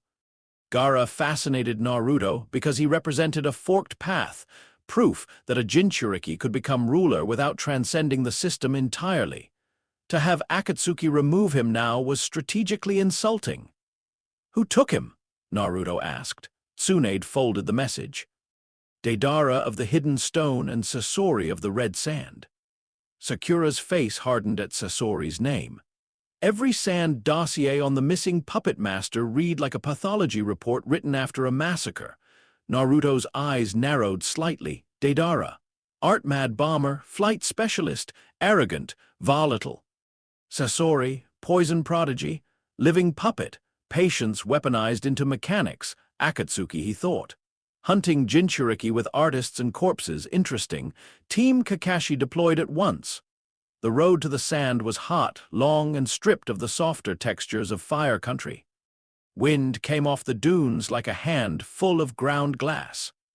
The villages they passed seemed smaller than those of the Leaf, more practical, built for endurance rather than beauty. Naruto moved through that landscape with the same unsettling composure he had worn since returning, quiet except when speech served purpose. Sakura watched him more than she meant to. The old ache in her chest had changed shape over the years. She no longer loved Naruto the way foolish teammates in gentler stories might someday discover they should have. That had never quite been the axis between them. But she had cared for him once with a protective irritation that assumed the core of him was loud, lonely, and reachable if one endured enough absurdity. Now, walking beside him through the heat toward Gaara's abduction, Sakura kept feeling the wrong kind of distance. Naruto still asked about her training, still traded insults with Kakashi, still grinned when they camped and the food turned out terrible. But more and more she felt she was talking to someone who had already gone somewhere the rest of them were only beginning to approach. Like grieving a person while they were still alive enough to answer you. She hated herself for thinking it. At one point during the march, she asked, "What do you think Akatsuki wants from Gaara?" Naruto looked ahead, not at her. "What everyone wants from systems they don't control," he said. "To extract value before anyone else can reorganize it." Kakashi, walking nearby, turned his head fractionally. "That answer sounds like Jiraiya infected you with philosophy." Naruto smiled without warmth. "No, Jiraiya infected me with stamina and bad habits. The rest was already there." They reached Sunagakure to find grief and procedure locked in visible battle. Kankuro had barely survived poison. Chiyo had already entered the story, old and sharp enough to resent being reduced to legend. Temri's restraint was burning thin under sibling fury and political embarrassment. The Sand leadership tried to perform composure and failed at the edges.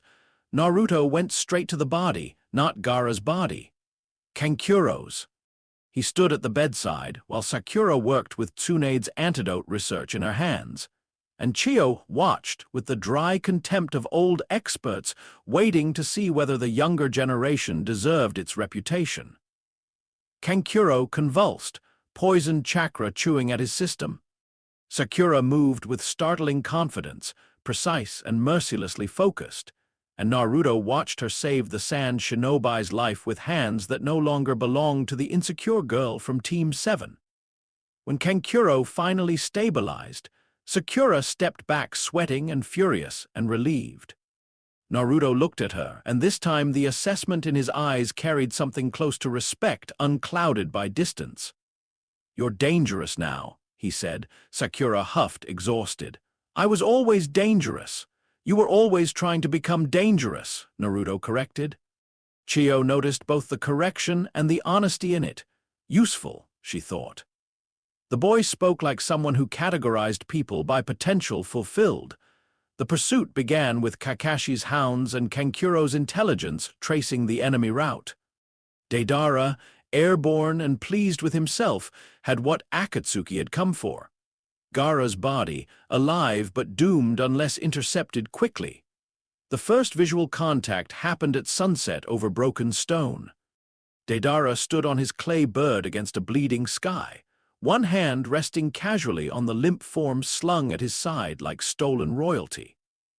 His blonde hair whipped around the scratched headband of a man who had long ago made treason part of his aesthetic. He grinned when he saw the leaf sand pursuit force below. "There you are," he called. "Honestly, I thought the Kazekage little friends would be faster." Most enemies made one of two mistakes with Naruto. They underestimated his intelligence because of the old stories. Or they overestimated his emotional predictability because of the Nine Tails. Deidara made both. Naruto looked up at him, saw Gaara hanging there like a statement, and did not explode. No howling vow. No blind chase. No hot collapse into the easy shape Akatsuki expected from Jinchuriki loyalty narratives. Instead he read altitude, clay mass, hand-mouth usage, trigger timing, mockery pattern, blind confidence in airborne superiority. The way Deidara shifted Gaara's weight to signal he believed the hostage rendered immediate aggression stupid. Naruto smiled. Deidara mistook that for anger. "Sorry," the bomber called, laughing. "Did I take your only red-headed friend?" Naruto answered by creating 24 shadow clones in utter silence. They burst outward over the canyon walls in layered trajectories, not all aimed at Deidara, some already moving for higher elevation. Some for interception points the bomber had not yet realized were relevant. Kakashi saw the plan half a second before it unfolded and adjusted instantly. "Keep up," Naruto said. Then he jumped. What followed forced Deidara to revise his first impression too late. Naruto did not pursue like prey seeking prey. He pursued like a tactician dismantling airspace. Clones launched from cliff lines, using sheer numbers not to reach the bird directly, but to constrict flight options. Kakashi's Kamyu, support positioning, cut-off escape vectors Deidara assumed would remain open. Sand support from Temeri altered the wind just enough to complicate lift recovery. Sakura and Chiyo pressed the ground route beneath to deny descent. Deidara cursed, laughing anyway because arrogance often mistakes pressure for entertainment right until it stops being one. "Oi!" he shouted over the detonations of his own clay birds. "You're supposed to be the stupid one." Naruto landed on a collapsing spur of rock, looked up through the smoke, and called back, "You're supposed to be harder to read." The bomber's grin tightened. Akatsuki had prepared for Jinchuriki with rage issues, for village units, for straightforward heroism. What Deidara found instead was a young shinobi whose emotional distance made the hostage tactic less useful, and whose use of shadow clones had evolved from chaos into area denial doctrine. Gaara was recovered only because Kakashi's Kamui and Naruto's relentless tactical pressure combined to force the exchange window. Deidara still escaped. That mattered. Akatsuki operatives did not die easily, but he escaped changed. Bleeding, furious, and privately aware that the Nine-Tails Jinchuriki was not merely dangerous because of the fox. The boy's own mind had become the larger problem. Meanwhile, Sakura and Chiyo found Sasori. The battle between them belonged partly to another story.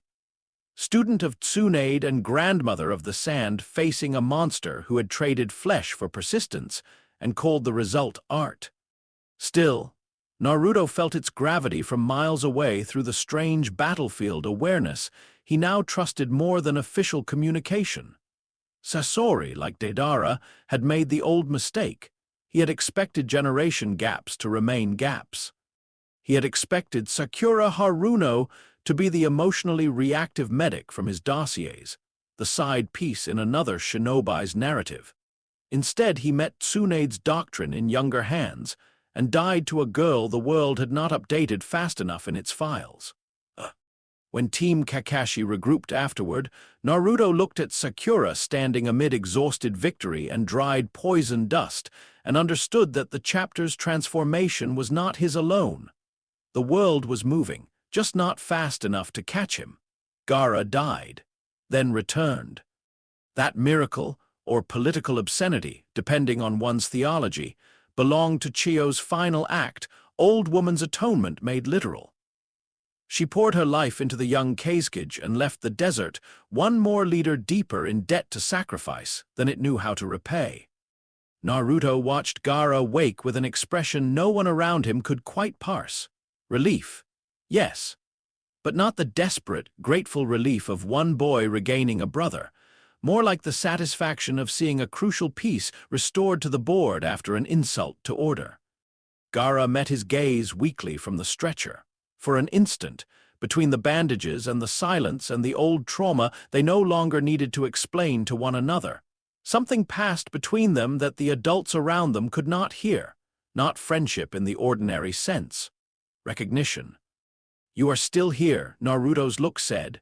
For now, Gaara's exhausted return answered. Back in Konoha, the village celebrated the mission as a victory of alliances, of the new generation, of medical progress, of survival. Naruto moved through the praise like a man walking through weather. It did not feed him anymore. That was when Kakashi finally admitted to himself the thing he had been resisting since Naruto's return. The boy had become almost impossible to emotionally read in any reliable way. Not fully unreadable. Kakashi was too good and Naruto too layered for absolutes. There were still flashes.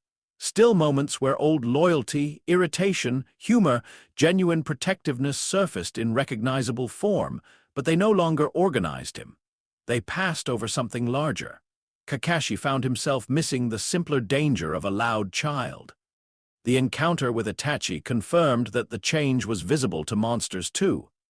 It happened through the crude economy Akatsuki sometimes used when full presence was inconvenient, a partial body substitute, a fraction of real power invested into decoy flesh. It was enough for battle. Enough for measurement. Enough for Itachi Uchiha to stand once more before Naruto at less than full capacity and still cast a shadow long enough to irritate the world. Kasame grinned. Naruto looked bored. Kakashi felt old. Then Itachi's eyes settled on Naruto, and something rare entered the elder Uchiha's composure, not surprise, recognition of complication. Amaterasu had not yet entered this encounter. Tsukuyomi's private hell waited elsewhere. Here, in the brief, terrible exchange before battle properly escalated, Itachi studied the Nine-Tails vessel and found layered consciousness arranged too cleanly to be accidental. Kurama's presence blazed behind the seal as expected, but there was another depth under it. Not Biju. Not standard possession, something older and far less interested in human suffering as anything but raw material. Itachi's gaze sharpened by fractions. Naruto smiled faintly, as if he had felt himself being measured and approved of the effort. "You're looking for the wrong thing," Naruto said. Kasama laughed. "He says that to everyone, or are you special?" Itachi did not answer when they clashed. Naruto's fighting style with Itachi again disappointed anyone hoping for easy emotional drama. He did not scream accusations, did not lunge blindly at the brother who had mutilated Sasuke's world. That alone unsettled Kasama, who preferred opponents that came with visible motives. Naruto fought like a strategist against a calamity, controlled clones, feints designed to test ocular timing, Rasengan pressure on spatial angles, quick withdrawals whenever genjutsu conditions began aligning in Itachi's favor. Itachi recognized the pattern and did not like the implication. The boy's hatred had failed to become his governing center. That was not mercy. It was scale. After the encounter, when Akatsuki withdrew for reasons of timing rather than defeat, Itachi said only one thing to Kasama as they moved through the trees. "He is no longer merely a Jinchuriki." Kasama bared his teeth in a shark-like smile. "That's supposed to worry me?" Itachi's answer came without visible emotion. It should worry everyone. Far from Konoha, Jiraiya followed Rain. His investigation into Aimgakure had taken months of broken rumors, dead informants, intercepted code fragments, and the patient stubbornness of a man who had spent much of his life assuming that if he dug long enough beneath war's surface, he would eventually find the boy he had once hoped to save. Pain was the new name spreading through the underground, a god in the rain, a ruler no one saw without permission, a power that enforced obedience with such totality that an entire nation had become muted beneath its weather. Jiraiya entered Rain the way only old masters and fools do, under disguise, underestimating nothing, and still carrying somewhere inside himself the hope that Nagato, Konan, Yahiko, those broken children under constant rainfall, might yet be reachable through memory. What he found was not memory. It was imitation. Aim under pain did not feel merely oppressed, it felt arranged. Patrol routes were too seamless.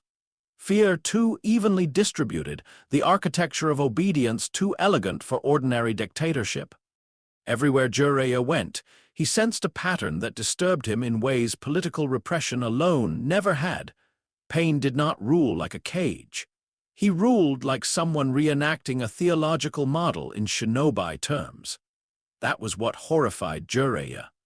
Because once he saw it, he could not unsee the resemblance, the verticality of command, the use of suffering not as regrettable cost, but as structuring medium, the aesthetic of transcendence imposed through repeated demonstrations of superior force. Pain called himself God. But what Jiraiya gradually understood, moving through Aimgakure's shadows and dead channels, was worse. Pain's godhood was imitation, a shinobi's desperate reconstruction of an order older and colder than anything the world had words for. A man with Rinnegan power playing at a divinity whose original principles he only partially grasped. Jiraiya thought of Naruto immediately, of the voice in the mindscape, of the inheritor of celestial despair, of the way Naruto had begun, increasingly, to treat systems not as homes but as provisional arrangements awaiting judgment. The connection made bile rise in his throat. When Jiraiya finally confronted pain and the 6 paths descended around him like doctrine made flesh, the battle was immense enough to blur memory into force. Summons, senjutsu, shattered steel, rain and oil and blood. Old teacher against former student and the machinery of belief that had consumed him. Jiraiya fought magnificently. That was never in question. He solved what he could. He killed paths. He deduced the operating principle behind the bodies. He pieced together Nagato's terrible puppet architecture even while being driven back by a power set that, in lesser hands, would have justified the title of God. Yet all through the battle, one realization stayed with him harder than the wounds. Pain was not the final horror. Pain was what happened when a human being glimpsed one edge of a larger pattern and mistook reproduction for mastery. Naruto might become the greater catastrophe because Naruto did not imitate. He was inheriting. That truth sharpened Jiraiya's last choices. Dying men prioritize with stunning clarity. Jiraiya, pinned between agony and water and the unromantic mathematics of losing, did not waste his remaining effort on heroic speeches. He wrote, coded, sent warning through the only channels left to him, fingers trembling, blood diffusing in rainwater and canal current, to Tsunade, to Konoha, to whoever read the message with enough intelligence to understand the burden hidden inside it. Pain's godhood was a shinobi imitation of something older. And Naruto might one day stand above even this.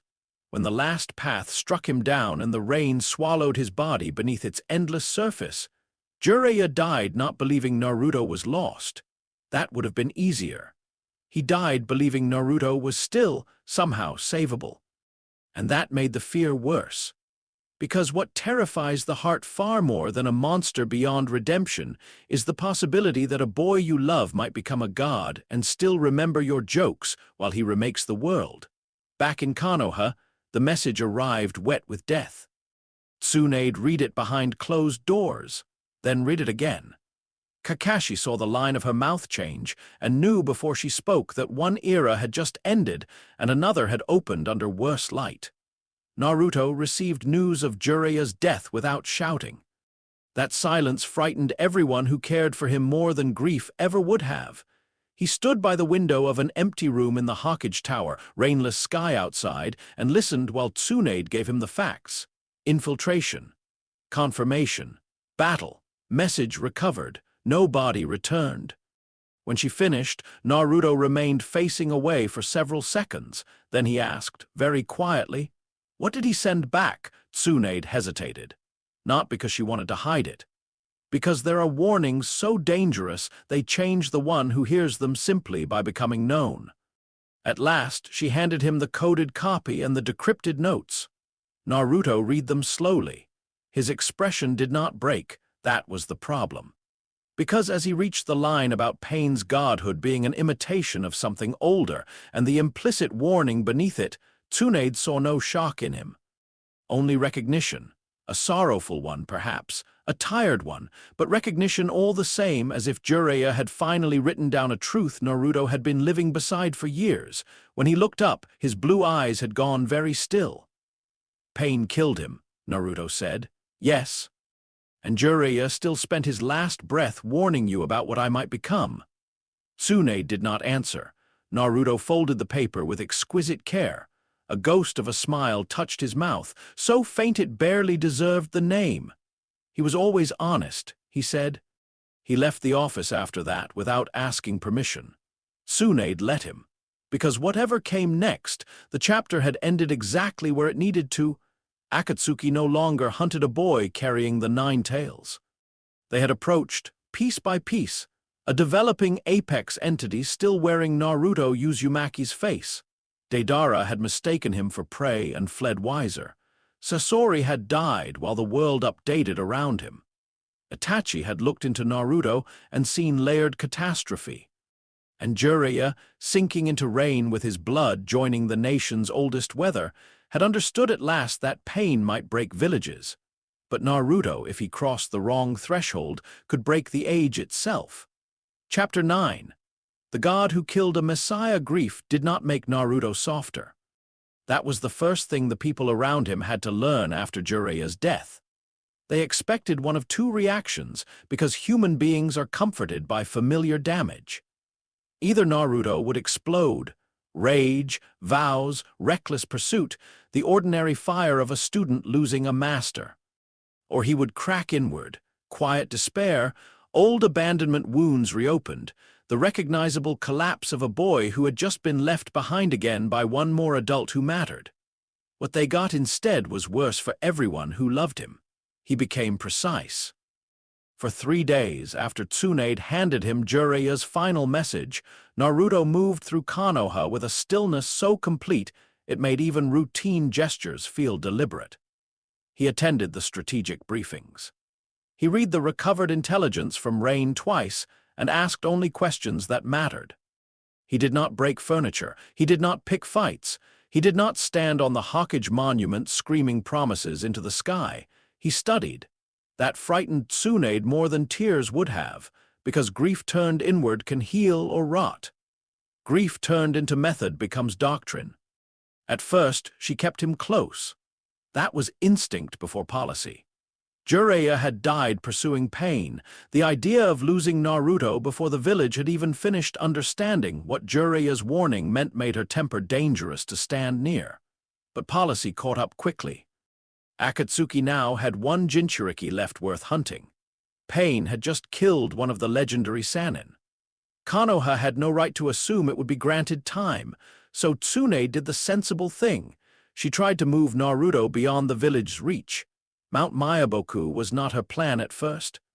It became her only acceptable compromise after Fukasaku arrived and announced, in the quiet voice of someone too old to decorate truth, that Jiraiya had intended the boy to continue his training there if the worst happened. Kakashi objected because someone needed to. Tsunade overruled him because someone had to. Naruto listened to both of them and then simply said yes, which disturbed everyone more than if he had argued. He left Konoha again under guard and reverse summoning marks, carrying Jiraiya's final note folded inside his vest. Mount Mayaboku was nothing like Konoha. That should have been obvious. Yet Naruto had not expected how violently the place would reject his instincts. The Toad Realm did not breathe like ordinary land. It pulsed. Natural energy hung in the air there so densely that the boundaries between rock, water, air, and life felt less separate than they did in human countries. Pools shimmered with age. Stone towers rose from green water like the backs of sleeping sages. Every gust of wind carried an old equilibrium that had existed before villages, before the hidden country system. Perhaps before human beings had begun mistaking organized violence for civilization. Naruto stood on one of its sun-warmed platforms and understood immediately why Jiraiya had never fully described the place to him. Because language built by ordinary chakra users shrinks in landscapes like this. Fukasaku watched the boy's face as the first layer of perception struck him. "You feel it," Naruto nodded slowly. "It's not passive." The elder Toad's eyes narrowed with something between approval and concern. "No, natural energy ain't a tool. Humans make that mistake because you're raised inside your own movement. Senjutsu starts when you stop assuming the world is waiting for your permission." Naruto said nothing. That sentence bothered him. Training began at once, because old creatures understand better than humans that delay and fear are cousins pretending to be different relatives. Toad oil, stillness, observation. The demand that one become motionless enough to let the world enter without immediately trying to dominate it. Naruto failed, not in the ordinary student sense. He learned the postures quickly, understood the theory almost instantly, could describe the danger of unbalanced natural energy absorption with irritating accuracy after half an afternoon. But every time he tried to harmonize, the process went wrong. Natural energy entered him and met resistance, not from his conscious mind, not even primarily from Kurama, though the fox hated the process. The deeper obstruction came from the old hidden architecture beneath the seal. Naruto's system did not want to join the world's rhythm, it wanted to order it. The result was ugly. The first attempt left one arm half stone before Fukasaku knocked the energy balance sideways with the discipline of a master. The second forced Naruto's pupils into a thin, inhuman geometry, while cracks of pale pressure moved under his skin, and the pond behind him rippled outward as if struck by invisible force. The third ended with blood from his nose and a hiss from the earth itself as displaced natural energy burst from beneath his feet in little fractures of steam. Fukasaku told him to stop. Naruto didn't. "Kid," the elder toad snapped, "you force it one more time like that and you won't go sage. You'll go wrong." Naruto wiped the blood away and looked down at the pool before him. "I know. That ain't enough." "No," Naruto said quietly, "it isn't. They changed methods after that." Instead of full sage mode, Fukasaku drove Naruto toward something narrower and stranger. Partial natural energy sensing, stabilizing perception rather than total bodily integration. It was a compromise. A toad technique adapted under protest to a vessel that could not yet be trusted with real harmony. Naruto accepted it because the compromise gave him what he needed most, not raw amplification, but range. Through stillness, he learned to feel disturbances farther away, not as named presences. Not that clearly, more like pressure events in the fabric of living systems, a city in fear, a battlefield tightening, mass movement, structural rupture, and once he felt such things, he could not stop wondering what despair looked like at scale. That question became important when pain moved. The invasion of Konoha began with interrogation and ended in theology. At first, only the shinobi infrastructure understood something was wrong. A patrol went silent. Barrier teams reported strange intrusions. The village sensory net filled with too many signatures that somehow also felt like one. Then came the rainless certainty of the paths of pain stepping into Konoha like law arriving to repossess debt. The civilians saw orange-haired strangers. The shinobi saw a system, 6 bodies. Shared sight, divided powers, no wasted motion, no wasted speech. The village's response fractured immediately along the seams pain had come to exploit. Interrogation, diversion, shock, localized destruction. Command chain stress. It was the kind of attack only someone who wanted to do more than kill would design. Pain did not want mere ruin. He wanted demonstration. Kakashi understood that faster than most. He moved through the early chaos with the old lethal grace that experience can still carve out of grief. He met the Diva and Asura paths in shattered streets, civilians fleeing around him, the sky above Konoha bright and falsely ordinary for the first minutes of apocalypse. Choza and Choji joined, then Anbu, then every node of village resistance that could still communicate through the widening breaks in infrastructure. Elsewhere, Shizune gathered intelligence. Ibiki drove interrogation lines. Tsunade stood in the Hawkage Tower with Katsuyu spread through the village like a second nervous system, healing where she could, issuing orders where she must, feeling the assault spread faster than command could comfortably outpace. Pain asked the same question wherever he moved. Where is Naruto Uzumaki? Every time the question passed through the village, fear changed shape. Because the boy who had once been a burden hidden inside the leaf had become, in the minds of its defenders, the thing Pain had come specifically to claim. That should have made Naruto feel cherished if he had been simpler. On Mount Mayaboku, sitting in unnatural stillness over a pool gone mirror-flat under his control, Naruto felt the first rupture travel through the distance between worlds. His eyes opened.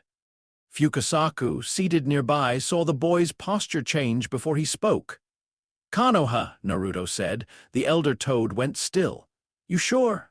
Naruto did not answer immediately. He was listening too far. The partial senjutsu perception spread outward through all the ways life recognizes distress, in pulses of fear, in system strain, in collapsing formations, in abrupt mass movement, in that peculiar hollowness cities produce, when order suddenly starts losing arguments to terror. He could feel the village. More than that, he could feel it being shaped. Pain was not merely attacking Konoha. He was compressing it. driving force through its structures to reveal where they broke. Every scream, every collapsed street, every shattered assumption sent ripples outward. And beneath Naruto's awareness, something older stirred with terrible interest. The voice came not as speech at first, but as approval. Despair, it seemed to say, is opening the architecture. Kurama roared from behind his bars the moment Naruto's attention dipped that way. Do not listen. Naruto's jaw tightened. Fukasaku rose. We reverse summon now. Naruto stood too, but did not immediately agree. That hesitation lasted perhaps 2 heartbeats in ordinary time. In moral time it lasted much longer. Because from the safety of a realm saturated in natural balance, Naruto felt Konoha suffer and understood something so cleanly he could not later pretend not to have known it. If he arrived too early, pain would still be an enemy. If he arrived after Konoha had been broken enough, pain could become a revelation. The realization was monstrous. It was also useful. Jiraiya's death sat in his chest like cooled metal. Konoha's hypocrisies, its half-love and half-fear, its history of managing him rather than knowing him, all of that sat there too. And now pain had come as self-proclaimed god to tear the village open and prove that ordinary systems fail under superior force. Naruto could stop him. But he found himself wanting the village to see the whole lesson first. Kurama sensed the direction of his thought and slammed against the seal hard enough to shake the mindscape water into violent rings. You hesitate and people die. Naruto did not deny it. Fukasaku, seeing only the external stillness and the distance in the boy's eyes, stepped closer. Naruto! The boy looked at him at last. 5 minutes, Naruto said. The elder toad stared as if he had misheard. No, Naruto's voice remained quiet. If I arrive while they still think they can contain this as a military event, they won't understand what pain is. Fukasaku's old face hardened. This ain't a lesson, it's your home. Something in Naruto's mouth moved that might once have become a smile and no longer did. That, he said, is exactly why they need the lesson. Fukasaku understood then, not the whole of it, not the full depth of whatever had taken root beneath Naruto's grief, but enough. Enough to feel fear older than strategy. Jiraiya would hate that answer. Naruto looked back toward the invisible direction of Konoha.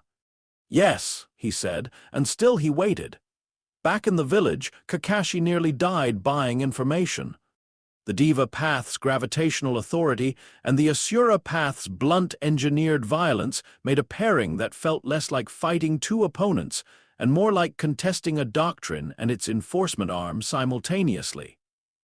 Kakashi read the timing, tested the pull windows, threw Reikiri into the seams between attraction and repulsion, coordinated with Choza's mass and Choji's fear-driven courage. He did everything a master shinobi could do against an impossible enemy and gained, through effort and near sacrifice, only fragments. Fragments mattered. He understood the cooldown, understood the linked field of vision, understood enough to pass survival data onward through Katsuyu before the next destruction wave tore the street open under him. Tsunade, receiving the information through her living relay network, also received something else. Absence? Naruto was not coming, not yet. She knew, by the nature of the reverse summoning preparations left in place, that he could have been on the field already if timing alone were the question. Tsunade did not let that thought finish itself. Leaders in crisis amputate certain forms of fear until the crisis ends, so she continued. Heal. Order, reinforce, isolate civilians, brace the walls, drive search teams toward the enemy core, then Pain found the tower. The exchange between Tsunade and the Diva Path occurred under broken glass, and the weight of every decision a Hokage makes knowing she may not outlive the afternoon. He asked for Naruto. She refused him. He spoke of pain as teacher, of peace through catastrophe, of the cycle of hatred. Tsunade heard, underneath the rhetoric, a man who had turned suffering into the only language he believed the world could not lie in. When the great Shinra Tensei came, Konoha ceased being a village and became a wound. The force did not look like explosion in the ordinary sense. It looked like the world's refusal, Buildings rose, twisted, shattered, and were flung outward in widening ruin. Walls folded, streets vanished, towers broke. Dust and debris climbed the sky high enough to make light itself seem delayed. Katsuyu spread herself desperately through the village, cushioning, healing, carrying Tsunede's dwindling chakra to as many bodies as she could reach. Far above the new crater where Konoha had stood, pain descended like a sermon made visible. And only then did Naruto say, "Now." Fukasaku Reverse summoned him into the center of devastation. He arrived not as the loud, blonde savior of old stories, but as something the survivors could not immediately place inside any previous narrative. The dust had not yet fully settled. Konoha's broken heart lay open around him in rings of cratered stone and splintered memory. The air tasted of pulverized earth, blood, smoke, and old home turned strange. Naruto stood on a slab of wreckage in the center of it, wearing the stillness of Mount Myaboku like an alien weather system. Red around the eyes from imperfect senjutsu balance. Cloak torn by travel and discipline. Chakra held close, not flaring yet, which somehow made him more frightening than spectacle would have. The surviving villagers saw him and cried out anyway. Because broken people will always seize the shape of salvation even when it descends too calm. Pain saw him and felt something less simple than triumph. At last, the target. At last, the Jinchuriki. And yet the moment their eyes met across the crater, the Diva Path understood that the boy before him was not arriving in horror or desperate righteous fury. He was arriving after evaluation. "You came late," Pain said. Naruto looked over the devastation. The crater, the corpses, the shattered towers, Katsuyu fragments still dragging wounded bodies toward safety. "Yes," he said. The honesty disrupted the script. For a heartbeat, even Pain seemed to register that answer as an anomaly. Then the battle began. The first exchange blew apart what remained of everyone's expectations. Pain used gravitational force, as he always did. Attraction and repulsion wielded with clean intervals, battlefield control elevated into near-divine authority over distance and momentum. Naruto did not meet it with brute courage. He met it by reading the timing, the intervals Kakashi had died almost learning, the rhythm of field assertion and recovery. Clones burst outward across the crater in layered rings, not diversions only, sensors, sacrificial measurements. Force-mapping bodies thrown into invisible vectors to teach the original where Pain's law began and ended. Pain destroyed them by the dozens. Naruto wanted that. Each detonation of force taught him more. Rasengan variants came next, not thrown wildly, but placed to force the Diva Path into using repulsion at narrower angles than preferred.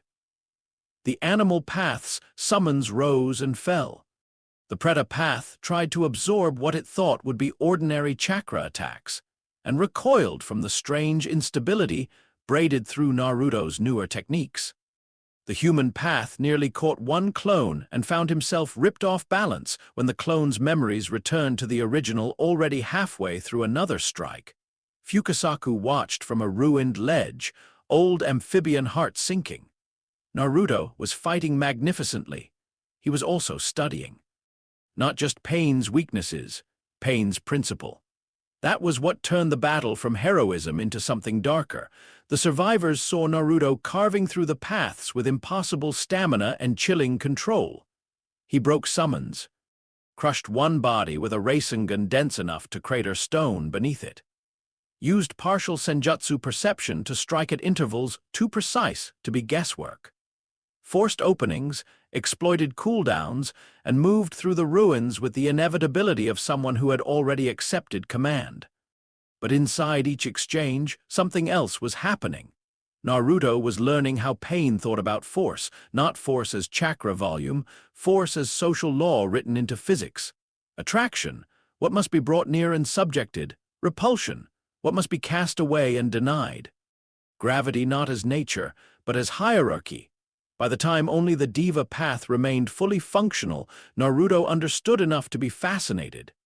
Pain stood opposite him above the crater where Konoha had once organized itself into streets and offices and domestic routines. "You see now," the voice of Nagato said through the body. "Only pain can teach this world the meaning of peace." Naruto's breathing slowed. Dust moved around his ankles in little uneasy spirals. "No," he said. "Pain teaches obedience for a while. Understanding is what people invent afterward so they don't have to admit they submitted." For the first time in the encounter, genuine interest entered Nagato's attention. "And what would you teach?" Naruto looked at the ruined village around them, not with grief, with judgment. "That peace does not require understanding," he said quietly. "It requires alignment." The Diva Path's expression remained calm, but the pressure in the air changed. "Then you are already further gone than I was told." Naruto answered with motion. Their final clash across the crater tore through the last standing fragments of Konoha's central district. Pain's repulsion flattened stone and threw Naruto backward through a half-collapsed wall. Naruto came out of the dust with a denser sphere of rotating force in his hand, pale filaments flickering through the Rasengan's blue core like hidden script trying to become law. The Diva Path met it with gravitational compression, and the collision bent the air into an audible scream. Then Naruto did what Nagato did not expect. He let himself be caught. Black receivers pierced his flesh. The Diva Path seized him, dragging the Jinchuriki close enough for real subjugation at last. Surviving Leaf Shinobi shouted warnings from the edges of the crater. Katsuyu cried out through 100 little mouths. Naruto did not resist in the ordinary way. He reached through the receivers, through the chakra rods, through the network of command linking the paths back to the hidden chamber, where the real body watched through pain and ideology and long-decayed hope. Chakra communions slammed into Nagato like a second invasion.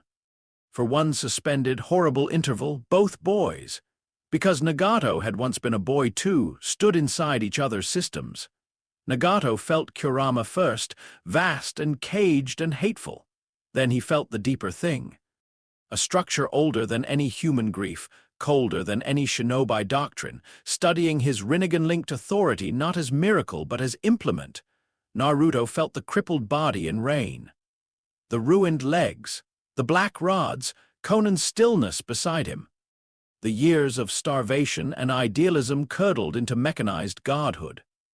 The operational truth of the 6 paths, not mystical divinity, but control architecture, suffering distributed through channels until command becomes sacred by repetition. And beneath all of it, Naruto found the law he wanted. Not the eye, the law, the way the Rinnegan's gravitational technique redefined distance as obedience. The way space itself could be told what mattered more. Nagato tried to break contact, too late. Naruto forced the communion deeper, ignoring the blood in his mouth, ignoring the pain lancing through every receiver, ignoring Fukasaku's horrified voice somewhere far away. Pale pressure moved through the black rods and back along the control lines, not enough to steal the Rinnegan. That would have been crude, not enough to become Nagato, enough to translate. When the communion snapped, the Diva Path dropped to its knees. Far away in rain, Nagato screamed. Conan lunged toward him, paper already lifting in instinctive defense, but the damage was internal and principled. Naruto had not stolen an organ. He had torn out comprehension. The Diva Path collapsed dead. Naruto stood in the crater, swaying, black rods still jutting from his body, breathing hard through blood and dust. Then he looked up, past the ruined village, past the horizon toward rain. He knew where Nagato was now. The final approach took place in stillness, not stealth. Not haste. Naruto followed the communion trace to the hidden chamber with the measured certainty of someone walking toward the source code of a lesser god. Conan met him there, paper wings unfurling in lethal desperation, but one look at his face stopped her first strike. Nagato sat suspended in his machine of suffering, thinner than prophecy should permit. Red hair faded, skin like old parchment stretched over doctrine and bones. He looked at Naruto and understood at once that their conversation had already happened once inside the forced communion. "What are you?" Nagato asked. Naruto did not answer directly. Instead, he looked around the chamber. The rods, the receivers, the corpse logic of sacred power, the way one man had turned his own mutilation into a throne from which to administer meaning. "You built a religion out of injury," Naruto said, "and almost made it work." Conan's expression hardened. "You have no right." Naruto cut across her with a glance so cold the paper around her hands faltered. Nagato laughed weakly once, more exhale than sound. "No, let him speak." His Rinnegan eyes remained fixed on Naruto's face. "You think you are above pain," Nagato said. Naruto stepped closer. "No." He said, "I think pain is transitional." The words hit Conan like blasphemy. They hit Nagato like revelation and horror fused together. He saw it then. Pain had always imagined himself as the end point, the man who would become God because he understood suffering deeply enough to impose peace through fear. But Naruto standing before him was something more terrible, a being for whom suffering was not sacred at all, merely material. A stage. A solvent that loosened old structures so stronger orders could be written over them. Nagato had become a messiah of anguish. Naruto would become a sovereign of stillness. And messiahs die when true empires arrive. Nagato's breathing turned wet and uneven. "Then there is no saving you?" Naruto looked at the broken body, at Conan, at the Rinnegan dimming by imperceptible degrees. "No," he said, and for the first time there was a trace of genuine sadness in him. "There was Jiraiya." Nagato closed his eyes. Whether the line struck guilt or memory or simply the final fracture in a doctrine already breaking, Conan could not tell. When he opened them again, the Rinnegan seemed older. "You killed me the moment you understood," he whispered. Naruto did not deny it. Nagato died shortly after, not by persuasion, not by redemption, but by overdrawn body and shattered command system. Conan did not attack as he passed. She knelt beside him in a silence more condemning than vengeance. Naruto left Rain carrying no eyes, no corpse, no trophy anyone could understand. Only law translated into himself. When he returned to Konoha, the village called him savior. That was inevitable. The crater still held survivors. The wounded still needed lifting, triage, structure. Naruto gave them all of it with terrifying efficiency. Shadow clones spread through the ruins organizing search patterns, clearing debris, carrying the injured, relaying priorities with calm authority. At one point, he lifted a section of collapsed stone not by pure muscle, but with a subtle localized pressure that made the slab rise half a foot and drift just enough for trapped civilians to be pulled free. The people watching gasped and then cheered. They did not know what they had seen. They only knew the village had been broken, and the boy they had once hated now stood in its center directing rescue like a monarch born from ash. Tsunade, drained nearly to collapse, watched from Katsuyu's relay and understood the harder truth. He had come after the great destruction, not before. Not at the beginning, after. Kakashi, revived from the edge of death not by miracle, but by Tsunade's brutal, stubborn medicine and Katsuyu's distributed care, pieced it together from battlefield timing and Naruto's own eyes. Shikamaru saw it too, because strategy teaches a person to notice when an ally's arrival is optimal in ways that should make you grateful and afraid at once. Their savior had chosen the timing of their suffering. That knowledge never became public. Villages do not survive many days if they tell themselves their gods are selective. So Konoha celebrated. They praised Naruto in the streets. They whispered that the boy had surpassed heroes. They looked at the crater and the surviving children and the rescued families, and called it victory, because the alternative was to stand in the wreckage and ask what exactly had descended to save them. Naruto accepted the praise with the same small, distant smile he now wore in place of old exuberance. He stood on a broken rooftop at dusk, Konoha still wounded beneath him, the sky above turning violet over dust and smoke. In his hand he tested the new principle once, subtly. A pebble rose from the tile beside his sandal and hovered in perfect trembling obedience before dropping back into place. Not Rinnegan, not copied technique, something worse. A being who could now reproduce aspects of divine force without needing the sacred eye at all. Behind him, unseen, Tsunade stopped in the shadow of a fractured wall and watched his silhouette against the ruined evening. For a long time she said nothing. Then, because honesty is sometimes the only kindness left to leaders, she asked, "How long were you listening before you came home?"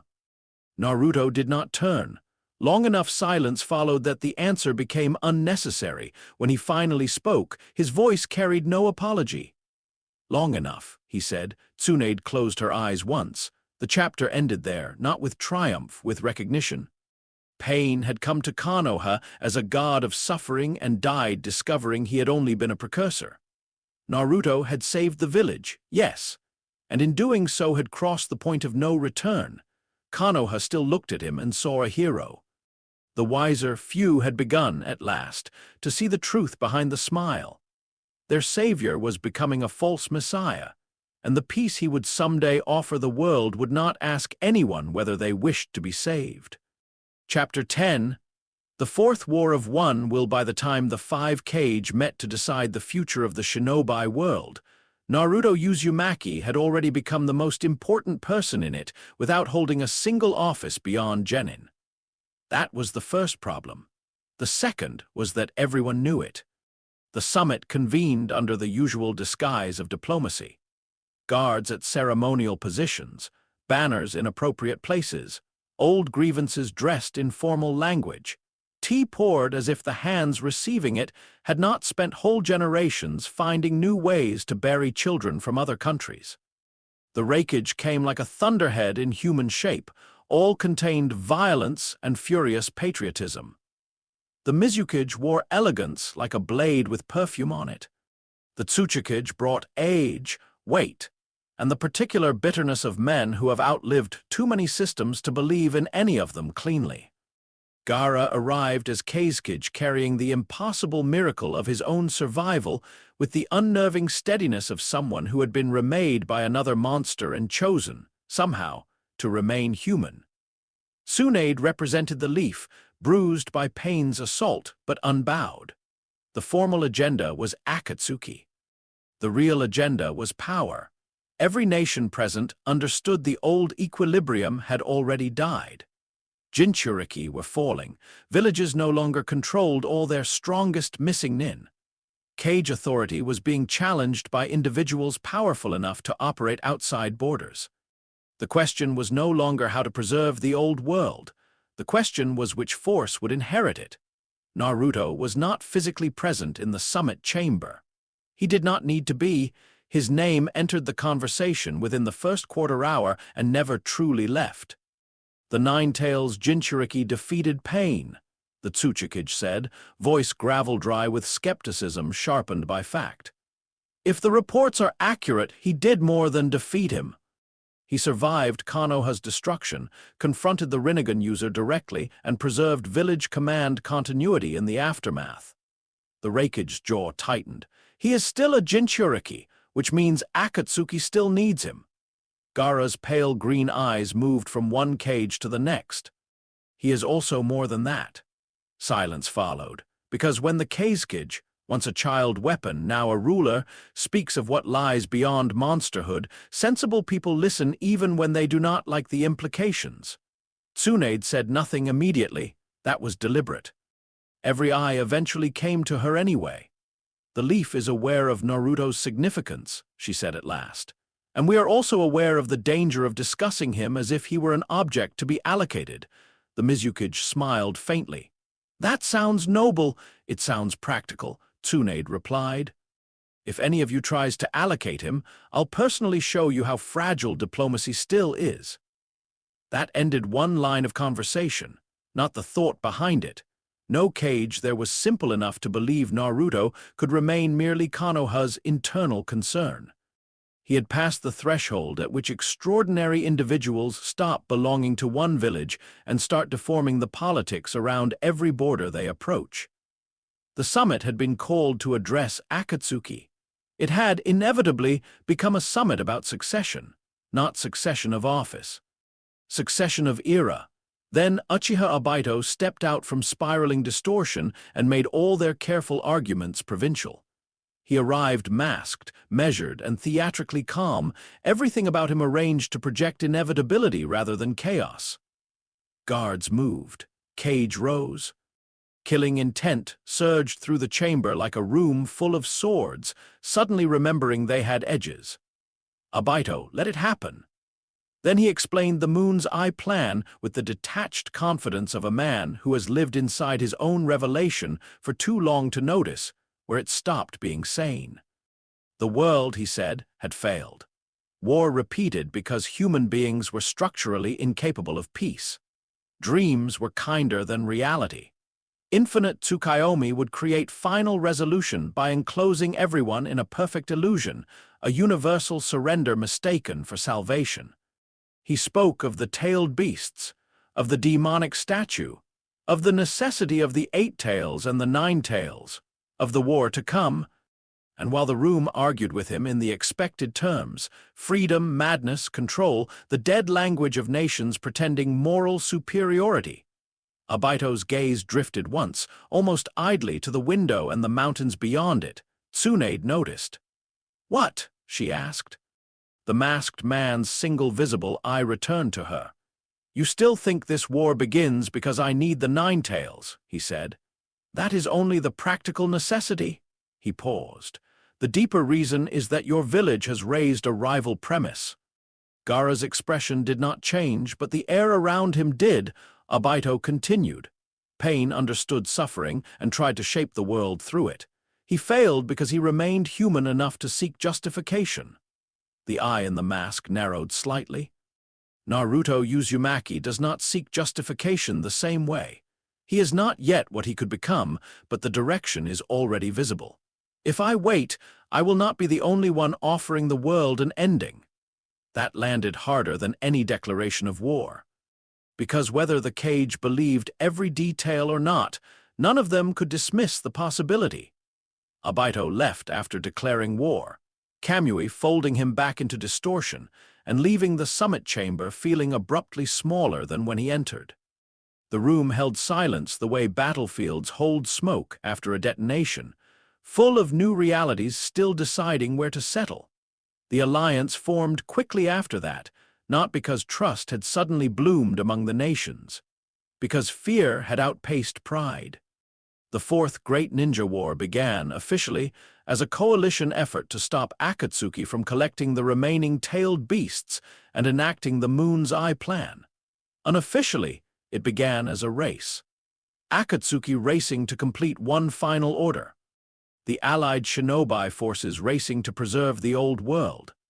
And, though few yet understood it, Naruto racing toward a form of sovereignty neither side had fully accounted for. At Kumo's request and the Alliance's consent, Naruto and Killer Bee were to be hidden. That decision made strategic sense. It also exposed the limits of every cage in one clean motion. Even after pain, even after Obito's warning, they still thought in terms of placement and protection. Move the pieces off the board. Deny the enemy the targets. Reduce uncertainty through geography. Naruto agreed to the plan with a tranquility that made Tsunade distrust the ease of it. The island refuge chosen for Bee's training and supposed concealment was remote enough to be insulting, beautiful enough to almost count as bribery. Sea wind, cliffs, hidden falls, wildlife with poor judgment. Bee treated the place like another stage and himself like its inevitable headline. He rapped through breakfast, sparred through conversation, and carried the kind of internal freedom Naruto could neither imitate nor dismiss. Bee and Kurama were not the same as Naruto and the fox. That difference mattered more than any technique lesson. The Eight Tails partnership had been hammered into rough mutual respect through years of struggle, defiance, and the very specific personality disorder required to meet a tailed beast on equal terms, and then convince it your sense of humor was survivable. Bee did not dominate Juki. He coexisted with him aggressively enough that harmony became a side effect. Naruto watched that and learned two incompatible things at once. First, Jinchuriki and Beast did not have to be prison and prisoner forever. Second, even genuine harmony was still a relationship between distinct entities. That was not the future opening inside him. One evening on the island, after training and before sleep, Beast sat cross-legged on a high rock over the sea while Naruto stood at the edge of the surf watching moonlight stain the waves silver. "You're loud in your head," B said suddenly. Naruto glanced back. "That sounds like a threat from you," B grinned.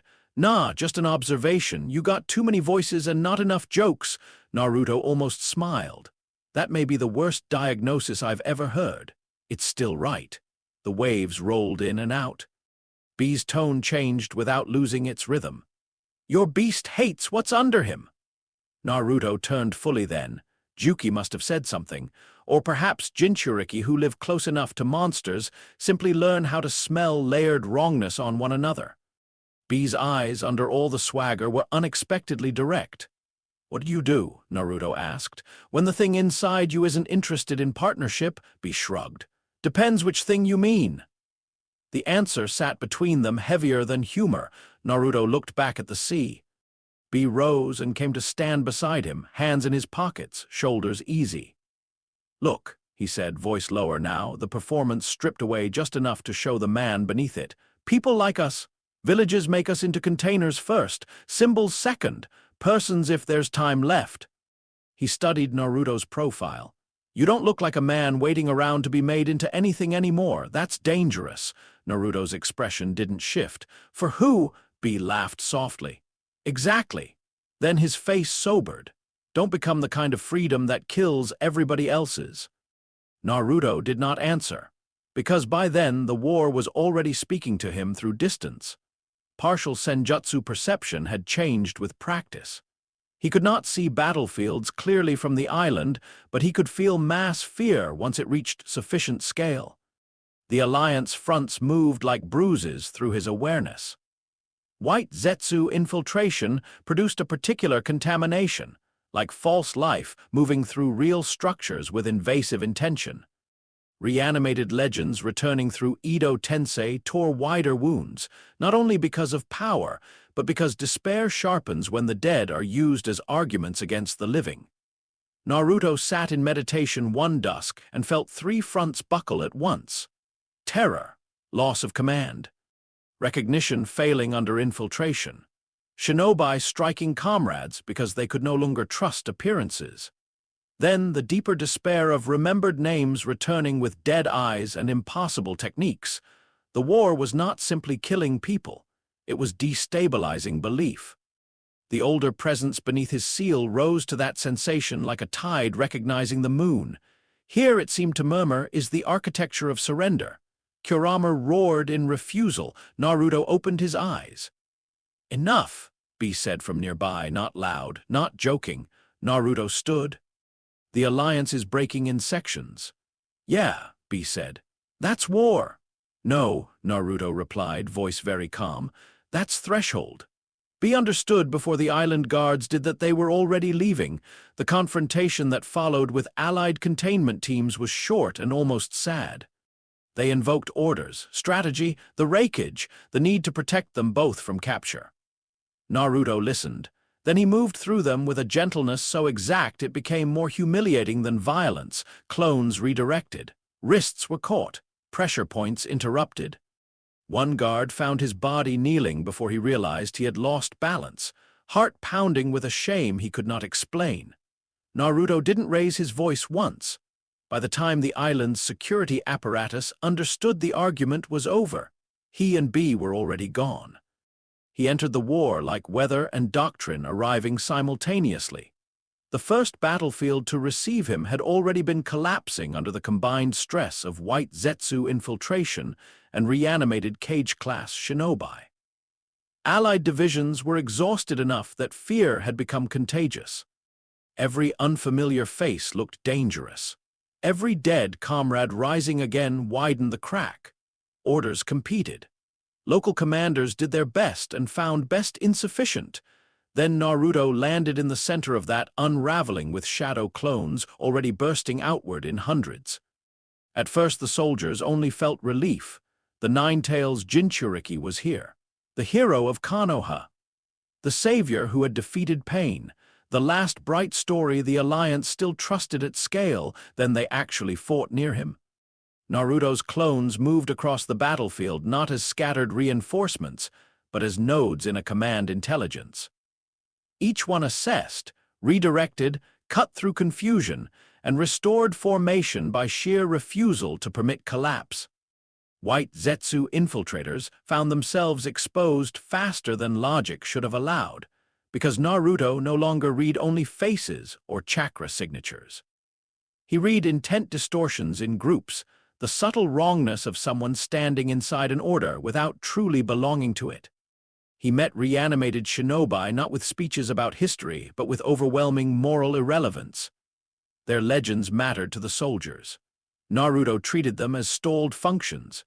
Break the pattern, sever the controlling tags, if impossible, suppress long enough to preserve flow.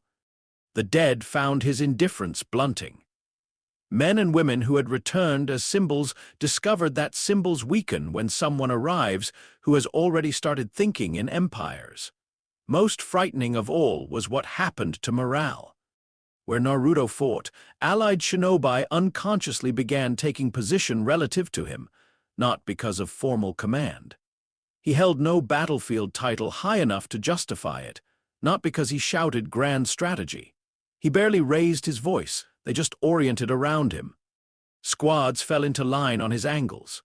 Injured men found themselves crawling toward his forward momentum rather than away from danger. Even hardened, Jonin adjusted their spacing to preserve his lines of engagement before realizing they had done so. It was not mind control. Not yet. It was something subtler and perhaps worse. Naruto's presence had begun exerting hierarchy. The war stopped feeling like a coalition struggle and began, in sectors he touched, feeling like one will teaching surrounding lives where to stand. Kakashi saw the transformation in increments and hated each one. He fought on neighboring fronts, using Kamui sparingly because war burns through even genius faster than pride admits. On the day, Naruto arrived at the primary inland theater and broke a white Zetsu ambush that should have cost the Alliance an entire command battalion. Kakashi landed beside him amid mud, blood, and bodies only to find the young man standing in the center of reassembling forces with one hand slightly raised. Nothing dramatic, just raised. Yet the scattered companies around him had stopped shouting over each other and were waiting for him. Naruto lowered the hand a fraction and said, "Third platoon rotates east. Leave the wounded lane open. Burn every corpse you didn't watch die yourself." They obeyed instantly, no debate, no confirmation, no demand to know how a genin-turned special asset had just supplanted field command. Kakashi stared at the soldiers moving with startled efficiency and understood with sudden cold precision that the original Naruto, the loud idiot always dragging the world into motion through sheer emotional gravity, was functionally gone as a governing force. The face remained. The voice sometimes remained. The loyalty still flickered in certain corners, but the center had shifted. Sakura saw it from the medical side and found it somehow worse. Hospitals in war are not buildings. They are systems of desperation held together by discipline, blood, and whoever still has enough chakra to refuse sleep. Sakura had become magnificent in that world. Her hands no longer shook. Her triage decisions cut cleanly between salvage and loss. Nobody who watched her work mistook her for secondary. And yet every time Naruto came through a field station, bringing the wounded with him, or issuing practical orders, or simply standing long enough for the medical line to reorganize around his certainty, Sakura felt the same sick split inside herself. He was saving them. And she could not stop thinking she was standing beside someone wearing Naruto's body like an acceptable answer to an older question. The first time the thought truly struck hard, he entered her station carrying 2 unconscious shinobi under one arm and 3 clones behind him with more. Blood marked his sleeve. Dust coated his face. His eyes were bright, focused, and far older than the room should have allowed. "Red tag those two," he said before she could ask. "The liver's gone in the one on the left. Don't waste your best medic on him. The one from Cloud needs the antidote line first." Sakura looked at the patients and knew instantly he was right. That should have impressed her. Instead, it made her chest hurt. Because he was right the way a machine of mercy would be right if mercy had stopped caring whether it still looked like love. When she finally snapped, it came out quieter than anger. "Do you ever stop deciding what people are worth in fractions?" Naruto blinked at her. For a moment, not long but enough, the old confusion touched his face. Genuine, almost childlike, as though some piece of him had momentarily forgotten why the question would wound. Then it vanished. "In war?" he asked. "No." Sakura turned away before he could see how much that answer cost her. Obito moved through the battle like a man annoyed that reality kept resisting perfect design. The allied shinobi forces were proving more durable than he preferred. Naruto's arrival had turned that durability into a genuine strategic threat. B was loose. Kakashi kept interfering with Kamui in ways unhelpfully familiar. Madara's resurrection and the scale of the Ten Tails project remained on the horizon, but not yet complete. Too many actors were still choosing too many things. Obito hated variables. He confronted Naruto first at the intersection of two fronts already burning. The land there had once been forest and low rock. War had made it mud, crater, broken trunks, reanimated corpses sealed halfway back into death, and men too tired to keep their ideals polished. Obito stood at the center of a spiral of distortion, mask intact, chains hanging loose, contempt controlled. Around him the surviving commanders held distance. Around Naruto the alliance held pattern. "You've become inconvenient," Obito said. Naruto answered with a faint smile. "You're still calling that an argument?" Obito's eye narrowed behind the mask. "You should understand me better than they do," he said, gesturing almost lazily toward the soldiers at Naruto's back. "The world does not deserve its chaos. It deserves resolution." Naruto looked over the battlefield. Men trembling from fatigue, medics covered in strangers' blood, veterans standing because collapse had become more frightening than death. "Yes," he said. Shock flickered through the allied ranks. Kakashi's visible eye sharpened. Obito tilted his head. "Then step aside." Naruto's smile disappeared. "But your resolution," he said, "is cowardice dressed as mercy. You want to dream because dreaming lets people keep the illusion of choice." He took one step forward through the mud. "I'm beginning to think peace should survive waking." That was the first time anyone there heard the true difference between them stated cleanly. Obito wanted universal illusion. Naruto wanted universal alignment. The war changed shape around that distinction. Madara entered soon after, because history is cruel enough to stack impossible men on the same generation when it wants to see what breaks first. Reanimated, magnificent, contemptuous, Madara arrived like old legend dissatisfied with how much lesser people had been allowed to narrate his absence. Allied forces that had held against Akatsuki and White Zetsu alike faltered at the sight of him. The stories were too old, too large, too soaked in founding myth to meet calmly on open ground. Naruto watched the panic spread and understood instantly why fear of dead heroes is more corrosive than fear of living enemies. The dead arrive carrying inevitability. Madara stepped through battalions like a corrective note written by violence itself. Fire style turned night into furnace breath. Susanoo outlines split formations. Every gesture from him announced that the old age of monsters had never truly ended. Then Naruto entered his range. They did not immediately duel in the childish sense. The first clash happened through consequence. Madara's pressure field hit the allied line and men began to break. Naruto lifted one hand and the breaking slowed, not from speech, not even from inspiration. A spreading calm, artificial, terrible, functional, moved through the frightened companies as his presence forced attention into narrower lanes. "Look here. Move there. Breathe now." The great legend across the field is still only another structure to outlast or replace, Madara noticed at once. Interesting, the old Uchiha said, almost amused, not fear. Not yet, but interest from men like Madara is just fear wearing better clothes. The battle that followed between Naruto, Kakashi, Guy, and the larger war engine rolling behind them could have filled a history book on its own. Kamui distortions cutting in and out of impossible angles. B's transformations. Guy's kinetic certainty.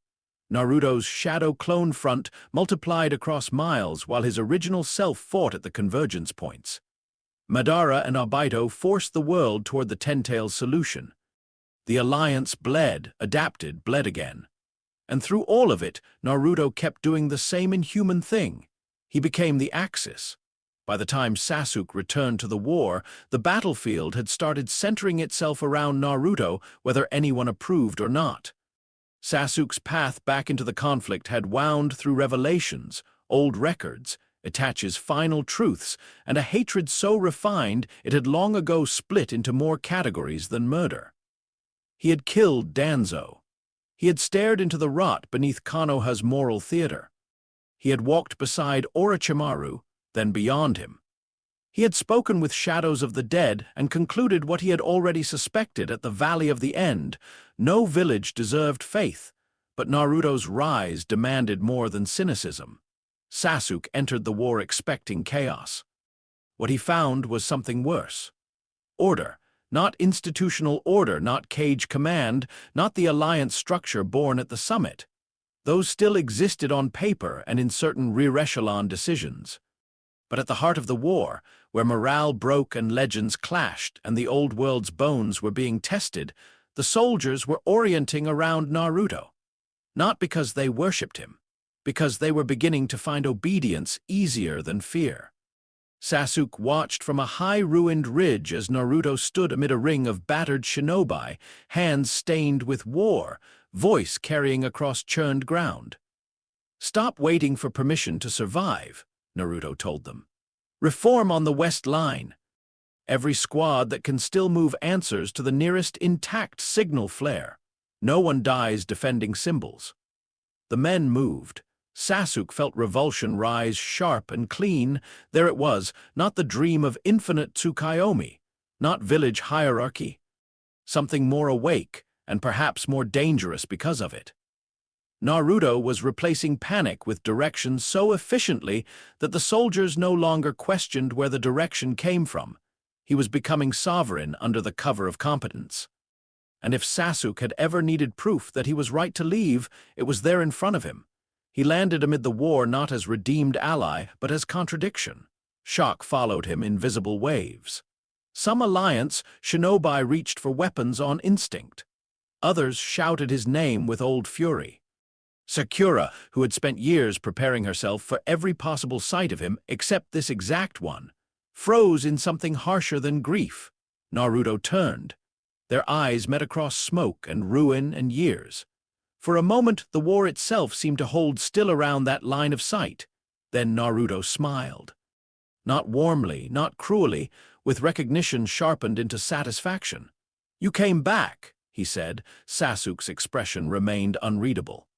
"I came to make sure the world doesn't trade one delusion for another." Naruto's gaze slid briefly to Obito and Madara in the distance, then back. "So you chose your side." Sasuke drew his blade. "No," he said, "I chose my enemy." The celestial throne began as an improvisation and became a declaration. The Ten-Tails project was moving. Obito, driven now by desperation and warped conviction, was forcing the world toward the next impossible threshold. Tailed beast chakra surged across the battlefield in fragments and echoes. Kurama's fury in Naruto, Juki's weight in B, traces ripped through demonic statue channels, old Biju resonances awakened by war and reanimation. Gravity techniques learned from Pain's communion still lived beneath Naruto's hands. Despair had ripened the field. Thousands of shinobi had spent days learning in their bodies how easy obedience becomes when survival is organized by one stronger will. Naruto saw the convergence. and did what no one else would have thought to attempt. He did not reach for the god tree. He did not try to become the Ten Tails. He built a seat. It began with a pulse of force that rolled outward from his position and drove men, rubble, blood, and dust into widening circles without injuring them. Just repositioning. Just establishing radial law. Obito felt it first and turned too late. Madara's gaze sharpened. Sasuke, watching with Sharingan wide, saw pale script-like lines unfold through the air around Naruto and understood instantly that the battlefield itself had just become material. Tailed beast chakra answered in threads. Not full beasts, not ownership, but resonance. Kurama screamed denial even while his power surged upward. Traces of other Biju energy, loosened by war and the demonic statue's manipulations, bent toward the center like filings to a conceptual magnet. Pain's translated gravitational principle provided verticality. Despair, that old favored solvent of the thing inside Naruto, gave cohesion. Stone rose, not like Earth-style, like consent revoked from gravity's old arrangement. A black and pale lattice climbed from the cratered field beneath Naruto's feet, shaped half like roots, half like architecture, half, impossibly, like a throne learning how to exist before the world had agreed there was room for one. It was not grand the way the god tree would have been grand. It was intimate, horrifyingly so, built not from nature's expansion but from human surrender.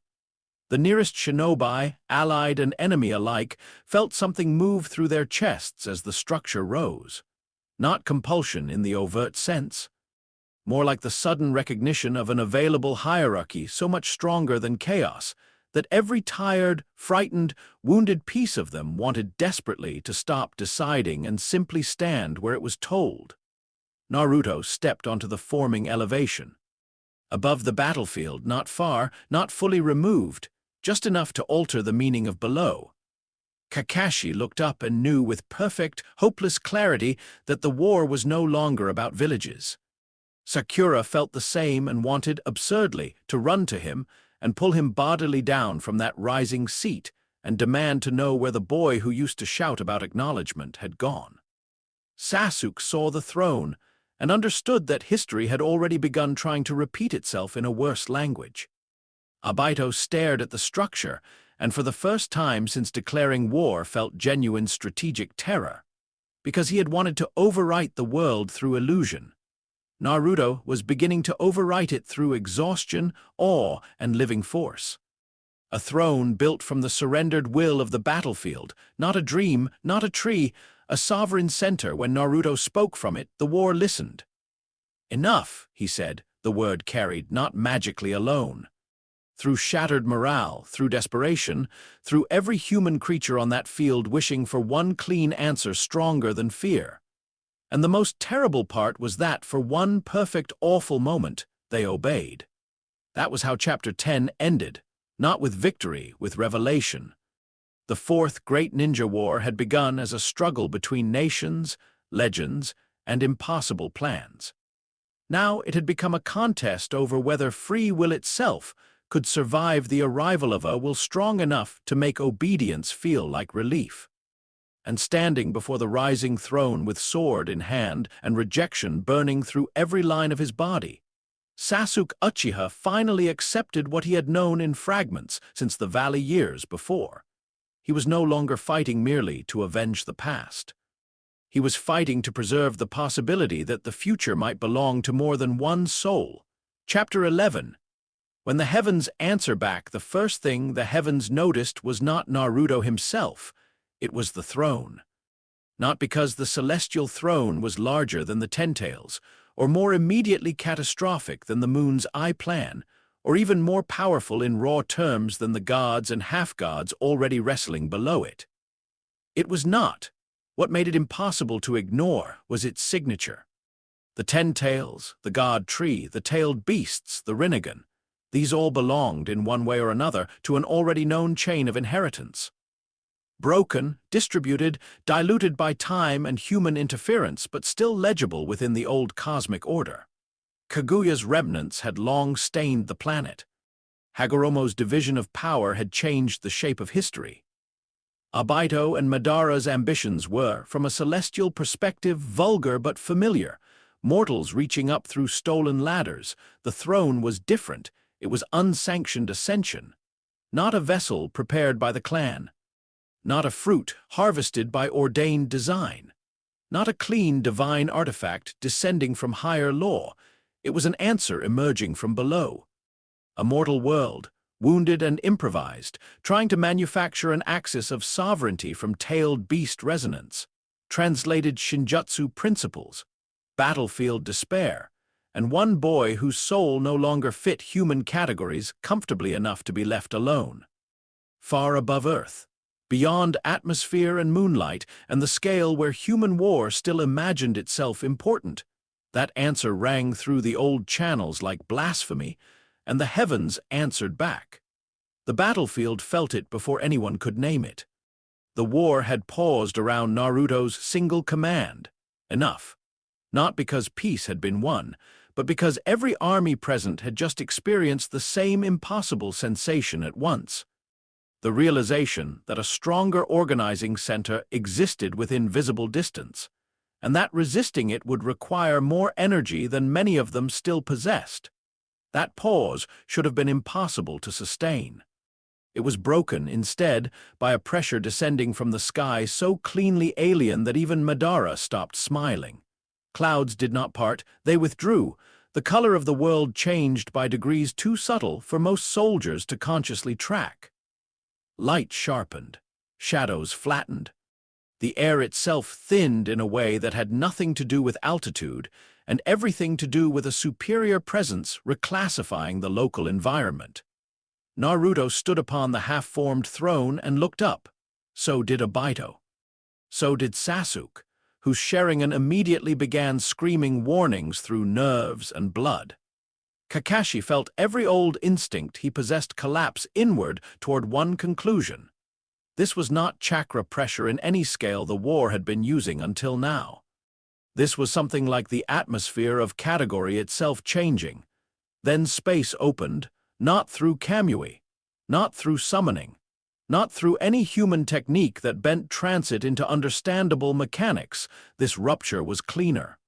A vertical wound of white, gold, and black unfolded high above the battlefield. So narrow at first it seemed almost elegant, then wider and wider, until the sky itself looked split by the edge of a door that should never have had hinges on this world. Two figures descended through it. The first was beauty sharpened into contempt. Momoshiki Otsutsuki moved like someone for whom gravity was a concession, not a law. Pale skin. Robes hanging in impossible clean lines despite the war below. Hair like silk pulled loose from ritual. Horns curving with ceremonial grace. Eyes ancient enough to have forgotten the usefulness of emotion, and then remembered it only when useful. Power swirled around him not like chakra, but like a system too old to care whether mortals recognized it as such. The second figure made even Madara's posture tighten. Isshiki Otsutsuki did not descend so much as arrive in complete ownership of every inch of space his body occupied. If Momoshiki looked princely, Isshiki looked adjudicative. Sparse movements, perfect economy, presence dense enough to distort scale. Where Momoshiki carried the arrogance of celestial refinement, Isshiki carried something colder, administrative divinity. The kind of will that does not shout because history has already bent around it often enough to call that unnecessary. The armies below, human and reanimated alike, did not understand what they saw. They understood enough. Knees weakened. Hands trembled. Several shinobi from the rear support divisions simply dropped their weapons without meaning to. The dead, chained by Edo Tensei, felt nothing in the mortal sense, yet even their movements seemed slightly less self-certain under the descending gaze. On the throne, Naruto did not move. Somewhere behind his ribs, Kurama recoiled with all the furious revulsion of an ancient creature, recognizing the original architecture of the hand that had once dared divide worlds. These, the fox snarled inside the mindscape, are not the broken remnants your humans have been playing with. Naruto already knew, not by name yet, by function, The first thought that rose in him was not fear, it was recognition sharpened into terrible clarity. The old voice beneath his seal had always carried horizon in it. Height, inheritance, an intimacy with dominance so vast it made villages feel like temporary weather. Now, looking up at the descending Otsutsuki, Naruto understood why. Pain had been imitation. Madara was archaeology. Obito was ambition. These were source. Momoshiki looked at the battlefield below and made a face of mild distaste, as if finding insects in a ceremonial bowl. "What an appalling mess," he said. His voice carried everywhere without effort. Ishiki's gaze did not sweep the field. It fixed on Naruto almost immediately. Then on the throne beneath him. That was the moment real silence arrived, not the pause of armies, not the fear before battle, the silence of a room full of lies when someone has finally spoken the correct question. Ishiki said, "Who authorized this?" No one answered, not because they were prudent, because the question itself did not seem built for the scale of their lives. Momoshiki floated a little lower, eyes narrowing as he took in the throne's composition, the tailed beast resonance woven through it, the gravitational translations, the distributed emotional pressure of the battlefield. Then he looked at Naruto and saw what the clan's higher records would have called an offense against clean succession. "You're not a vessel," he said. Naruto held his gaze. "No," Momoshiki's expression darkened into interest. "Worse," he murmured. Sasuke moved first because Sasuke understood more quickly than most what delayed reaction costs against powers that do not belong to your world. He launched upward in a blur of lightning and intent, blade drawn, black cloak cutting the wind like an accusation. It was not bravado. It was mathematics. Force them to acknowledge resistance before they fully settle their own geometry. Buy time. Test boundaries. Learn. Kakashi followed a beat behind because old teachers die tired, but they do not stop moving when students make suicidal decisions. Both efforts were necessary. Neither mattered. Momoshiki lifted one hand. Sasuke's trajectory bent sideways as if space had casually corrected a drafting error. The Uchiha twisted midair, sharing and burning, just enough to keep his spine from taking the full collision when invisible force slammed him through the upper ribs of the throne and out the far side in a shower of black-white fragments. Kakashi's Kamui warped into position around Ishiki's right shoulder. It should have taken something. A piece. A wound. Even a fold in the robe. Ishiki merely looked at the distortion and it stopped feeling complete. Kakashi's eye widened. His chakra still fed the technique. The space-time structure still existed. And yet, around Ishiki, the boundary necessary for Kamui's theft seemed to have been denied the dignity of relevance. The distortion failed not by resistance, but by disqualification. Kakashi landed hard on a fractured stone ridge and tasted blood immediately. Below, the armies understood at once that their legends had just been reduced to demonstrations. Naruto stepped down from the throne, not because he was surrendering it, because this next level of conflict could not be conducted from stillness alone. The structure behind him continued rising in little intermittent pulses, fed now by residual tailed beast resonance and the battlefield's stunned despair. He could feel it wanting completion, not as an object. As a concept, Momoshiki smiled when Naruto moved. "Good," he said. "At least you understand posture."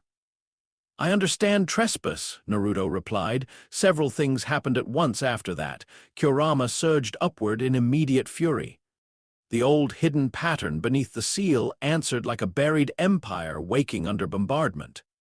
The battlefield itself, still saturated with fear and unresolved command, began feeding those lower structures in Naruto, whether he wished it or not.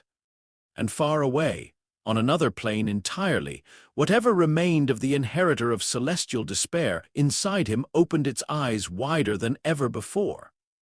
The first clash between Naruto and the heavens did not resemble ordinary combat.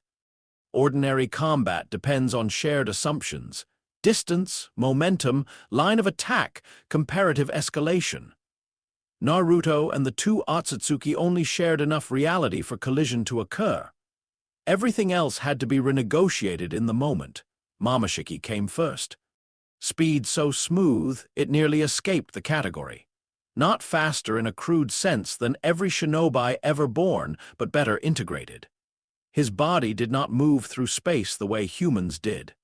It adjusted the privilege of occupying one point and then another.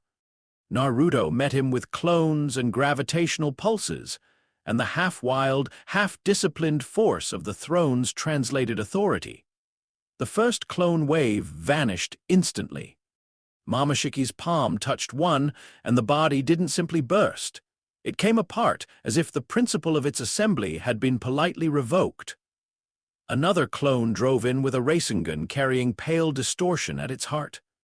Momoshiki caught it, absorbed the chakra shell with visible contempt, then jerked his hand back a fraction when the deeper, unstable pressure inside the sphere failed to convert cleanly. Interesting, Naruto thought. Momoshiki's smile sharpened. Then the prince struck in earnest.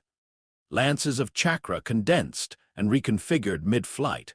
Spatial pressure folded around Naruto's angles of escape. The world around each attack seemed to resent existing in the wrong arrangement and tried to correct itself violently. Naruto answered with what he had become. Gravitational counterfields drawn from Pain's law. Shadow clones multiplied not as bodies, but as timing wedges. Partial senjutsu perception let him feel where pressure would arrive before the attack visibly existed. Kurama's chakra burned through him in savage sheets.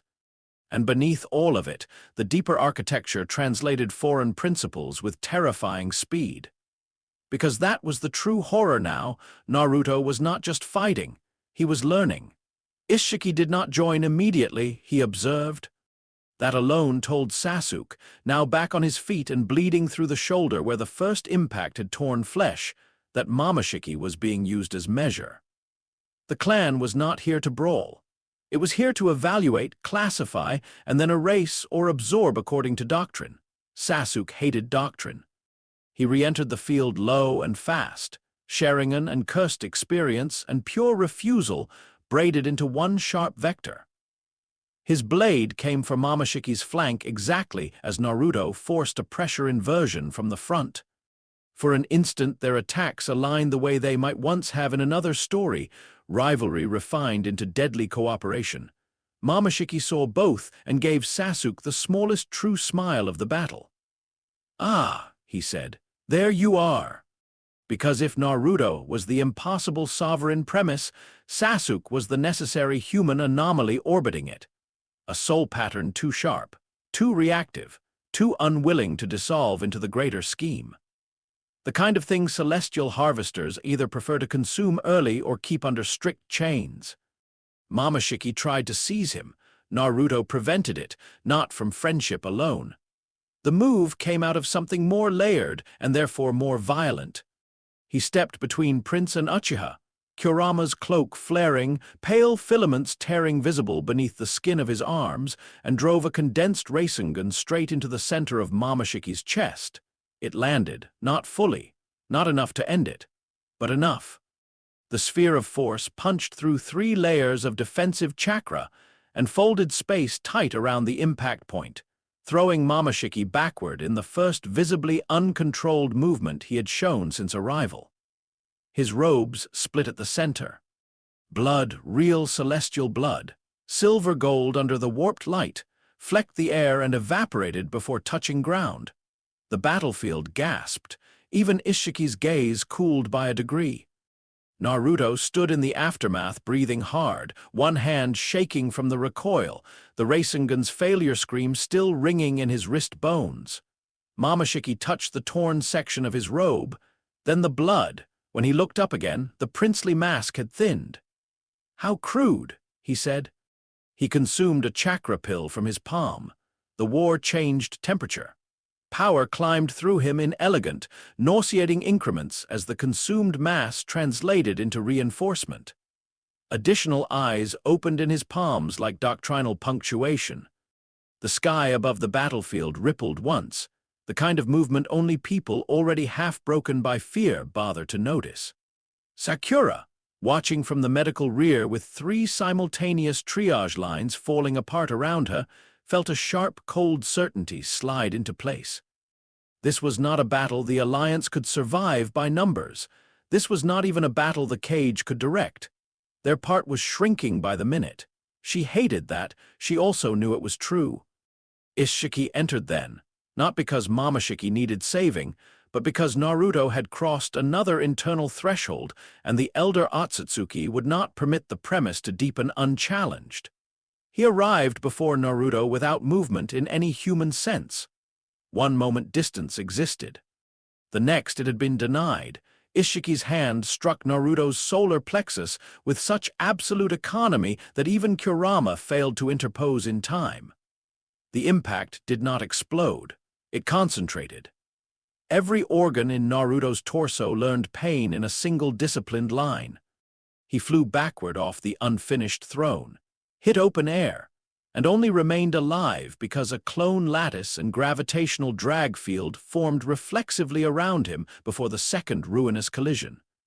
Kakashi saw the sequence and understood something from the old war records of fighting impossible enemies.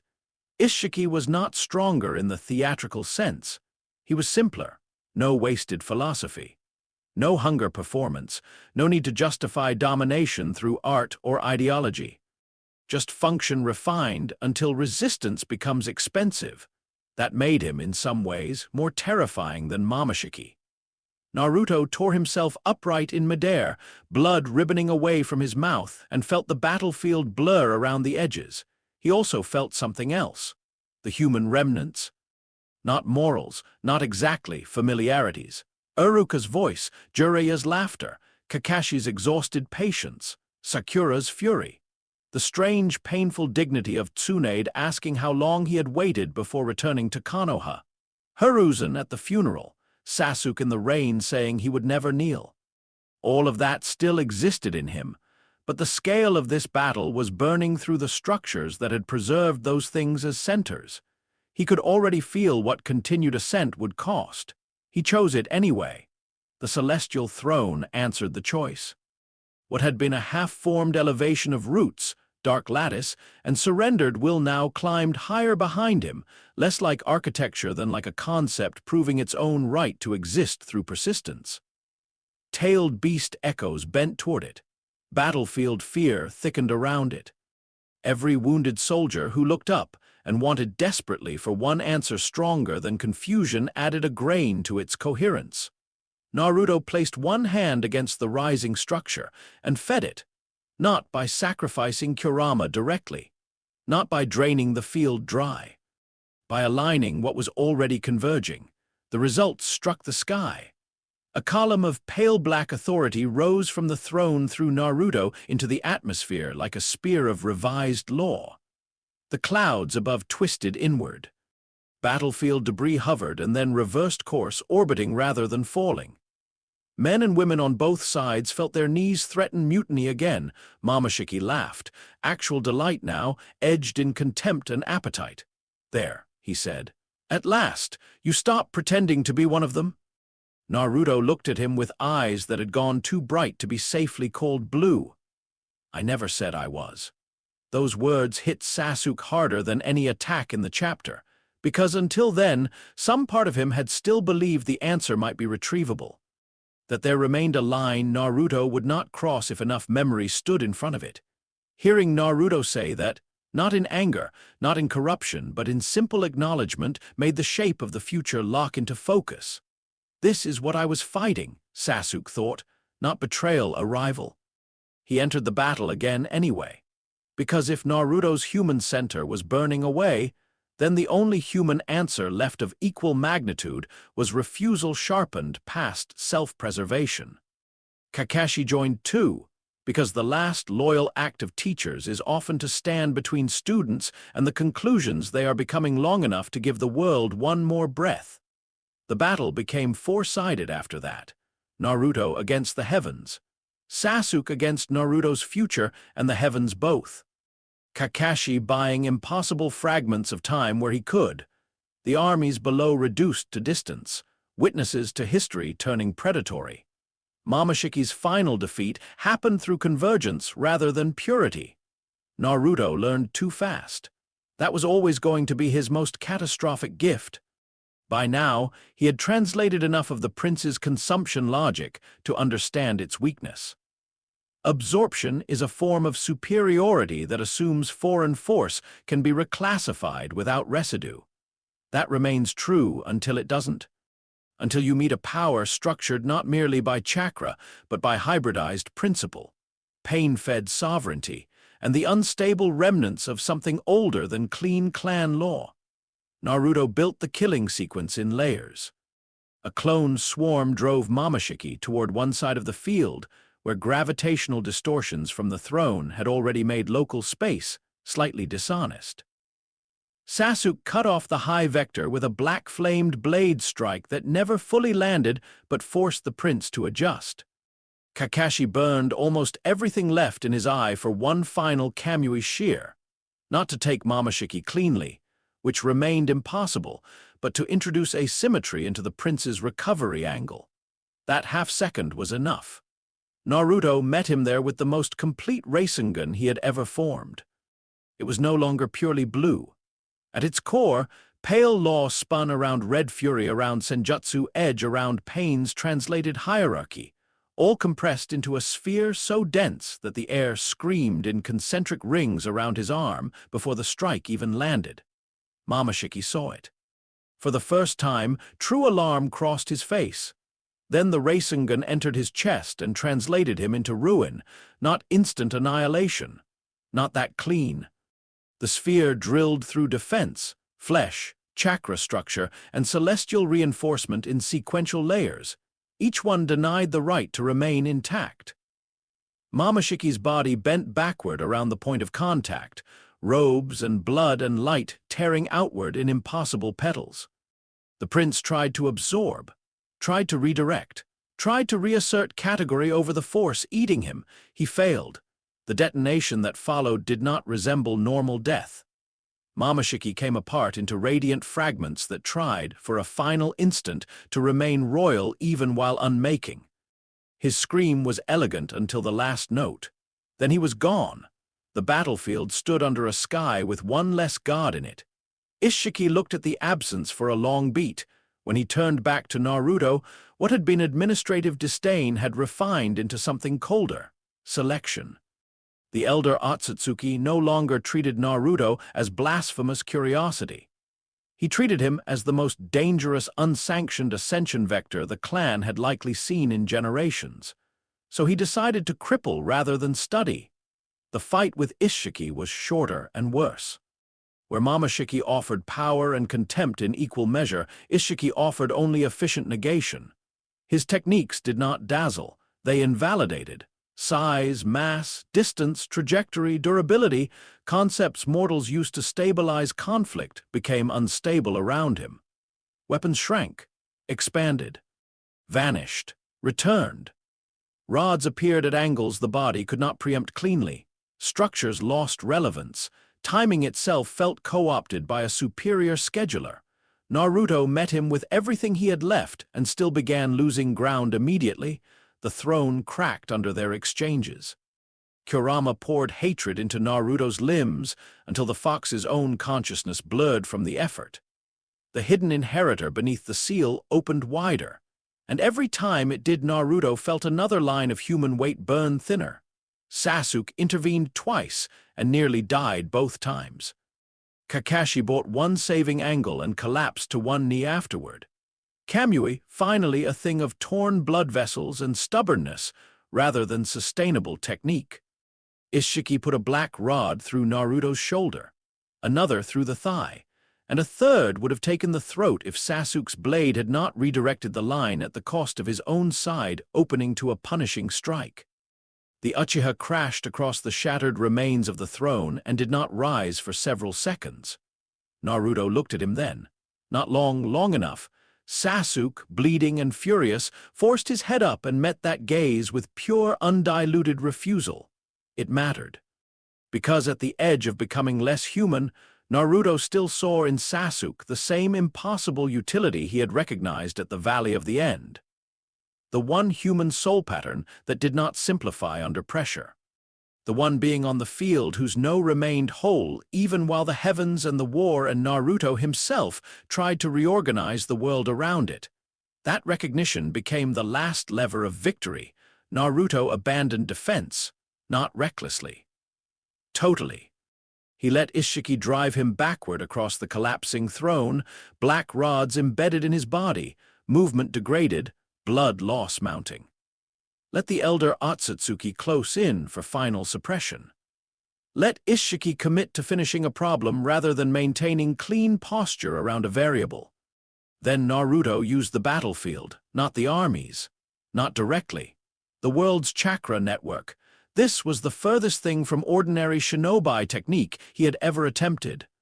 Every village, every battlefield corpse, every living soldier, every frightened medic, every tailed beast echo, every crater of despair and act of obedience and command already exerted through the war. They had all left impressions in the circulating life force web of the planet. Nothing like total access, nothing like omnipotence, but enough now that the throne stood half-built and the heavens had forced full ascent to call the network to a point. Naruto became that point. The field went silent again. Every shinobi present felt a thread tug through their coils. Not a drain, a summons. The world's chakra, or a terrible fraction of its accessible pain and will, converged toward Naruto's body in lines too subtle to be seen by most and so overwhelming to those who could perceive them that several sensors began bleeding from the eyes where they stood. Ishiki realized what was happening just as Naruto laid one hand on his chest. No Rasengan this time, no named technique. Just contact, throne law, planetary convergence, and the final clean articulation of the inheritor of celestial despair expressing itself through a body that could barely survive it. The effect on Ishiki was immediate and shocking. He did not explode, he diminished. The elder Otsutsuki's right arm withered first, not with age, but with disqualification, as if the law that upheld his perfection had encountered a higher local claim and lost unilateral rights. One horn cracked. His body reeled backward, eyes widening in the first true expression he had shown all chapter, not pain, insult. Naruto spoke then, voice layered with too many registers for comfort. "This world," he said, "is already claimed." The line was not literally true, that was what made it terrifying. It was becoming true through being spoken by the right mouth at the right moment. Ishiki tore himself free at the cost of half his composed body state. One leg folded wrong.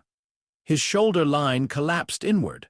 The atmosphere around him, once so absolute, flickered. He had not been killed. He was too complete, too old, too deeply anchored in his own order to die that cheaply. But he had been crippled. Enough for survival to outweigh judgment, enough for a being like Ishiki to retreat. He looked at Naruto one last time with hatred so disciplined it barely qualified as emotion. Then space folded around him and he was gone, not defeated in the moral sense, driven off in the cosmic sense. The sky sealed itself behind his absence, silence followed. Then the war remembered gravity, the throne shuddered. Naruto dropped to one knee, everything came due at once. Kurama's roar fell silent from sheer overextension. The fox did not vanish, but his presence receded into a scorched, watchful distance. The pale, hidden architecture beneath the seal remained more awake than ever. But now its light flickered through burned pathways. Half the body it inhabited no longer capable of carrying such current without consequence. And the human remnants. The cost became visible not in an obvious magical transformation, but in subtraction. Naruto stood eventually, because collapse in front of armies is a kind of surrender, and he had moved beyond permitting that. But when he looked over the battlefield afterward, something had changed in the look itself. The softer traces were thinner. Iruka's warmth, Jiraiya's humor, Hiruzen's tired kindness, the simple aching desire once called home. Those things were still in him, yes, but no longer arranged near the center. They existed like relics in a sanctum already repurposed for state religion. Sakura saw it first and almost wished she hadn't. Kakashi saw it next and knew, with an ache deeper than panic, that the last excuse for calling Naruto a boy had just burned away with Mamoshiki's death and Ishiki's maiming. Sasuke, dragging himself upright through pain that should have put him down, saw it last and with the most clarity. Naruto had won. That was not the tragedy. The tragedy was that the victory had stripped away one more layer of everything that might have once made him choose not to rule. Chapter 11 ended under a sky abruptly empty of gods and a battlefield too frightened to celebrate. Naruto stood amid the remains of the celestial throne, silver-gold blood of a dead prince evaporating from his sleeve, the elder judge of the heavens driven back beyond sight, and the world beneath him looking smaller than ever before. He had surpassed the shinobi world. That part was done. What remained now was the most dangerous question of all. What, exactly, would he do with a world that no longer had anything above him strong enough to forbid an answer? Chapter 12. The empire without war. The war did not end with cheering. That was the first lie history tried to tell afterward, and it failed almost immediately. No one who had stood beneath the split sky and watched one god die, another retreat broken, and Naruto Uzumaki remained standing amid the wreckage of a throne built from battlefield surrender, could sincerely pretend that victory had felt uncomplicated. There were no triumphant shouts sweeping the front lines. No clean moment where the allied shinobi forces looked at one another and understood they had preserved the world in the old familiar way. What spread instead was something quieter, relief, yes, terror, absolutely. And beneath both, the dawning realization that the war's final answer had not been the alliance, not the cage, not old institutions proving their worth under pressure. It had been one will. Naruto did not proclaim himself ruler that day. He did something worse. He kept giving orders. At first, no one called that strange. The battlefield still needed structure. The wounded needed moving. White Zetsu remnants had to be eliminated.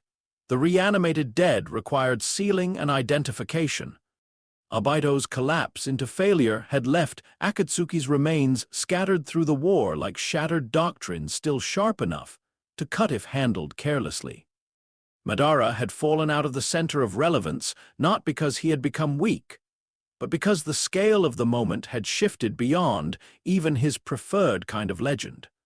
The army still needed command, and the old command structures had been mauled almost to uselessness by the very size of the conflict. Naruto stepped into that vacuum because it existed. That was the public explanation. The private truth was that by the time the heavens withdrew, a vacuum could no longer exist around Naruto for long. His presence corrected them. Commands issued in his voice did not feel like requests moving through military hierarchy. They felt like clarification. Medic lines move south. Prioritize breathing over bleeding. SEAL teams do not cluster, rotate in triangles. Burn every unverified corpse, no exceptions.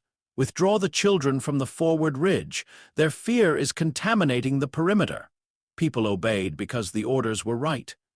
Then they kept obeying because disobeying someone who was always right started feeling less like independence and more like waste. The cage noticed first. Tsunade, already walking a knife edge between exhaustion and function, saw the shift as soon as the first 3 surviving battalion leaders began reporting their positions to Naruto before they reported them to her. She said nothing in public. Not then. Not while wounded shinobi still screamed under field treatment, and the whole world still smelled of ozone, blood, and the cooling residue of impossible jutsu. But when the temporary command tent was finally raised, and the surviving summit representatives gathered beneath reinforced cloth and barrier tags, she closed the flap behind them and let the silence harden. "The war is over," she said. "So why are my officers still waiting for Naruto to tell them where to stand?" No one answered immediately. The Raikage's expression looked carved from frustration and old thunder. The Tsuchikage stared at his folded hands like they had personally betrayed him. The Mizukage smile had vanished so completely it felt as if it had never existed. Gaara alone looked unsurprised. He stood where the world broke, the Kazekage said at last. People remember that. Tsunade's eyes snapped to him. That is not an argument, that is how cults begin. Gaara met her anger evenly. No, cults begin with hunger for meaning. This is simpler. His gaze drifted toward the flap, toward the battlefield beyond where Naruto was still moving through the remains of war with impossible composure. They are tired, and he makes fatigue feel unnecessary. That sentence sat in the tent like poison, because every cage there understood its truth. Human beings do not surrender freedom only because they are weak. They surrender it because freedom becomes expensive at exactly the moment certainty is most attractive. Naruto walked back into the command perimeter before anyone had settled on a response. He did not request entry. He simply appeared at the flap, ducked inside, and for one brief indecent second, every sitting cage in the room felt their attention shift toward him before deciding to do so. The effect was subtle enough to deny and obvious enough to humiliate. Naruto looked around the tent, eyes steady, face older than the boy anyone there had once thought they were discussing as an asset, threat, vessel, or future. He had cleaned the blood from his hands. That somehow made him more unsettling. The eastern flank is stable, he said. You can start withdrawing auxiliary medics. White Zetsu contamination is down to isolated pockets. If you keep the Allied lines in place through nightfall, there'll be mutiny by dawn. Send them home in stages. The Raikage bristled instantly. We decide that.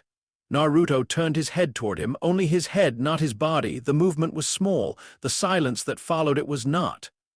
I know, Naruto said, no defiance, no mocking, no visible challenge. Just acknowledgement delivered from so high above the room's emotional temperature that the Raikage's fury suddenly looked young by comparison. Then Naruto added, as if clarifying logistics to subordinates who had momentarily mistaken tone for hierarchy. That's why I'm telling you now, while they'll still listen as if it was your idea. He left the tent before anyone could answer. No one spoke for several seconds after. Tsunade's hands had gone white on the edge of the campaign table. Gaara was the only one who looked sad instead of merely alarmed. Do you see it now? He asked quietly. The answer was yes. None of them liked saying it aloud. Obito died later than some believed he deserved and earlier than others thought would make history clean. His end mattered less than the shape his failure left behind. Madara's collapse into irrelevance, Akatsuki's ruin, the Ten-Tails' plan shattered, the celestial intervention driven back, every old nightmare had broken or retreated. What remained was a world suddenly free of the pressures that had once forced the nations to unify. That should have meant return. Return to borders. Return to villages. Return to mutual suspicion and the tedious practical resentments that had always reasserted themselves once greater horrors stepped aside. Naruto made sure it did not. He began with the tailed beasts. This, more than any declaration, told the world the old age was ending. The beasts had always been treated as weapons, then symbols, then unstable divine fragments caged into human politics by fear and ambition.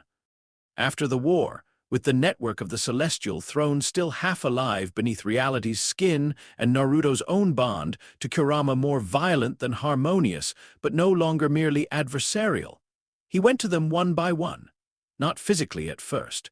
Presence traveled before body did. Shukaku felt him through sleepless deserts and recoiled, sandstorms shuddering off course around the One-Tail's hidden places. Aisabu sank deeper into misted waters and found the pressure following anyway.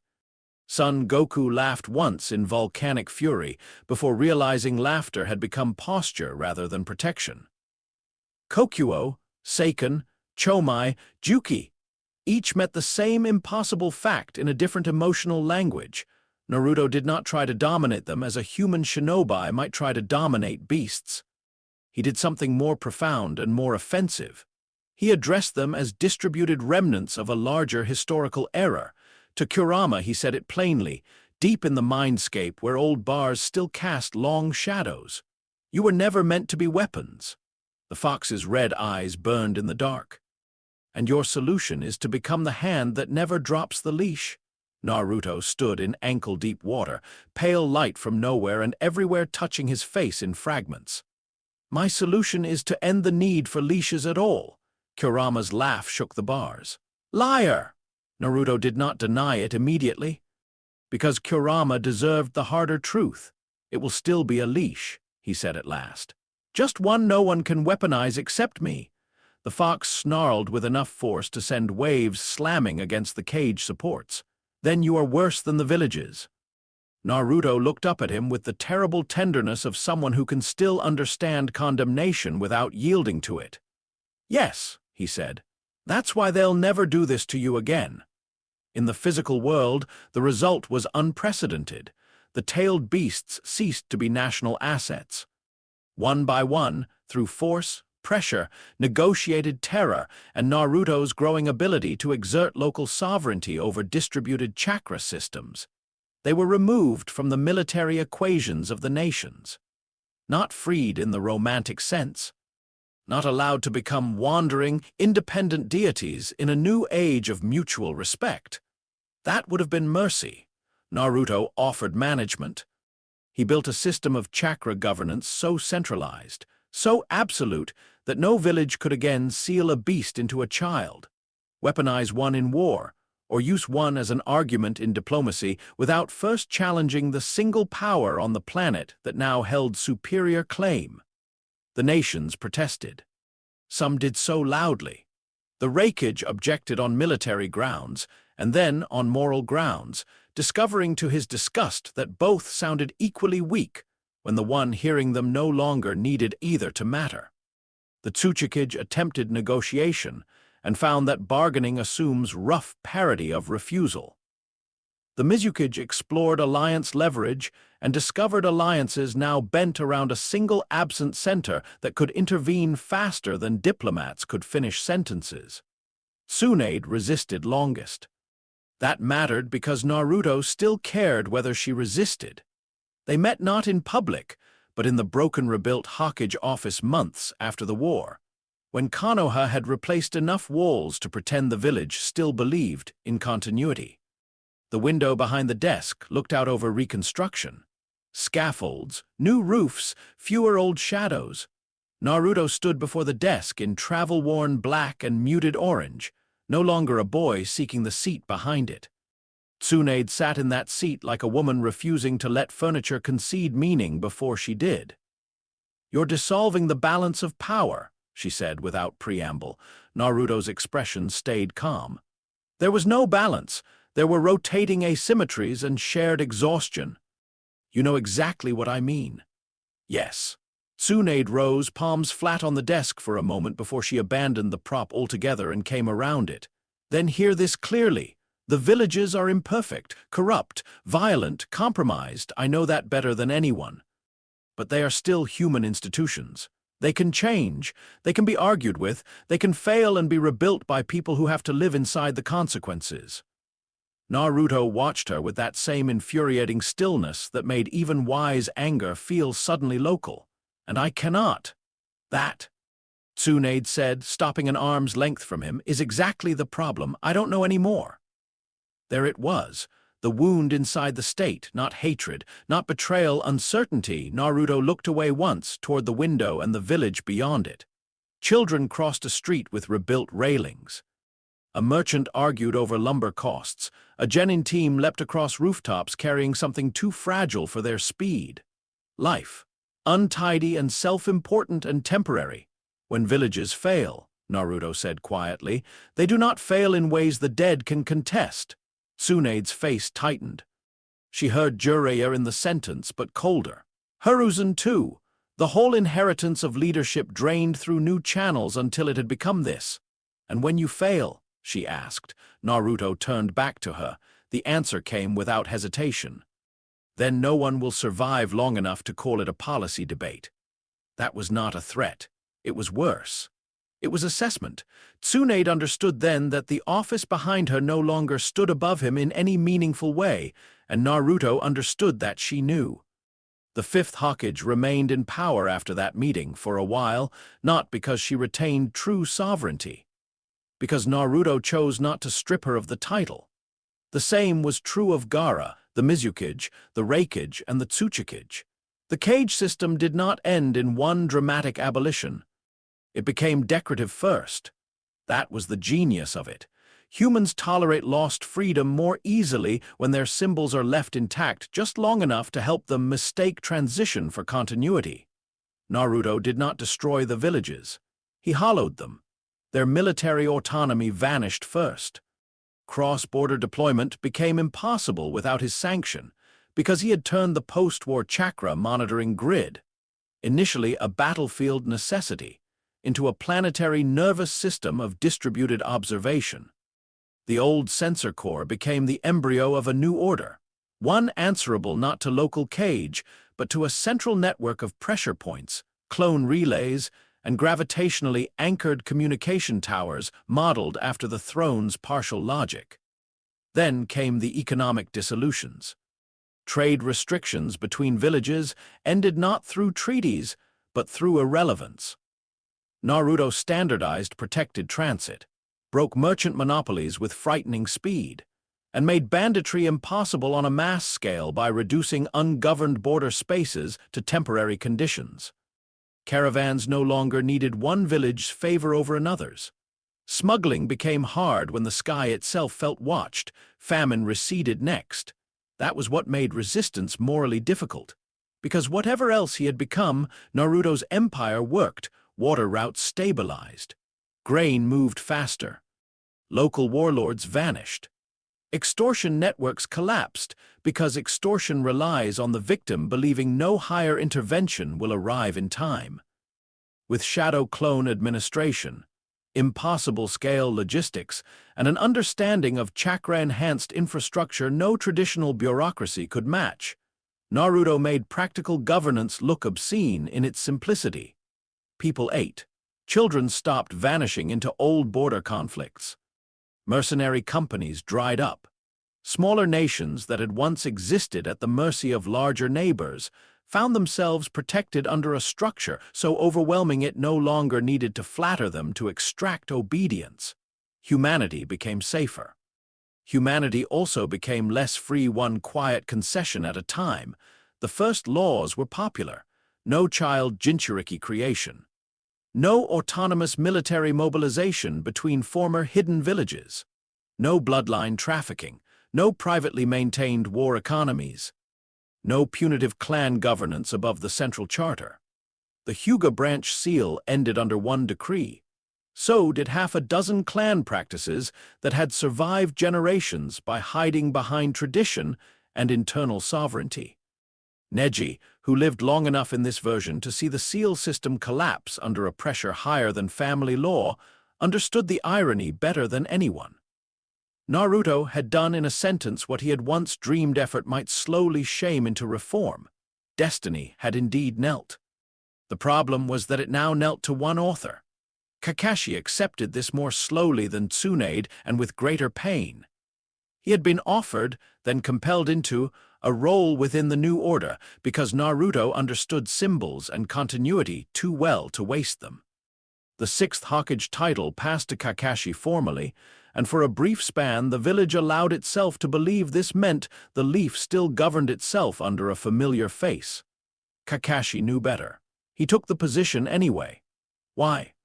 Because someone had to remain close enough to the machinery of the new era to protect what fragments of private humanity it still permitted to survive. Because if Naruto was going to centralize the world, then a man who remembered Minato's laugh, Obito's ruin, Rin's death, and what it once cost to care imperfectly within imperfect systems had to sit somewhere near the hinge. Their conversations became a ritual of exhausted honesty.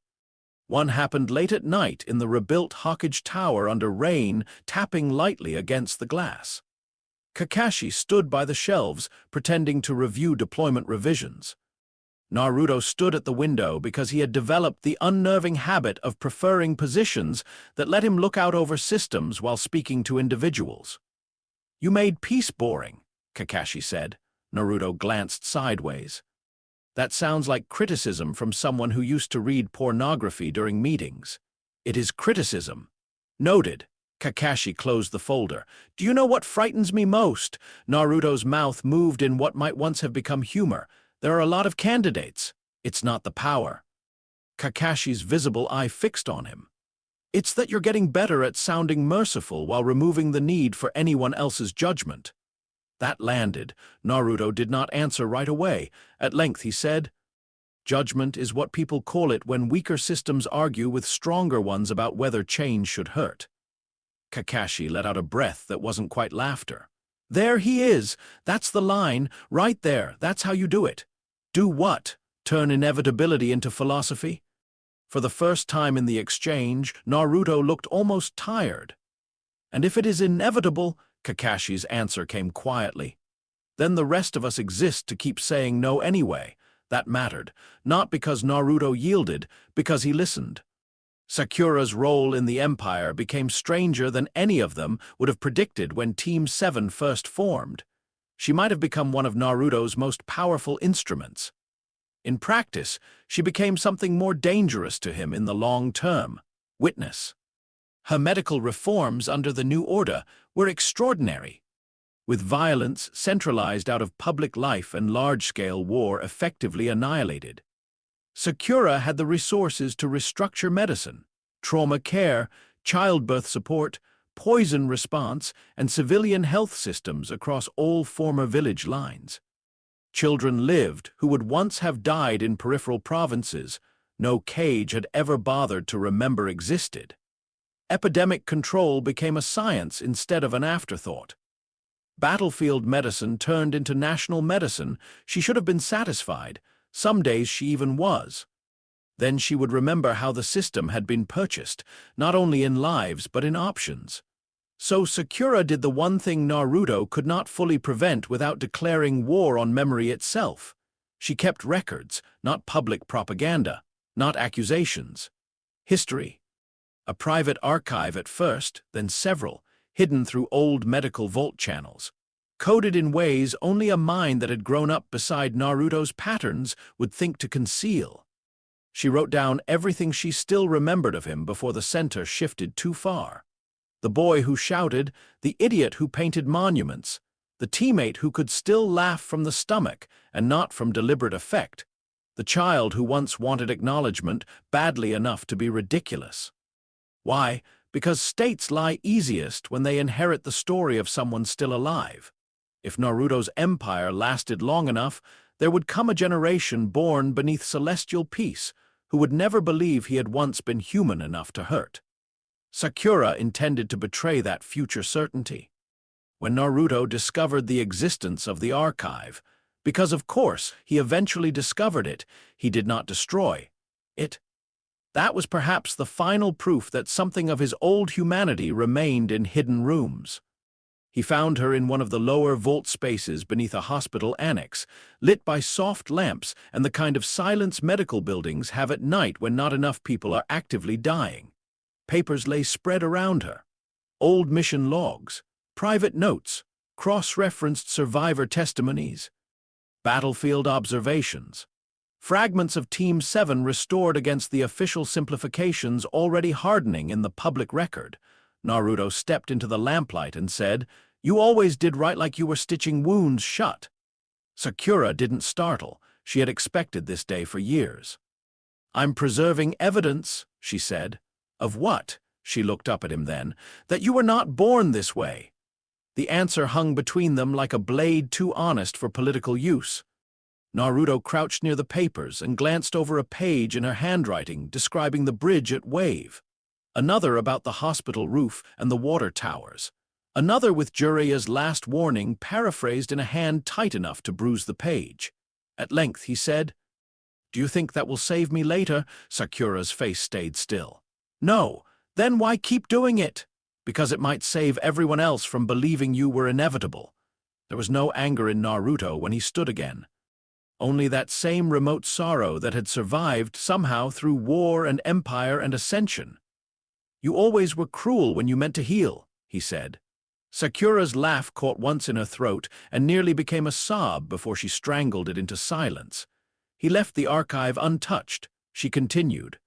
Sasuke, meanwhile, became exactly what the age required and what Naruto most needed to remain unsolved. He did not rule a rival state. That would have been too easy. Naruto could have crushed a rival state, absorbed it, categorized it, or left it functioning as useful opposition inside the same frame. No, Sasuke became movement, the wandering memory of resistance. He walked the edges of the new order like a blade refusing storage. Some regions saw him as terrorist, others as saint, most as rumor sharpened by enough real interventions to stay alive.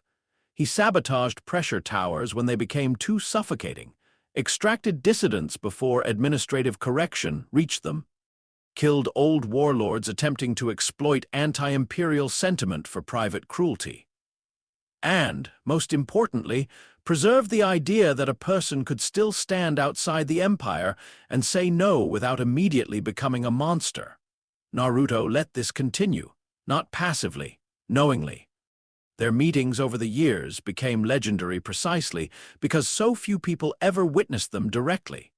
A ruined shrine on a cliff at dawn. The skeleton of an old battlefield under snow. A moonlit border marker already meaningless except as historical artifact. They spoke there like men discussing weather and worlds, old hatred refined into the last honest channel either of them trusted. In one such meeting, years after the war, Sasuke stood looking over the lights of a former border city that no longer required walls. "You could end this any time," he said. Naruto stood beside him, hands behind his back, cloak still inhumanly undisturbed by the wind. "You're still alive because ending things cleanly is usually laziness." Sasuke snorted softly. "You still classify everything?" "It helps." "No," Sasuke said. "It excuses." Naruto turned his face toward him. "And yet you keep surviving inside my world." The old cold anger in Sasuke had matured into something rarer and steadier. "No," he said, "I keep surviving outside the part of it you can finish." That line pleased Naruto more than it should have. Not because he enjoyed rebellion, because Sasuke alone still spoke to him as if the answer were not settled. That made Sasuke precious, dangerous, necessary. Kurama remained the bitterest witness of all. The fox never forgave Naruto, not truly. Whatever pragmatic accommodation emerged between them after the war was never friendship in the way Bee and Juki had forged theirs. Kurama hated the empire, hated the throne's residue in the seal, hated the celestial inheritance that had learned to use his power without ever offering the beast equal reverence in return.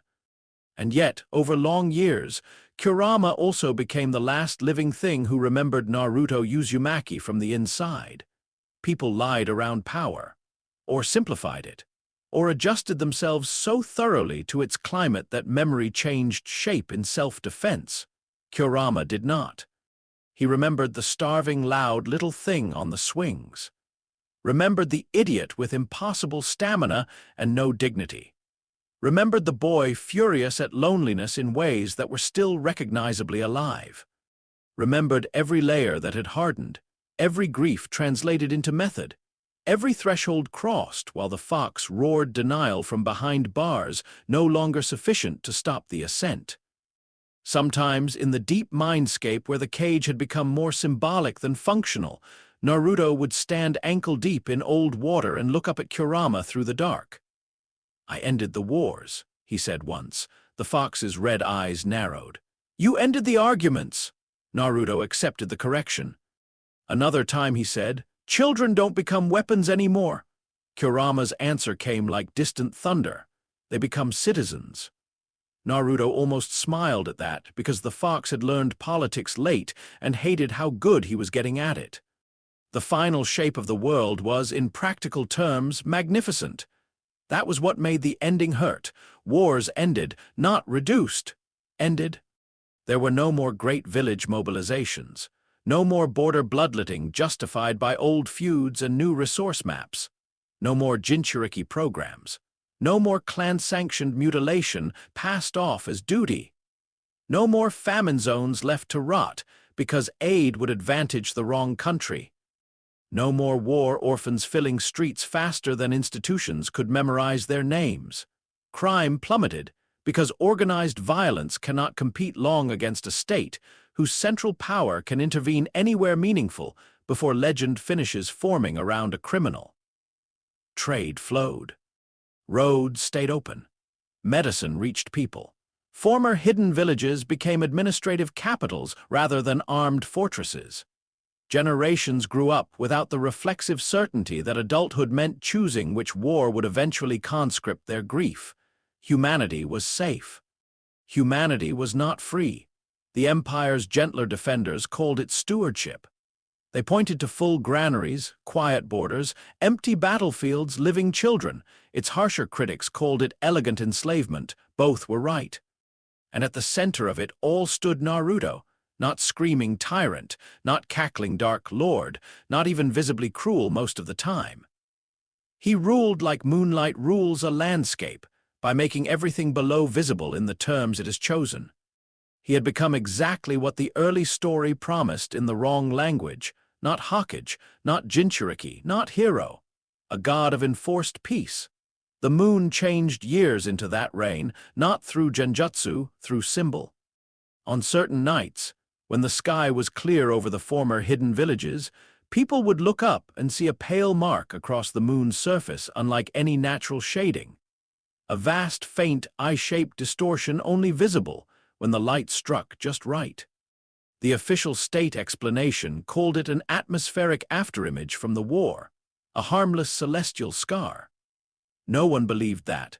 Children born under the Empire grew up with the moon marked by Naruto's celestial eye and never found it strange. To them, it was simply part of the world. Roads, schools, no war, and the sense, sometimes comforting, sometimes suffocating, that above every private life something watched and remembered. The final scene of the chapter belonged not to the throne room, because Naruto never built one in the conventional sense, but to a quiet overlook above a city that had once sat on a contested border and now belonged to no nation except the Empire. Lights glowed below in even lines. No curfew bells. No distant artillery. No patrol fear beyond routine. People lived there who would have been dead in another timeline. Naruto stood at the edge of the overlook in dark robes, touched faintly by pale script only when the moonlight caught the cloth just wrong. He was alone for a while. Then Sasuke arrived, because endings worth anything require witnesses who do not consent. They stood side by side without greeting. Below them, a train of supply wagons moved safely through streets that would once have needed 3 village permissions and a platoon escort to survive the week. "It works," Sasuke said. Naruto looked over the city. "Yes," Sasuke's mouth tightened. "That doesn't make it right." "No," Naruto said. "It makes it durable," the old answer. Sharper now, less defensive. Sasuke let the wind pass between them before asking, "Do you ever wonder whether they would have chosen this?" Naruto's eyes lifted to the moon. Children were laughing faintly somewhere below. A dog barked and was answered by another farther down the street. The sound traveled cleanly through air no longer interrupted by war. "They don't have to," he said. Sasuke closed his eyes once, and because even now he was the last man who refused to kneel, he said the thing no one else alive still dared ask aloud. "Then tell me this, Naruto." Naruto turned his head. Sasuke's dark eyes held him without flinching. "If peace has to be protected by a tyrant," he asked, "was humanity saved or simply domesticated?" For a long moment Naruto did not answer. The city below breathed. The moon watched. Far away in hidden archives, Sakura's records waited for a future not yet brave enough to read them honestly. In Konoha's administrative towers, Kakashi still signed papers designed to preserve private life inside public certainty. Across old roads now stripped of war, children slept in a world safer than any generation before them had known. Deep within the mindscape, Kurama watched the man his vessel had become and refused him absolution even while sharing eternity's walls with him. At last, Naruto looked back over the city. His voice, when it came, was soft enough that only Sasuke heard it. That, he said, is the only question I was never allowed to answer for them. And there, finally, the story ended, not with a battle with the wound beneath the peace, a world without war, a world without hunger, a world without the freedom to reject the hand that had given it both. And above it all, under a moon marked by a celestial eye, the god of despair ruling in perfect stillness while history waited to decide whether the price of safety had been salvation, or the last great surrender of the human soul.